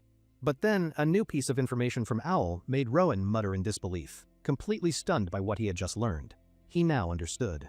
In order for Owl to use his power, he needed to eat the severed head of the dark priest. Rowan looked at his small, innocent-looking familiar and asked for confirmation about his strange and very grotesque dietary requirement for his power. Owl looked up at him with wide, pleading eyes, clearly eager to regain his strength, leaving Rowan feeling conflicted about the request. He felt strange about feeding the gruesome trophy to his companion, but Sienna told him firmly that he should just do it. Rowan was surprised, explaining that the head was a great achievement for her, but she insisted it didn't matter if Owl needed it. With the decision made, the severed head of the dark priest was placed on the table before the small and eager bird. In a flash of light, Owl opened its beak impossibly wide and swallowed the entire gruesome trophy, which disappeared completely from sight. Rowan stared in stunned silence, his mouth agape as he tried to process the impossible and very bizarre scene he had just witnessed. Lucas was equally shocked, his arms crossed as he tried to comprehend what had just happened with the bird and the severed head. He recoiled in horror, letting out a choked gasp as a terrifying vision appeared before his eyes after the strange event. A horrifying skeletal face with sharp fangs appeared superimposed over Owl, a terrifying glimpse of the familiar's true and monstrous nature. Lucas panicked, scrambling to find his sword, but Rowan quickly grabbed him, telling him to calm down and explaining the situation. Rowan reminded him of the Stone of Gaetia, explaining that Owl had hatched from it after he broke the magic formula. He explained that the grimoire they found had a similar magic circle, and he suspected that the two were somehow connected. Lucas expressed his concern about the bird's connection to the Rettel cult, but Rowan reassured him that it had been completely purified. Lucas then asked about the head-eating incident, and Rowan simply explained that Owl needed to eat it to use its unique power. He clarified that Owl's special power was its ability to learn an opponent's secrets. The bird then let out a contented burp. Lucas was blown away by the incredible ability, but Rowan admitted that he did not know the full extent of it yet. Just then, the door to the room opened, and city officials entered, announcing that the mayor had finally arrived for their meeting. Rowan looked toward the door with a sharp, knowing smile, thinking that they might be able to test out Owl's new power. A pair of polished shoes stepped into the room as a man's voice apologized for making the important union members wait. The mayor, a nervous-looking man flanked by 2 guards, chided them, saying they should have contacted the city beforehand about their visit. Wiping sweat from his brow, he introduced himself as Mayor Bruce of Olin and offered a very tense and awkward greeting. He took a seat, asking with feigned concern if anything had happened to them during their visit to the dangerous quarantine zone. The mayor's eyes suddenly landed on Owl, who was sitting puffed up and grumpy on the table, clearly confused by the bird. He recoiled in shock, exclaiming in surprise at the sight of what he called a strange and very giant owl. Stuttering, he nervously asked if the Union was known for keeping such strange and unusual creatures as their official animal companions. Before anyone could answer, Owl took flight and landed directly on top of the mayor's head, gripping his hair tightly. The mayor's guards reacted in panic, shouting his name as they moved to intervene and protect him from the strange bird. Rowan calmly said, "Stop," as a single glowing cheval blade appeared, stopping just inches from one of the guards' frightened eyes. The guards froze in place, their eyes wide with fear as they found themselves surrounded by Rowan's floating blades, each one poised. With the guards neutralized, Rowan calmly held up a hand, his expression serene as he focused his mana to control the situation. Rowan lay casually on the table while Lucas stood guard with his sword drawn, and the guards were frozen by his magic. Lucas held his sword to the mayor's back, warning him not to even think about moving a single inch from his seat. The mayor let out a choked gasp, completely terrified as Owl sat firmly on his head, covering his eyes from the light. A dark, resentful expression crossed his face as he muttered to himself, annoyed at how the situation had gotten so complicated. As Owl's power took hold, he confessed that, with more time, the cleanup of the slums would have been complete, horrifying Sienna. He confessed his twisted plan, turn the slum dwellers into ghouls, then hire mercenaries to kill the remaining monsters for him. Sienna immediately found a flaw in his logic, asking what the Rettle cult would possibly gain from such a strange arrangement. The mayor explained it was an experiment, and the cult planned to use the mercenaries as live test subjects to create stronger ghouls. He sighed, lamenting what a shame it was that they were interrupted, as both he and the cult would have achieved their goals. Sienna asked him if this was all his plan, but the mayor denied it, stating that everything was proceeding according to her will. Sienna repeated her, in confusion, while the mayor looked up with pure devotion, calling the woman he served his one true goddess. He finally revealed her name to the group, Priestess Amy, a name that sent a shockwave through the room and into Rowan's heart. The name hit Rowan like a lightning bolt, and his eyes widened in shock as he remembered the woman who had betrayed him. Owl's power receded, and the bird flew off the mayor's head, leaving the man dazed and confused, wondering what had just happened.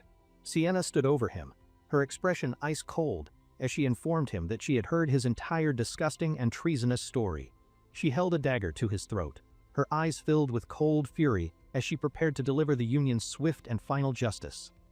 She listed his crimes, conspiring with the Rettle cult, conducting human experiments, and trying to clean up the city's impoverished slums. The mayor stared back, his face a mask of feigned innocence as he stammered, asking what she was talking about in confusion. Sienna's voice was like ice as she passed judgment, stripping the mayor of his rank and ordering his execution for his crimes. The mayor, still dazed and confused by the events, stammered in disbelief, unable to comprehend what was happening to him right now. With a swift, clean strike, Sienna executed the corrupt mayor. His blood splattered across the floor, and his glasses fell from his face. Following the execution, Sienna took command of the city hall, ordering it to be shut down and all personnel to be apprehended. She identified a few individuals with tainted mana among the staff and interrogated them relentlessly, while Rowan stood by and watched her. While no new information was gained from them, the interrogations did confirm that everything the mayor had confessed was indeed the truth. With the situation in Olin under control, Sienna told them they both did well and that they would take a short break. Rowan turned to Sienna, a question on his mind, and asked if he could speak with her for just a single moment. He asked her about the special and very unique pen she had been using earlier to write her official report to the Union. She explained it was a messenger pen, a magic tool given to Union members who reached the high rank of runner. Lucas asked Sienna if it was really okay to execute the mayor so decisively, but she replied that it depends on one's judgment. She continued, explaining that while arresting is always the preferable option, they had to be decisive and firm this time around. She elaborated that any hesitation on their part would have given their enemies an opportunity to question Rowan's and Owl's unique abilities.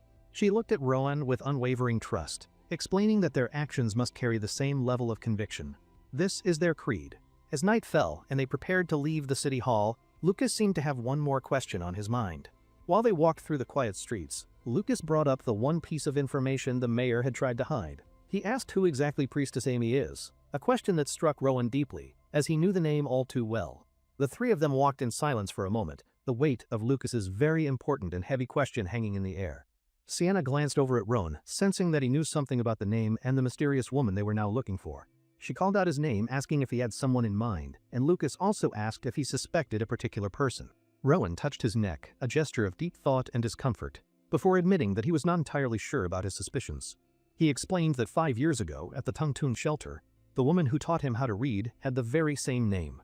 Sienna placed a hand on his shoulder, her expression serious as she gently reminded him of the Union's strict and important policy.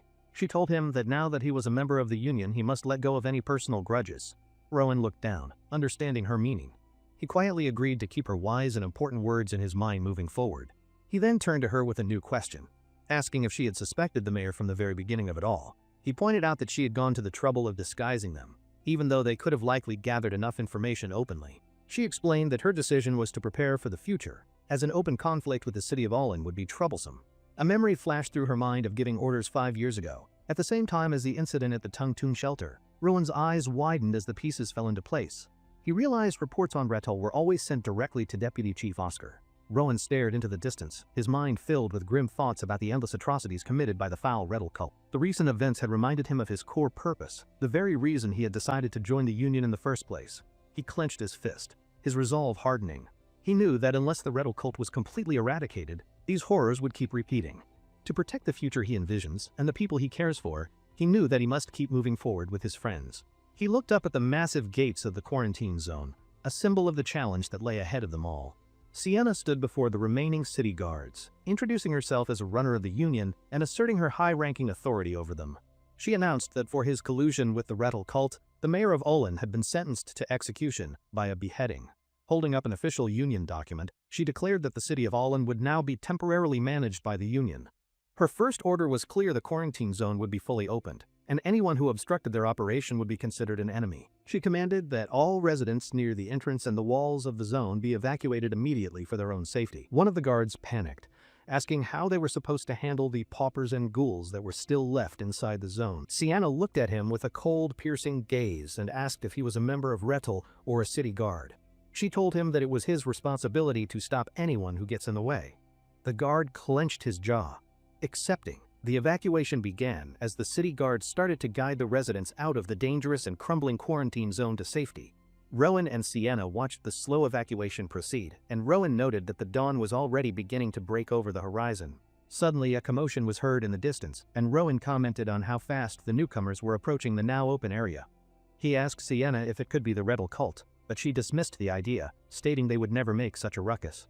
The sound of galloping hooves grew louder, signaling the arrival of a large group on horseback, their approach swift and very direct. A contingent of Union members arrived, led by Commander Magda of the Honor Council and Commander Adrian of the Conviction Council. Adrian greeted them with a warm, cheerful smile, acknowledging that they had been waiting for his arrival for quite some time. Sienna greeted him formally, thanking him for coming, and mentioning that they could have prepared if he had sent word ahead. Adrian held up her report, explaining they were following her instructions. Sienna, surprised, noted she hadn't known Commander Magda would also come. Adrian mentioned Magda rarely comes to the field, but the juniors, Deeds, must have piqued her interest, honoring Rowan and Lucas. Rowan looked at the imposing woman on horseback, immediately recognizing her as Commander Magda of the highly esteemed Honor Council. He bowed respectfully before the commander, introducing himself as an Oz-ranked member of the Conviction Council under her command. Magda looked down at him, her expression cold and dismissive, as she acknowledged that he must be the Rowan from the rumors. She stated plainly that she was only interested in the Retal cult's magic book, leaving Rowan completely speechless by her bluntness.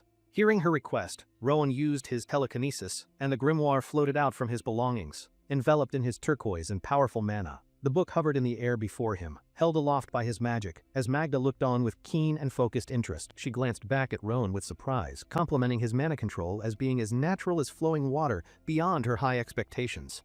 Commander Magda muttered to herself in frustration, realizing she was too complacent and should have questioned the governor about Rowan's unique abilities. She dismissed her own thoughts with a wave of her hand, clearly annoyed with herself for her previous and very short-sighted oversight. She addressed the others, confirming that the main problem was the massive barrier wall separating the city from the quarantine zone. With casual authority, Commander Adrian stated that if the wall was a problem, then they should simply remove it from their path. The two commanders, Magda and Adrian, walked toward the wall, while their subordinates, including Rowan and Lucas, stood back to watch.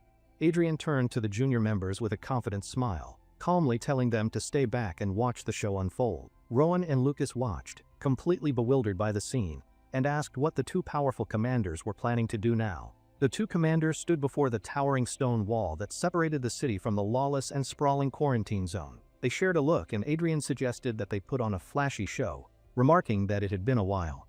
Commander Magda floated into the air as intricate, massive red magic circles materialized around her, crackling with an immense and terrifying power. Rowan and Lucas stared in absolute shock, their mouths agape at the sheer scale of the magic being summoned by the commander.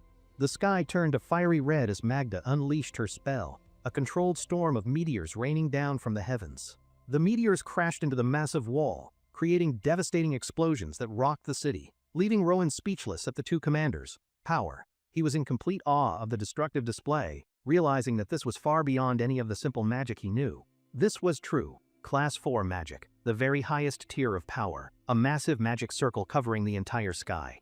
Rowan internalized the incredible sight, understanding that this was the true power of Class 4 magic, beyond anything he had ever imagined.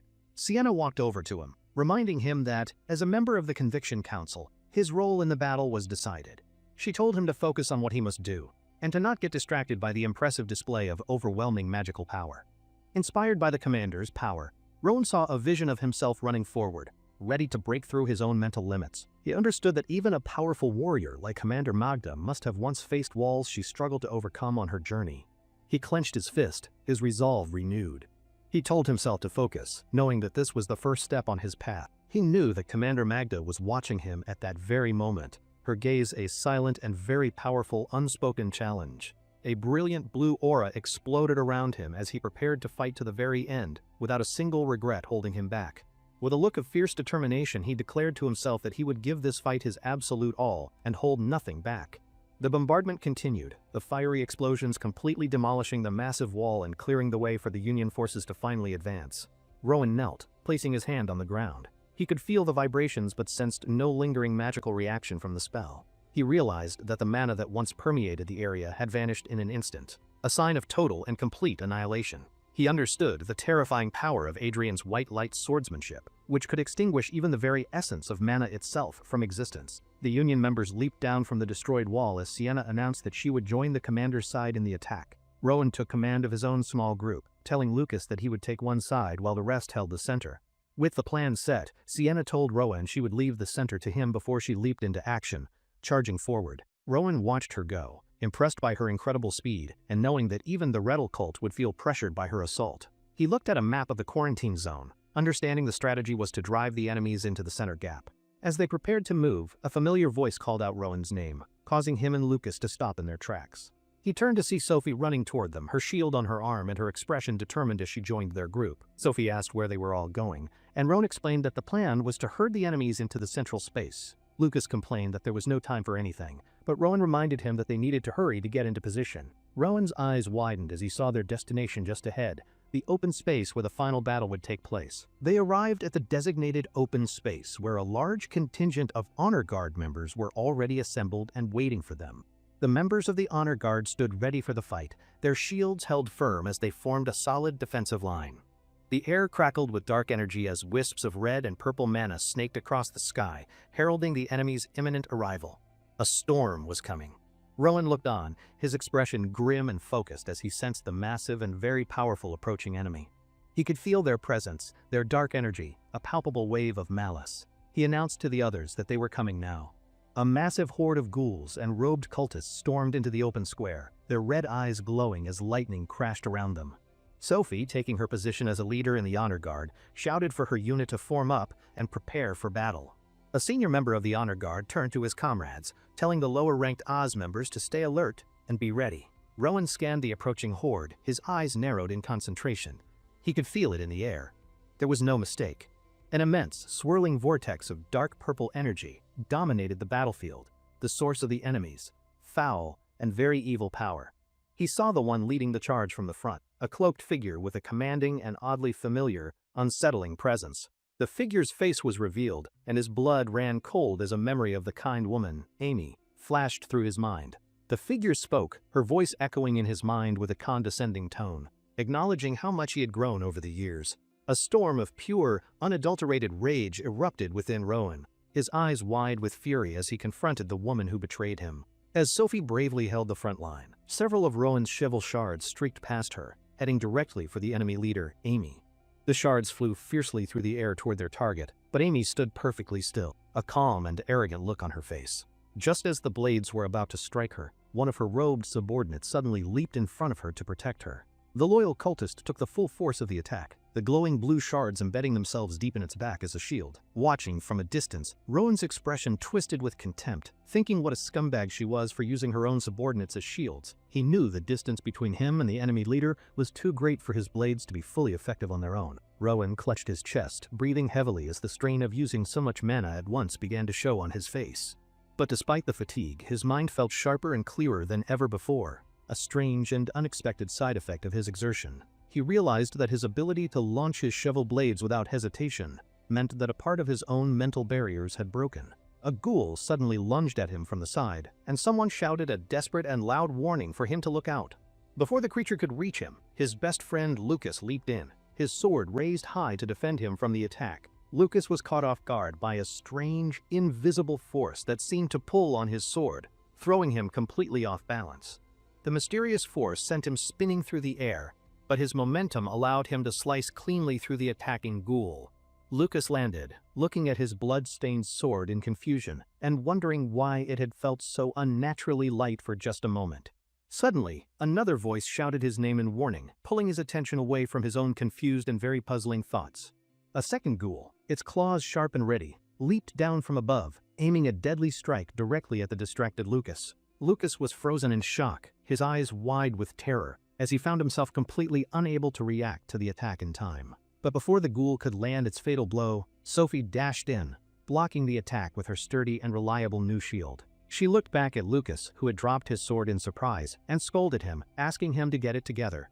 She told him to save his apologies for later, reminding him that they all needed to make it back alive from this fight. Lucas grabbed his sword from the ground, shouting back at her that he had no intention of dying here on this day. With a powerful roar, he declared that he still had not been properly acknowledged by his father, a brilliant aura surrounding him. His attack was so powerful that it completely obliterated the ghoul, sending its severed head flying high into the clear blue sky.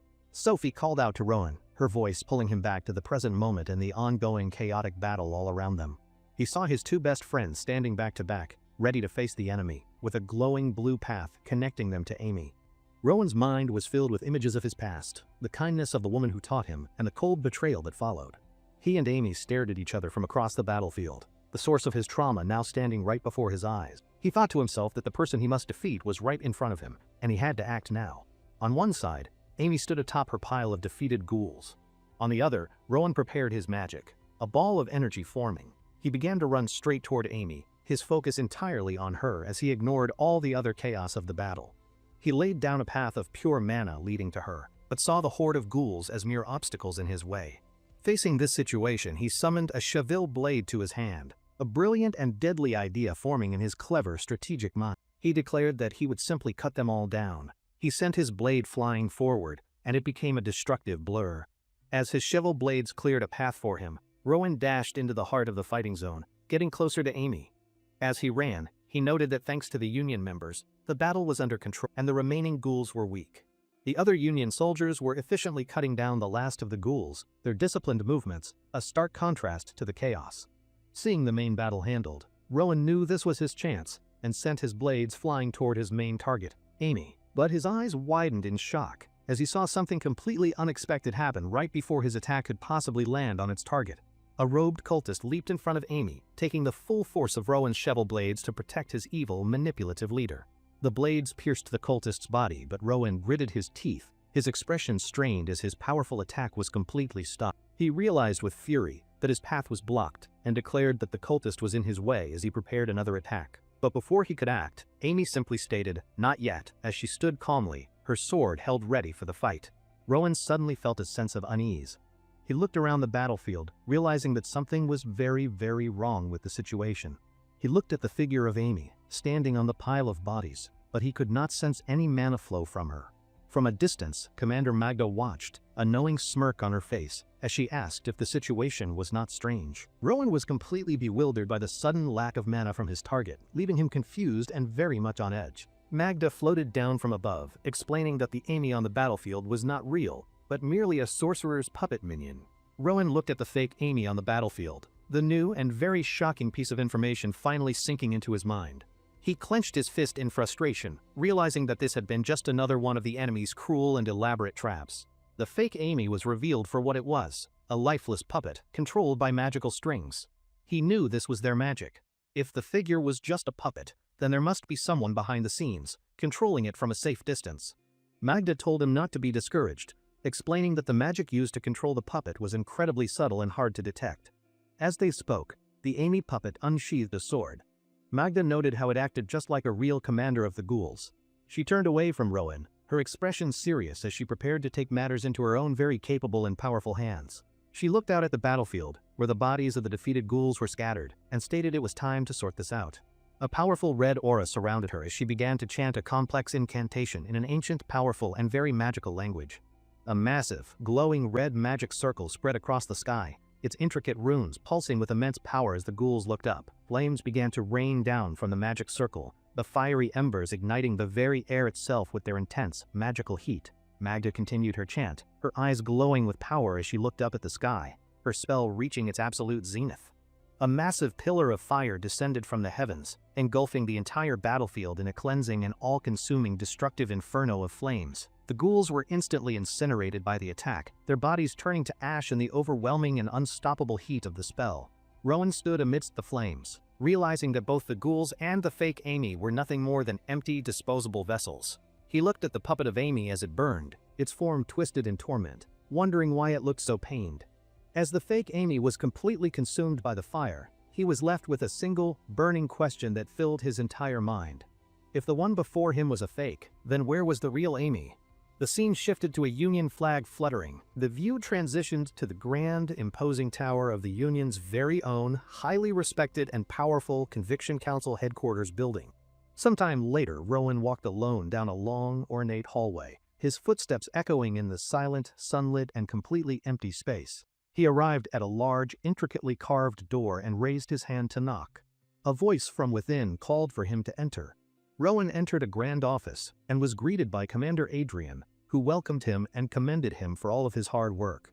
The room was filled with the key figures from the mission. Adrian praised Rowan for his excellent results, saying this treatment was natural. Rowan looked down, a thoughtful expression on his face as he considered the results, before offering a simple and polite thank you. He asked why he had been summoned. Adrian leaned forward, explaining that there was something he wanted to ask the young man. Adrian specified that his question was about the owl that is always by Rowan's side, catching the boy slightly off guard. Adrian explained the report only said Rowan discovered the treason with unique magic, and that the higher-ups would not pry too much. Oscar asked if that was all right, explaining that while tracing swordsmanship is hard, tracing unique magic is even more difficult for them. Rowan felt a wave of relief, realizing that if they had investigated, Owl's strange and very unusual nature would have been exposed.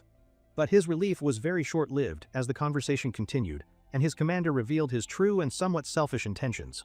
Adrian leaned forward with a curious smile, admitting that, to be honest, he was a bit intrigued by the unique magic himself. He told Rowan that he needed his help, leaving the young man to wonder what kind of assistance he could possibly provide. Oscar stood up and retrieved a large, dark bundle, as Adrian asked Rowan if he could show them his special ability. Oscar held up the heavy sack, its contents clearly grim, and related to the recent and very difficult ghoul subjugation mission. The sack was opened, revealing the severed heads of several ghouls, their faces frozen in grotesque expressions of rage and undeath. Rowan stared, his mouth slightly agape, as he realized with a jolt what the commander was asking of him now. Adrian confirmed his unspoken suspicion with a simple, direct, and very casual statement, telling him that his assumption was completely correct. With a twinkle in his eye and a cheerful smile, Adrian suggested that they should feed Rowan's familiar owl at least once.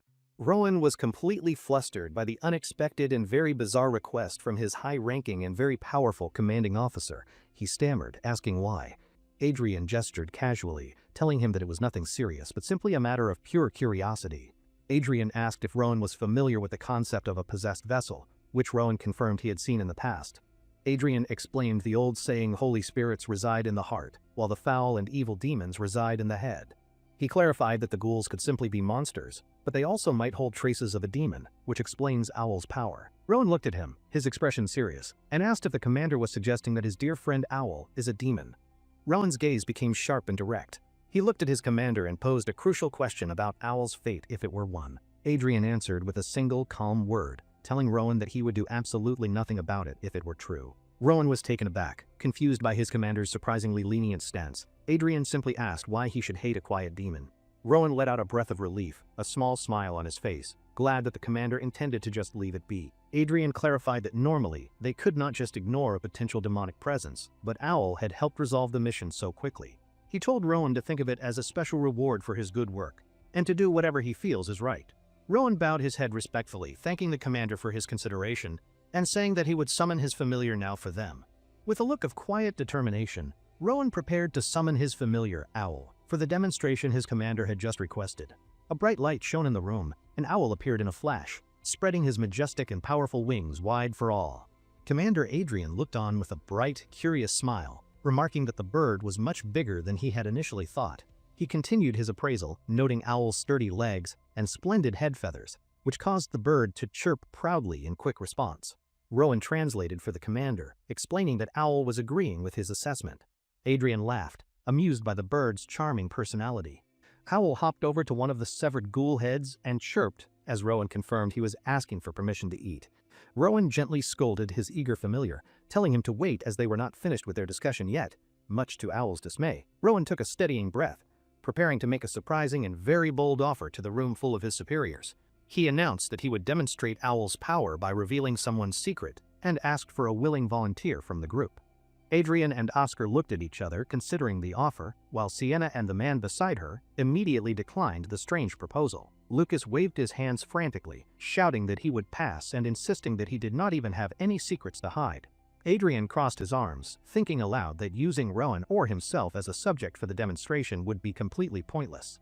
Lucas suggested bringing in a prisoner, but Adrian explained that riddle cultists do not share information, making the idea entirely useless. He elaborated that all important information is transmitted mentally, so extracting it from a low-level grunt would be completely and utterly pointless. Rowan looked up in shock, asking if they were controlled mentally. Adrian confirmed they were just following orders and were already dead. Adrian's eyes narrowed as he came to a final and very decisive decision about what to do in the current situation. He told Rowan to let Owl have its meal, noting that the bird's drool was about to flood the entire room. Rowan knelt down to speak with his familiar. After a moment of quiet communication, he looked up, surprised by what he heard. Lucas, curious about the sudden change in the atmosphere, asked what the bird was saying to his friend just now. Rowan explained that since there were no secrets to see, Owl would demonstrate another of its very special abilities for them instead. Owl puffed out its chest proudly. Rowan clarified that the bird was offering to lend its own powerful mana to him. Lucas and Oscar looked at each other, intrigued by the fascinating and very rare magical concept of a familiar sharing its own mana. A wide, hopeful smile spread across Rowan's face as he realized that a whole new path of magical possibilities had opened. He gently stroked Owl's head and told him to begin the demonstration, eager to see what would happen with this new power. Lucas groaned, clearly dreading having to witness the gruesome and very bizarre scene of the bird eating a head all over again. Owl faced the ghoul head, its expression fierce and determined as it prepared to consume its meal and activate its unique power. In a single, swift motion, Owl opened its beak impossibly wide and swallowed the entire head in one very large gulp. Oscar and Adrian stared in utter shock, their jaws dropping as they witnessed the incredible and seemingly impossible magical feat right before them. Owl let out a contented burp, a small cloud of smoke puffing from its beak as it finished digesting its strange meal. The familiar sat on the table, looking plump and satisfied. Rowan praised him for his good work and wondered what to do now. Owl opened its beak impossibly wide, revealing a dark, empty void within as it chirped, expecting something to be put inside. Lucas asked what the bird was saying now, and Rowan explained that Owl was telling him to put something inside its mouth. Rowan clarified that Owl wanted him to put his hand inside its mouth, a dark and mysterious void that seemed to lead nowhere. He hesitantly held his hand over the dark void, unable to see anything inside, and wondered if there was really something there. He disliked the strange and unsettling idea, but knew he had no other choice, and slowly lowered his hand toward the opening. He plunged his entire arm into Owl's mouth. Lucas and Sienna watched in stunned silence as his arm disappeared into the bird. Suddenly, Rowan's eyes widened in surprise. He could feel something inside the void, a strange object that he immediately grabbed onto. He pulled his arm back out of the void, his hand now closed around the mysterious object he had just retrieved from within. Resting in the palm of his hand was a smooth, translucent, blob-like object, made of pure, highly condensed and powerful magical mana. Lucas pointed, asking if it was some kind of egg, while Sienna remarked that it looked like a strange sea creature. Rowan examined the object. It was a clump of tightly compressed water, the mana within it tangled in a very familiar way. He admitted that he could not think of a way to use it, and wished he had a wizard to help him. Still, he knew that with this much condensed mana, he should be able to cast a very powerful and impressive magical spell. Sometime later, two members of the Honor Council, Sarah and Miguel, questioned the decision to bring in a 15-year-old as an advisor. One of them remarked that while the new recruits stood out as students, they questioned if they were really worth consulting now. They recalled a memory of a young Rowan impressively rewriting spells for telekinesis and fireball during his early and impressive academy days. Despite his past achievements, they were still skeptical about asking a kid for advice, though they admitted the recruits were exceptional. The two of them walked down a set of stone stairs, heading toward a training ground to meet with the young genius. Suddenly, an immense wave of blue, watery energy erupted from the training area, stopping them in their tracks as they stared. They admitted that this was completely unexpected. Rowan stood calmly in the middle of a massive vortex of pure water magic. Rowan held the glowing mana egg, feeling its immense power. His preparations were complete, leaving just one crucial question: what awesome thing should he do? He remembered the golem's mana core from his exam. This new power source felt strangely similar, giving him a brilliant golem-smashing idea for practice. Rowan treated the orb like a magical magnet, pulling in surrounding energy. He began shaping the power, ready to build something truly spectacular and probably destructive. He realized bigger wasn't better and started compressing the water magic. His goal was to make it smaller, faster, and dense enough to punch holes. His mind flashed to Commander Magda's fiery meteor spell. He aimed to create something just as impressive, but hopefully with a lot more water involved. A blush crept onto his face as he felt the overwhelming power. He was a bit shocked that he, a rookie, was controlling this much energy. He looked up in absolute awe at the massive water vortex. This was way beyond his usual magic, and he was thoroughly enjoying the upgrade. A huge, thrilled grin spread across his face. This incredible new strength felt amazing, and he was loving every second of this wild power trip. Rowan began chanting in a formal, ancient language. He carefully focused the swirling energy, trying very hard not to mess up the complicated spell. The massive orb of water churned violently above him. The spell was growing more powerful, responding perfectly to his every command like an obedient water puppy. With the final words of the chant, the magical runes glowed brightly. The spell was complete, holding its shape just before he planned to unleash it. An unexpected wave of water suddenly drenched the two senior agents. They were completely soaked, looking less like elite runners and more like surprised cats. Rowan looked around at the now devastated training yard in confusion. He had a sneaking suspicion that he might have overdone it just a little. Commander Adrian appeared, looking over the watery chaos with an impressed smile. He commented that the magical display was far more incredible than he expected. Adrian cheekily pointed out that Miguel seemed to have gotten the worst of it. The poor man was completely soaked from head to toe in magical water. Miguel trembled with absolute fury, his face a mask of pure rage. Being drenched by a rookie's out-of-control spell was not on his agenda today. He furiously pointed at the group, yelling that they were dangerously reckless. He insisted that if they had been hit, they'd be flatter than pancakes. Sienna calmly stepped in with a very unimpressed stare. She reminded them that training yards were for training, and they probably shouldn't wander in blindly. Miguel was still shaking with rage, while Sarah tried to argue back. She stammered out a weak defense, but was quickly interrupted before she could finish. Adrian stepped between them, holding up a hand to stop the fight. He declared that was quite enough bickering for one magical disaster. He turned to the two drenched agents from the Honor Division. He calmly asked what important business had brought them to his side of campus. A flustered Sarah quickly pulled a document from her coat. She explained it was an official dispatch for him, sent directly from Commander Magda. She held out the soggy, ruined paper. Unfortunately, the important official message now looked more like a piece of abstract art made of smeared ink. Adrian stared at the dripping mess, stating the obvious. He couldn't read it. Sarah looked mortified, clearly wishing the ground would swallow her whole. Adrian asked what the message was about. Miguel vaguely recalled it was a request from Magda for some kind of magical consultation, though details were fuzzy. The commander noted that a magic question wouldn't be for him. After all, his main skills involve swords, not complicated spells and flashy lights. He then turned to Rowan, guessing the request was for him. Rowan looked back with a confused expression, wondering what the commander wanted with him. Miguel confirmed it was for Rowan, then sneered about the situation. He couldn't believe the notoriously proud Commander Magda was asking a rookie for help. Miguel secretly admitted he had thought Rowan was just an overrated kid. He had been completely prepared to be unimpressed by the famous young agent. But the memory of that enormous, powerful water spell changed his mind. That was no rookie magic. It was the work of a true magical powerhouse. Commander Adrian cheerfully handed the soggy, unreadable letter back to Rowan. He seemed to find the whole messy situation rather amusing, much to Sarah's dismay. Miguel realized Rowan's magic was on par with Adrian's skill. Adrian wondered aloud if Magda was targeting Rowan, and Oscar agreed it was likely. Adrian decided that if Magda was acknowledging his rookie, there was no reason to refuse. It was a good opportunity for Rowan to shine. Adrian put a hand on Rowan's shoulder, telling him to go ahead. He promised they would chat later, sending the young agent off on his mission. Rowan paused, the feeling of that incredible magic still fresh in his mind. The immense power had left him feeling a little breathless and slightly flushed. He thought about the mana egg from Owl that made it all possible. It hadn't solved his core problem, but it sure was a fun temporary fix. Filled with gratitude, Rowan clenched his fists with newfound determination. He knew this amazing power-up was all thanks to his mysterious little feathered friend. The scene changed to the impressive main building of the Honor Division. Its tall, grand tower looked both beautiful and incredibly intimidating to any visitor. Rowan entered a large, fancy office filled with books. A stern voice immediately called him out, noting that he was running a bit behind schedule. Commander Magda sat at her desk with her arms crossed, looking severe. She mentioned hearing about some kind of mess at the training yard. Rowan apologized, explaining his new spell got a bit out of hand. Magda seemed intrigued by the idea of him practicing a new magic. He admitted her powerful magic had inspired him to try creating a downpour. Magda looked pleased by this, and graciously invited him to take a seat. She asked if his new spell had a name yet. When he said no, she suggested, quote, Fallen Fury, which sounded both poetic and very destructive. Rowan's eyes lit up, and he happily agreed to the cool new name. He thought Fallen Fury sounded incredibly powerful and suited the spell perfectly. A rare, genuine smile appeared on Magda's face.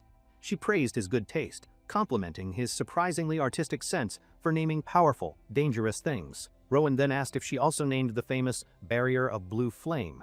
She confirmed she had, back when she was still a vice commander. He excitedly told her how much he admired her naming skills. She noted his interest in languages would be useful for their real business today. Rowan's happy mood vanished, replaced by confusion. He looked up, wondering what sort of business the commander could possibly have with a rookie like him. Magda leaned forward, her expression suddenly serious and intense. She changed the subject to the dark and forbidden language spoken by the demons themselves. The room felt heavy as she asked a chilling question. Could he, a young Union agent, actually understand and interpret the demonic language, Infernal? Rowan was stunned but admitted he could understand it a little. Magda immediately demanded to know where on earth he had learned such a thing. He explained he learned it from the books at the Rettel base in Allin. Commander Magda was left completely speechless by his incredible, unbelievable claim. She couldn't believe he learned a demonic language in a few days. He confidently added that with more books, he could definitely translate them for her. Without another word, she pushed a tall stack of old, ominous-looking books across the desk. It was time to put his bold claim to the test. She placed her hand on the books, her voice grim and urgent. They needed to understand these formulas quickly to stop those vile Rettel cultists. Rowan saw the books were bound in human skin, just like the one before. The grim task ahead settled over the quiet, sunlit room. Rowan began deciphering the demonic texts while Magda watched him patiently. She sipped her wine, observing the rookie's surprisingly focused and efficient. The hours passed in studious silence, broken only by the quiet sips of wine. Magda continued to watch Rowan, waiting for him to uncover something useful. Magda finally broke the silence, asking what he knew about demons. Rowan admitted he knew very little, other than that evil cults worship them. She explained that demons only appeared about a century ago. She added that so far, they had only seen the weak ones. The real nightmares hadn't shown up. Rowan questioned the idea of ordinary demons. Magda explained that while it was just a theory, she believed there were countless demons out there. While pouring more wine, she compared demons to humans. Just as there are normal people, she reasoned, there must also be normal, everyday demons. She pointed out that there are special humans with powers, like him. Therefore, it only made sense that there were special demons with powers too. Magda finished her thought with a chilling conclusion. There had to be powerful, special demons out there, far beyond what they had ever encountered before. Rowan realized with horror that if Riddle kept improving their summoning spells, they might accidentally call one of those special demons, which would be very bad. Magda took a sip of wine, her focus clear. Before worrying about super demons, she said, they first needed to crush the Rattel faction completely. Rowan decided it was probably best to keep Owl's demonic origins a secret for now. The commanders didn't seem ready to hear about that just yet. He bravely changed the subject, suggesting they also needed a plan for the ghouls. Magda looked at him, surprised by his concern for the monsters. She dismissed ghouls as a threat only to regular people, not to them. He argued back that innocent people were still the ones who suffered. He confessed his true goal. He wanted to find a way to turn ghouls back into humans. He couldn't forget the sight of those tragic creatures. Magda stared at him with a cold, unreadable expression. His idealistic hope seemed to hang in the air between them, completely unspoken and uncertain. Her expression softened into one of grim finality. She looked at him with a hint of pity and stated that his goal was utterly impossible. She explained the ghoul transformation was an irreversible divine power. While some things could be purified, ghouls were unfortunately a one-way trip to monsterhood. Rowan refused to give up, arguing that they had to try. He believed finding a cure would also help them understand and break demonic formulas. With passionate resolve, he promised to find a way. He then formally requested the full strength and support of her powerful honor division. The next day, Rowan walked through a sunlit corridor. After a long and intense night of work, he was ready for the next step. He let out a huge yawn, feeling completely exhausted. He had been up all night translating those creepy skin-bound books without a single break. Despite his tiredness, his eyes were sharp with determination. The long night of work had only strengthened his resolve to see his mission through. He recalled his passionate plea to Commander Magda. He had been nervous asking for help, but he knew it was a necessary step to succeed. He remembered her answer with a feeling of relief. After a moment of consideration, the powerful commander had agreed to cooperate with his ambitious plan. Now that he had a powerful commander on his side, his mind was racing. He walked with purpose, already beginning to form a new plan. He wished he could go to Sion to study holy magic. Unfortunately, as a low-ranking rookie, he couldn't just ask for such a huge mission. Feeling a bit stuck, he decided to start with what he knew. His first step would be to return to his division and review everything. Back in Adrian's office, Rowan reported his findings from the grimoires. He explained the dark magic he had managed to decipher throughout the long night. Commander Adrian listened carefully, absorbing all the complicated new information. He seemed impressed by the sheer amount of work Rowan had accomplished so quickly. He stroked his chin thoughtfully, processing the dark implications of the demonic texts. The information was valuable, but it also painted a very grim picture. Adrian smiled, asking if his meeting with Magda went well. Rowan confirmed that it had, much to the commander's visible relief and amusement. Adrian leaned back, joking that he could finally face his anti-Magda now. He admitted he would never understand magic, but he appreciated the effort. His playful mood shifted, and he asked Rowan for one last thing. Rowan looked up, wondering what else the commander could possibly need from him. Adrian revealed a large map covered in chess pieces. He explained that this was his current project, tracking the Rattel faction's main headquarters. Rowan asked what the markings on the map meant. Adrian explained they were Union strongholds built right on top of Rattel's destroyed human farms. Rowan realized this meant there were likely no other Rattel bases. Adrian was intrigued and asked the clever rookie to explain his strategic thinking. Rowan explained his theory about the bases.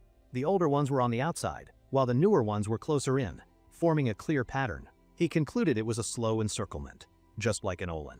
They were tightening the net to trap those awful cultists in their main base. A proud, knowing smile touched Adrian's lips. He was clearly very impressed by his rookie's sharp mind and excellent strategic assessment of the situation. Adrian agreed, confirming they were very close to finding the main base. He picked up a chess piece, the final victory feeling closer than ever before. He placed the piece back down with purpose, his eyes fixed on Rowan.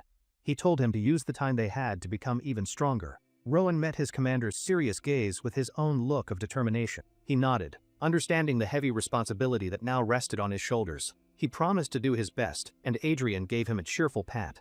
He told him to keep up the great work he was already doing. Rowan hesitated for a moment before asking his commander for some advice. He looked a bit nervous about bringing up his personal request now. He awkwardly touched the back of his neck, feeling a little shy. He gathered his courage to ask the commander for a very big favor. He finally asked for a mission to the holy city of Sion. He knew it was a long shot, but he had to at least try. Adrian gently explained that he wasn't a high enough rank for a solo mission yet. Rowan looked down, his disappointment clear on his face. Adrian then offered a clever alternative to cheer him up. He suggested Rowan visit the academy if he wanted to learn more about Sion. He reminded Rowan that his old principal, Gregor, was the former archbishop. The man was a direct link to the very information Rowan was seeking. Rowan's face lit up with renewed hope. He had completely forgotten about his principal's past, and now a new path was open to him. Adrian dismissed him, telling him to go rest after his hard work. Rowan gratefully accepted and turned to leave the commander's grand office. Just as he was about to depart, Adrian stopped him one last time. There was one more piece of important news he needed to share. He told Rowan a manager was coming tomorrow to evaluate their mission. He also gave him a few days off, which was a nice bonus. Rowan left the office, thinking about the upcoming evaluation. While recognition would be nice, his mind was already focused on his next important task. He clenched his fist with renewed determination. Tomorrow, he would go to the academy and get the answers he so desperately needed from the principal. The next day, Rowan walked through the familiar grounds of the Union Academy. It felt strange to be back at his old school so soon. Principal Gregor stood behind his desk and offered a warm, welcoming smile. He seemed genuinely happy to see his former star pupil visiting him. The principal shook Rowan's hand firmly, congratulating him on his work.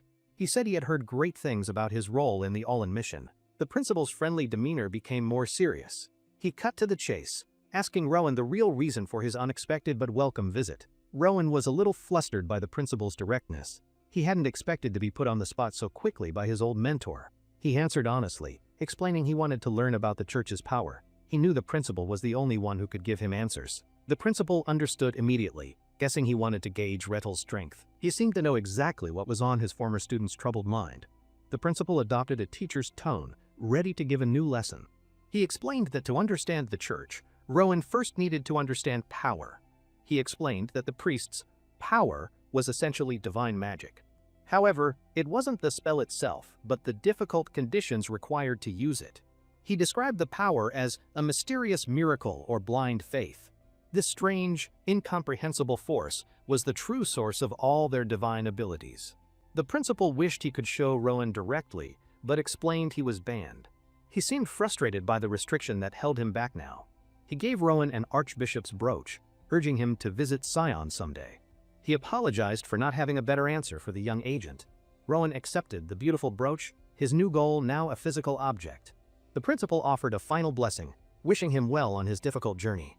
Later, at the Union Great Stadium, formally dressed agents gathered. The air was filled with a quiet, nervous energy before the merit ceremony began. Rowan looked for his seniors while hearing gossip about the Crown Prince. The news that royalty was attending made the event feel much more important. Other agents whispered that the prince was a nitpicky troublemaker. They said he liked to test people's strength by making bets with them. This gave Rowan an idea as he walked alone through the courtyard. A bet with the prince might be just the opportunity he was looking for. Holding the brooch, his expression turned determined. This ceremony could be his one and only chance to earn a direct mission to the city of Sion. Lucas suddenly appeared, startling Rowan from his strategic plotting.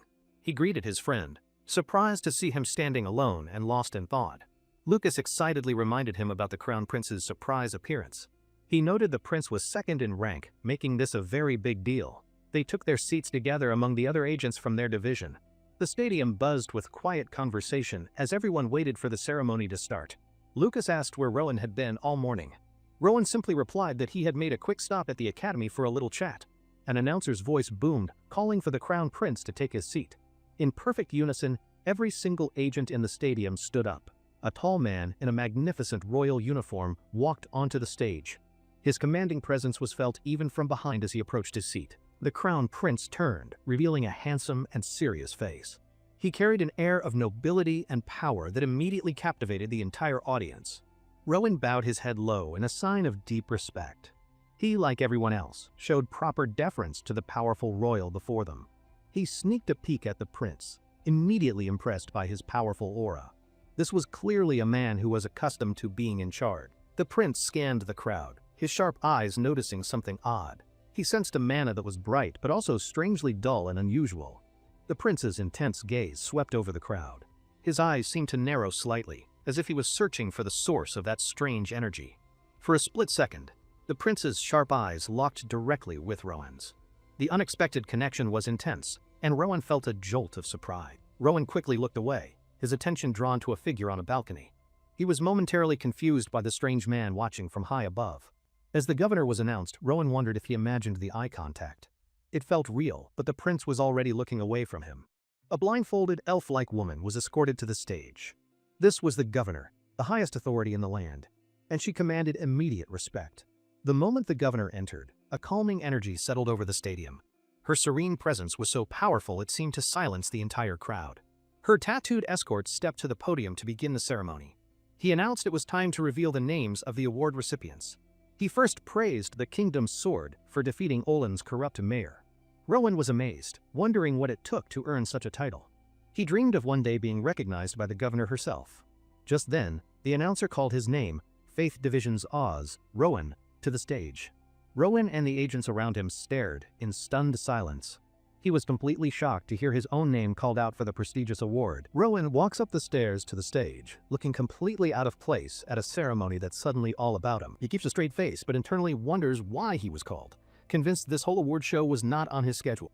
He glances back at his clapping seniors, still utterly baffled as to why his name was announced instead of a real hero's. Rowan respectfully bows before the blindfolded Governor General, trying his best to look like he belongs in such esteemed company. A pair of polished boots appears from above, signaling the grand entrance of someone who clearly loves a dramatic reveal. The crown prince descends to the stage, instantly making the formal event feel much more like an impending interrogation. The prince stares at Rowan with an intense gaze, looking less like royalty and more like a predator sizing up its meal. Rowan realizes the creepy feeling of being watched earlier was just the prince doing his homework on the new guy. The prince officially presents an award to Rowan for his heroics, though his tone suggests he doesn't believe a word of it. He announces Rowan will get a cash prize and a top-tier item, handing over the plaque like it's a court summons. Rowan is completely bewildered by the honor, wondering if this is all just an elaborate and very confusing practical joke. The prince leans in and skeptically asks if Rowan is even a sorcerer, clearly unimpressed by the supposed hero before him. Rowan confirms his credentials, but the prince says he's more familiar with the dead mayor,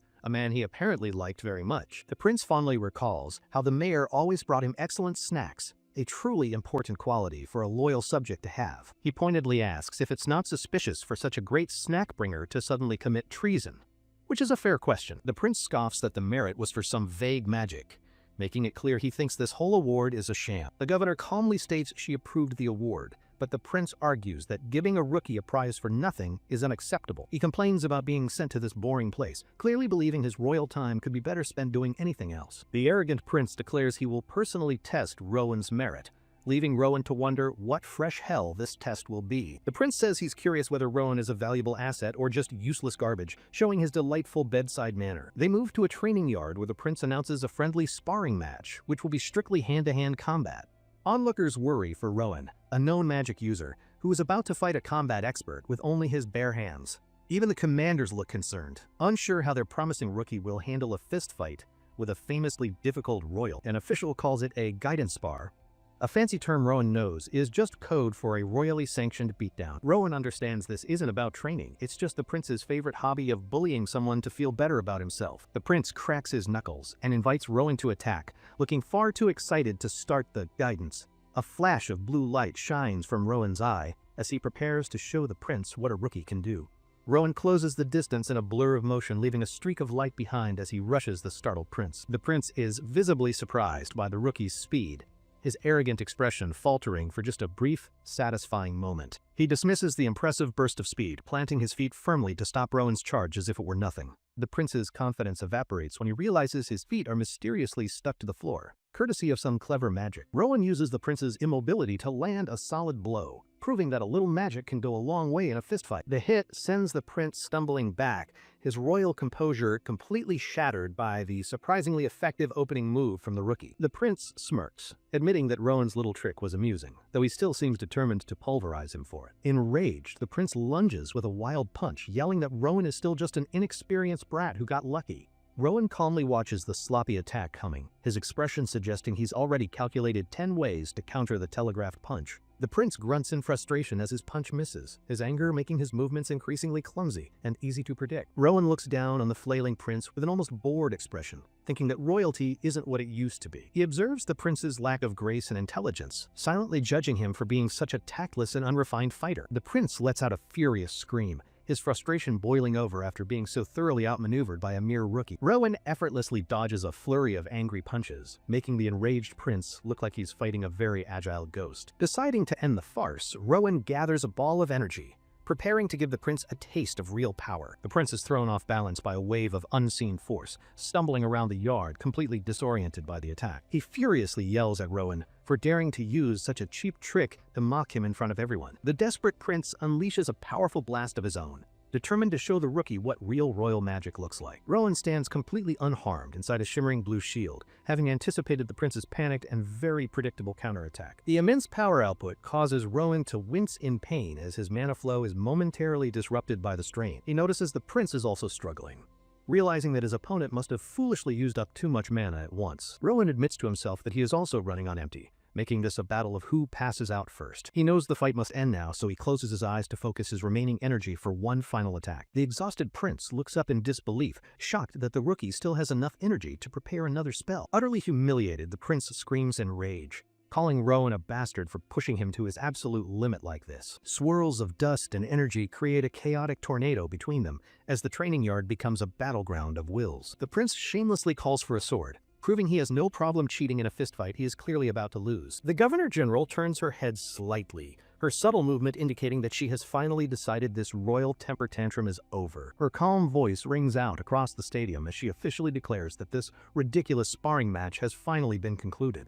A powerful gust of wind separates the two fighters, a gentle but firm display of the governor's overwhelming authority. The governor dismisses everyone, leaving the prince standing alone in the dust, his face a perfect mask of utter humiliation. Rowan watches the scene unfold, quietly surprised that his public shaming was interrupted by such a powerful and timely intervention. The prince is left speechless, his royal pride completely shattered after being defeated and then dismissed like a misbehaving child. Defeated and utterly humiliated, the prince walks away, while Rowan remains standing as the unexpected victor of the quote-quote guidance spar. Rowan glances back with a subtle, satisfied smirk, having won the fight without even throwing a proper punch. Later that night at a tavern, Union members celebrate loudly, the perfect background noise for a post-brawl meal with friends. Rowan advises his friend Lucas to slow down, gently warning that he might get sick from eating with such gusto. His friends are eating as if they've been starved for weeks, making the most of the free celebratory dinner. Lucas argues with a full mouth that he's honoring Rowan's victory, so Rowan tells him to swallow before talking. Sophie asks Rowan if he's serious about his quest to Seong, to find a cure for the ghouls. Rowan confirms his plan, hoping that the divine magic of Seong might hold the answer he is desperately looking for. Lucas notes that Seong is hard to reach before playfully asking how Rowan managed to get into a fight with the prince. Sophie dismisses the prince as a twisted person for trying to humiliate Rowan in front of so many important people. Lucas finds the prince's behavior odd, wondering why someone who has everything would act with such petty and insecure aggression. Rowan realizes the prince's erratic behavior is likely tied to a traumatic incident from his past, connecting the dots. He explains the kingdom's history, revealing that the current king took the throne after his older brother, the former king. The previous king was a great ruler who kept the world peaceful, but his reign was cut tragically short by betrayal. The former king's own son plotted treason, and the current king, his uncle, failed to stop the bloody coup. The rebellion ended with the king's assassination, leaving a blood-stained crown as a symbol of the kingdom's dark past. This all happened over a decade ago, but the emotional scars of that day clearly still linger within the royal family. Rowan explains that the current prince was just a child who witnessed it all, making his trauma completely understandable. Lucas listens sympathetically, admitting that he would probably be just as messed up if he had experienced such a horror. Rowan reflects that childhood wounds often worsen with time, drawing a silent parallel to his own painful, unspoken past. Sophie gently taps Rowan's arm, pulling him from his somber thoughts and back to the present conversation at the table. She warns him that after his very public confrontation, the entire royal family will definitely be keeping a close eye on him. She advises him to be cautious, because getting involved with royalty usually leads to trouble, not just a simple promotion. The next morning, bright sunlight shines into Rowan's room, signaling the start of a new, hopefully less dramatic day. Rowan decides it's finally time to talk with his familiar, All, after being too busy with missions and royal brawls. All happily flies toward Rowan with his wings spread wide, excited to finally have his master's undivided attention. Rowan affectionately cuddles his small familiar, glad to have a quiet moment with his loyal and surprisingly powerful companion. He curiously pokes Ol's belly, observing that it no longer stretches like it did when swallowing a whole demon head. Rowan asks his little bird where he went, half joking if he took a quick vacation back to the demon world. He remembers that Owl can't return to the demon world anymore, since his mana was purified by Rowan himself. Rowan sadly realizes that without his memories or a home, Owl has nowhere to go, making him feel more responsible. He asks Owl if he can produce another one of those handy water mana clumps, hoping for a repeat performance. Owl shakes his head with a pout, letting Rowan know that the next mana clump is a total magical mystery box. Rowan reassures Owl that it's fine, boasting that his academy studies prepared him for any elemental surprise that comes out. He cheerfully suggests they grab a snack before the big experiment, an idea that Owl enthusiastically agrees with. After knocking on an ornate office door at Union headquarters, a voice from inside tells them to come on in. Rowan enters with Owl on his shoulder, apologizing to his commander for showing up so unexpectedly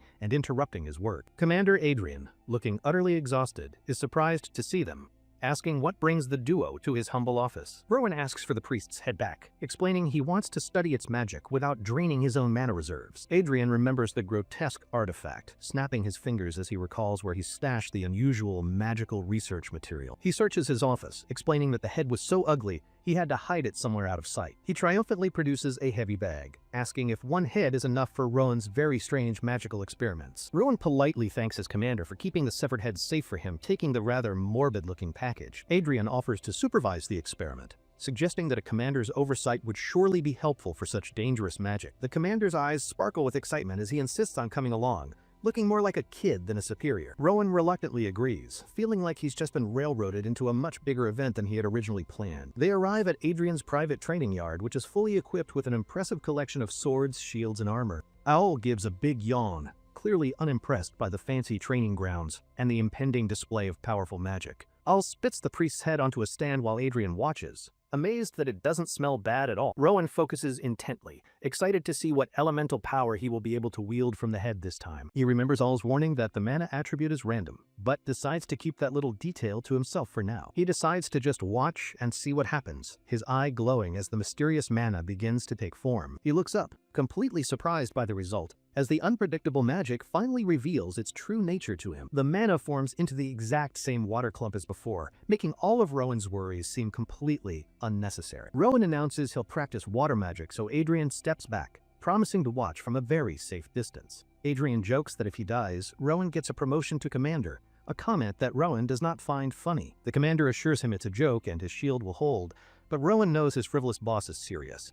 Adrian stands ready with his arms crossed, so Rowan sets a new goal: to actually break the commander's legendary aura shield. Rowan releases a massive torrent of water, letting the powerful mana flow freely throughout the entire training yard around him. He skillfully controls the swirling vortex of water, gathering its immense power as his commander watches with keen interest. Adrian nervously adjusts his glasses, admitting that the massive swirling vortex of water looks much scarier from down below. Rowan decides to make the water harder, absorbing its heat to transform the liquid into a much more solid projectile. The water instantly freezes into a gigantic, jagged ice pillar, a deadly weapon now aimed directly at his unflinching commander. Adrian's eyes widen with genuine shock as he realizes Rowan has just created a weapon far more dangerous than simple water. The massive ice spear shoots across the yard, heading straight for the commander's glowing shield like an unstoppable magical missile. Rowan struggles to control the immense weight of the ice with his powers, finding it much more difficult than he anticipated. Realizing he can't maintain control, he decides to convert the ice back into water for one massive, final attack. He unleashes the full force of the water in a single, explosive blast, pouring all of his remaining energy into it. The impact creates a huge cloud of steam and mist, forcing Rowan to shield his face from the powerful backlash.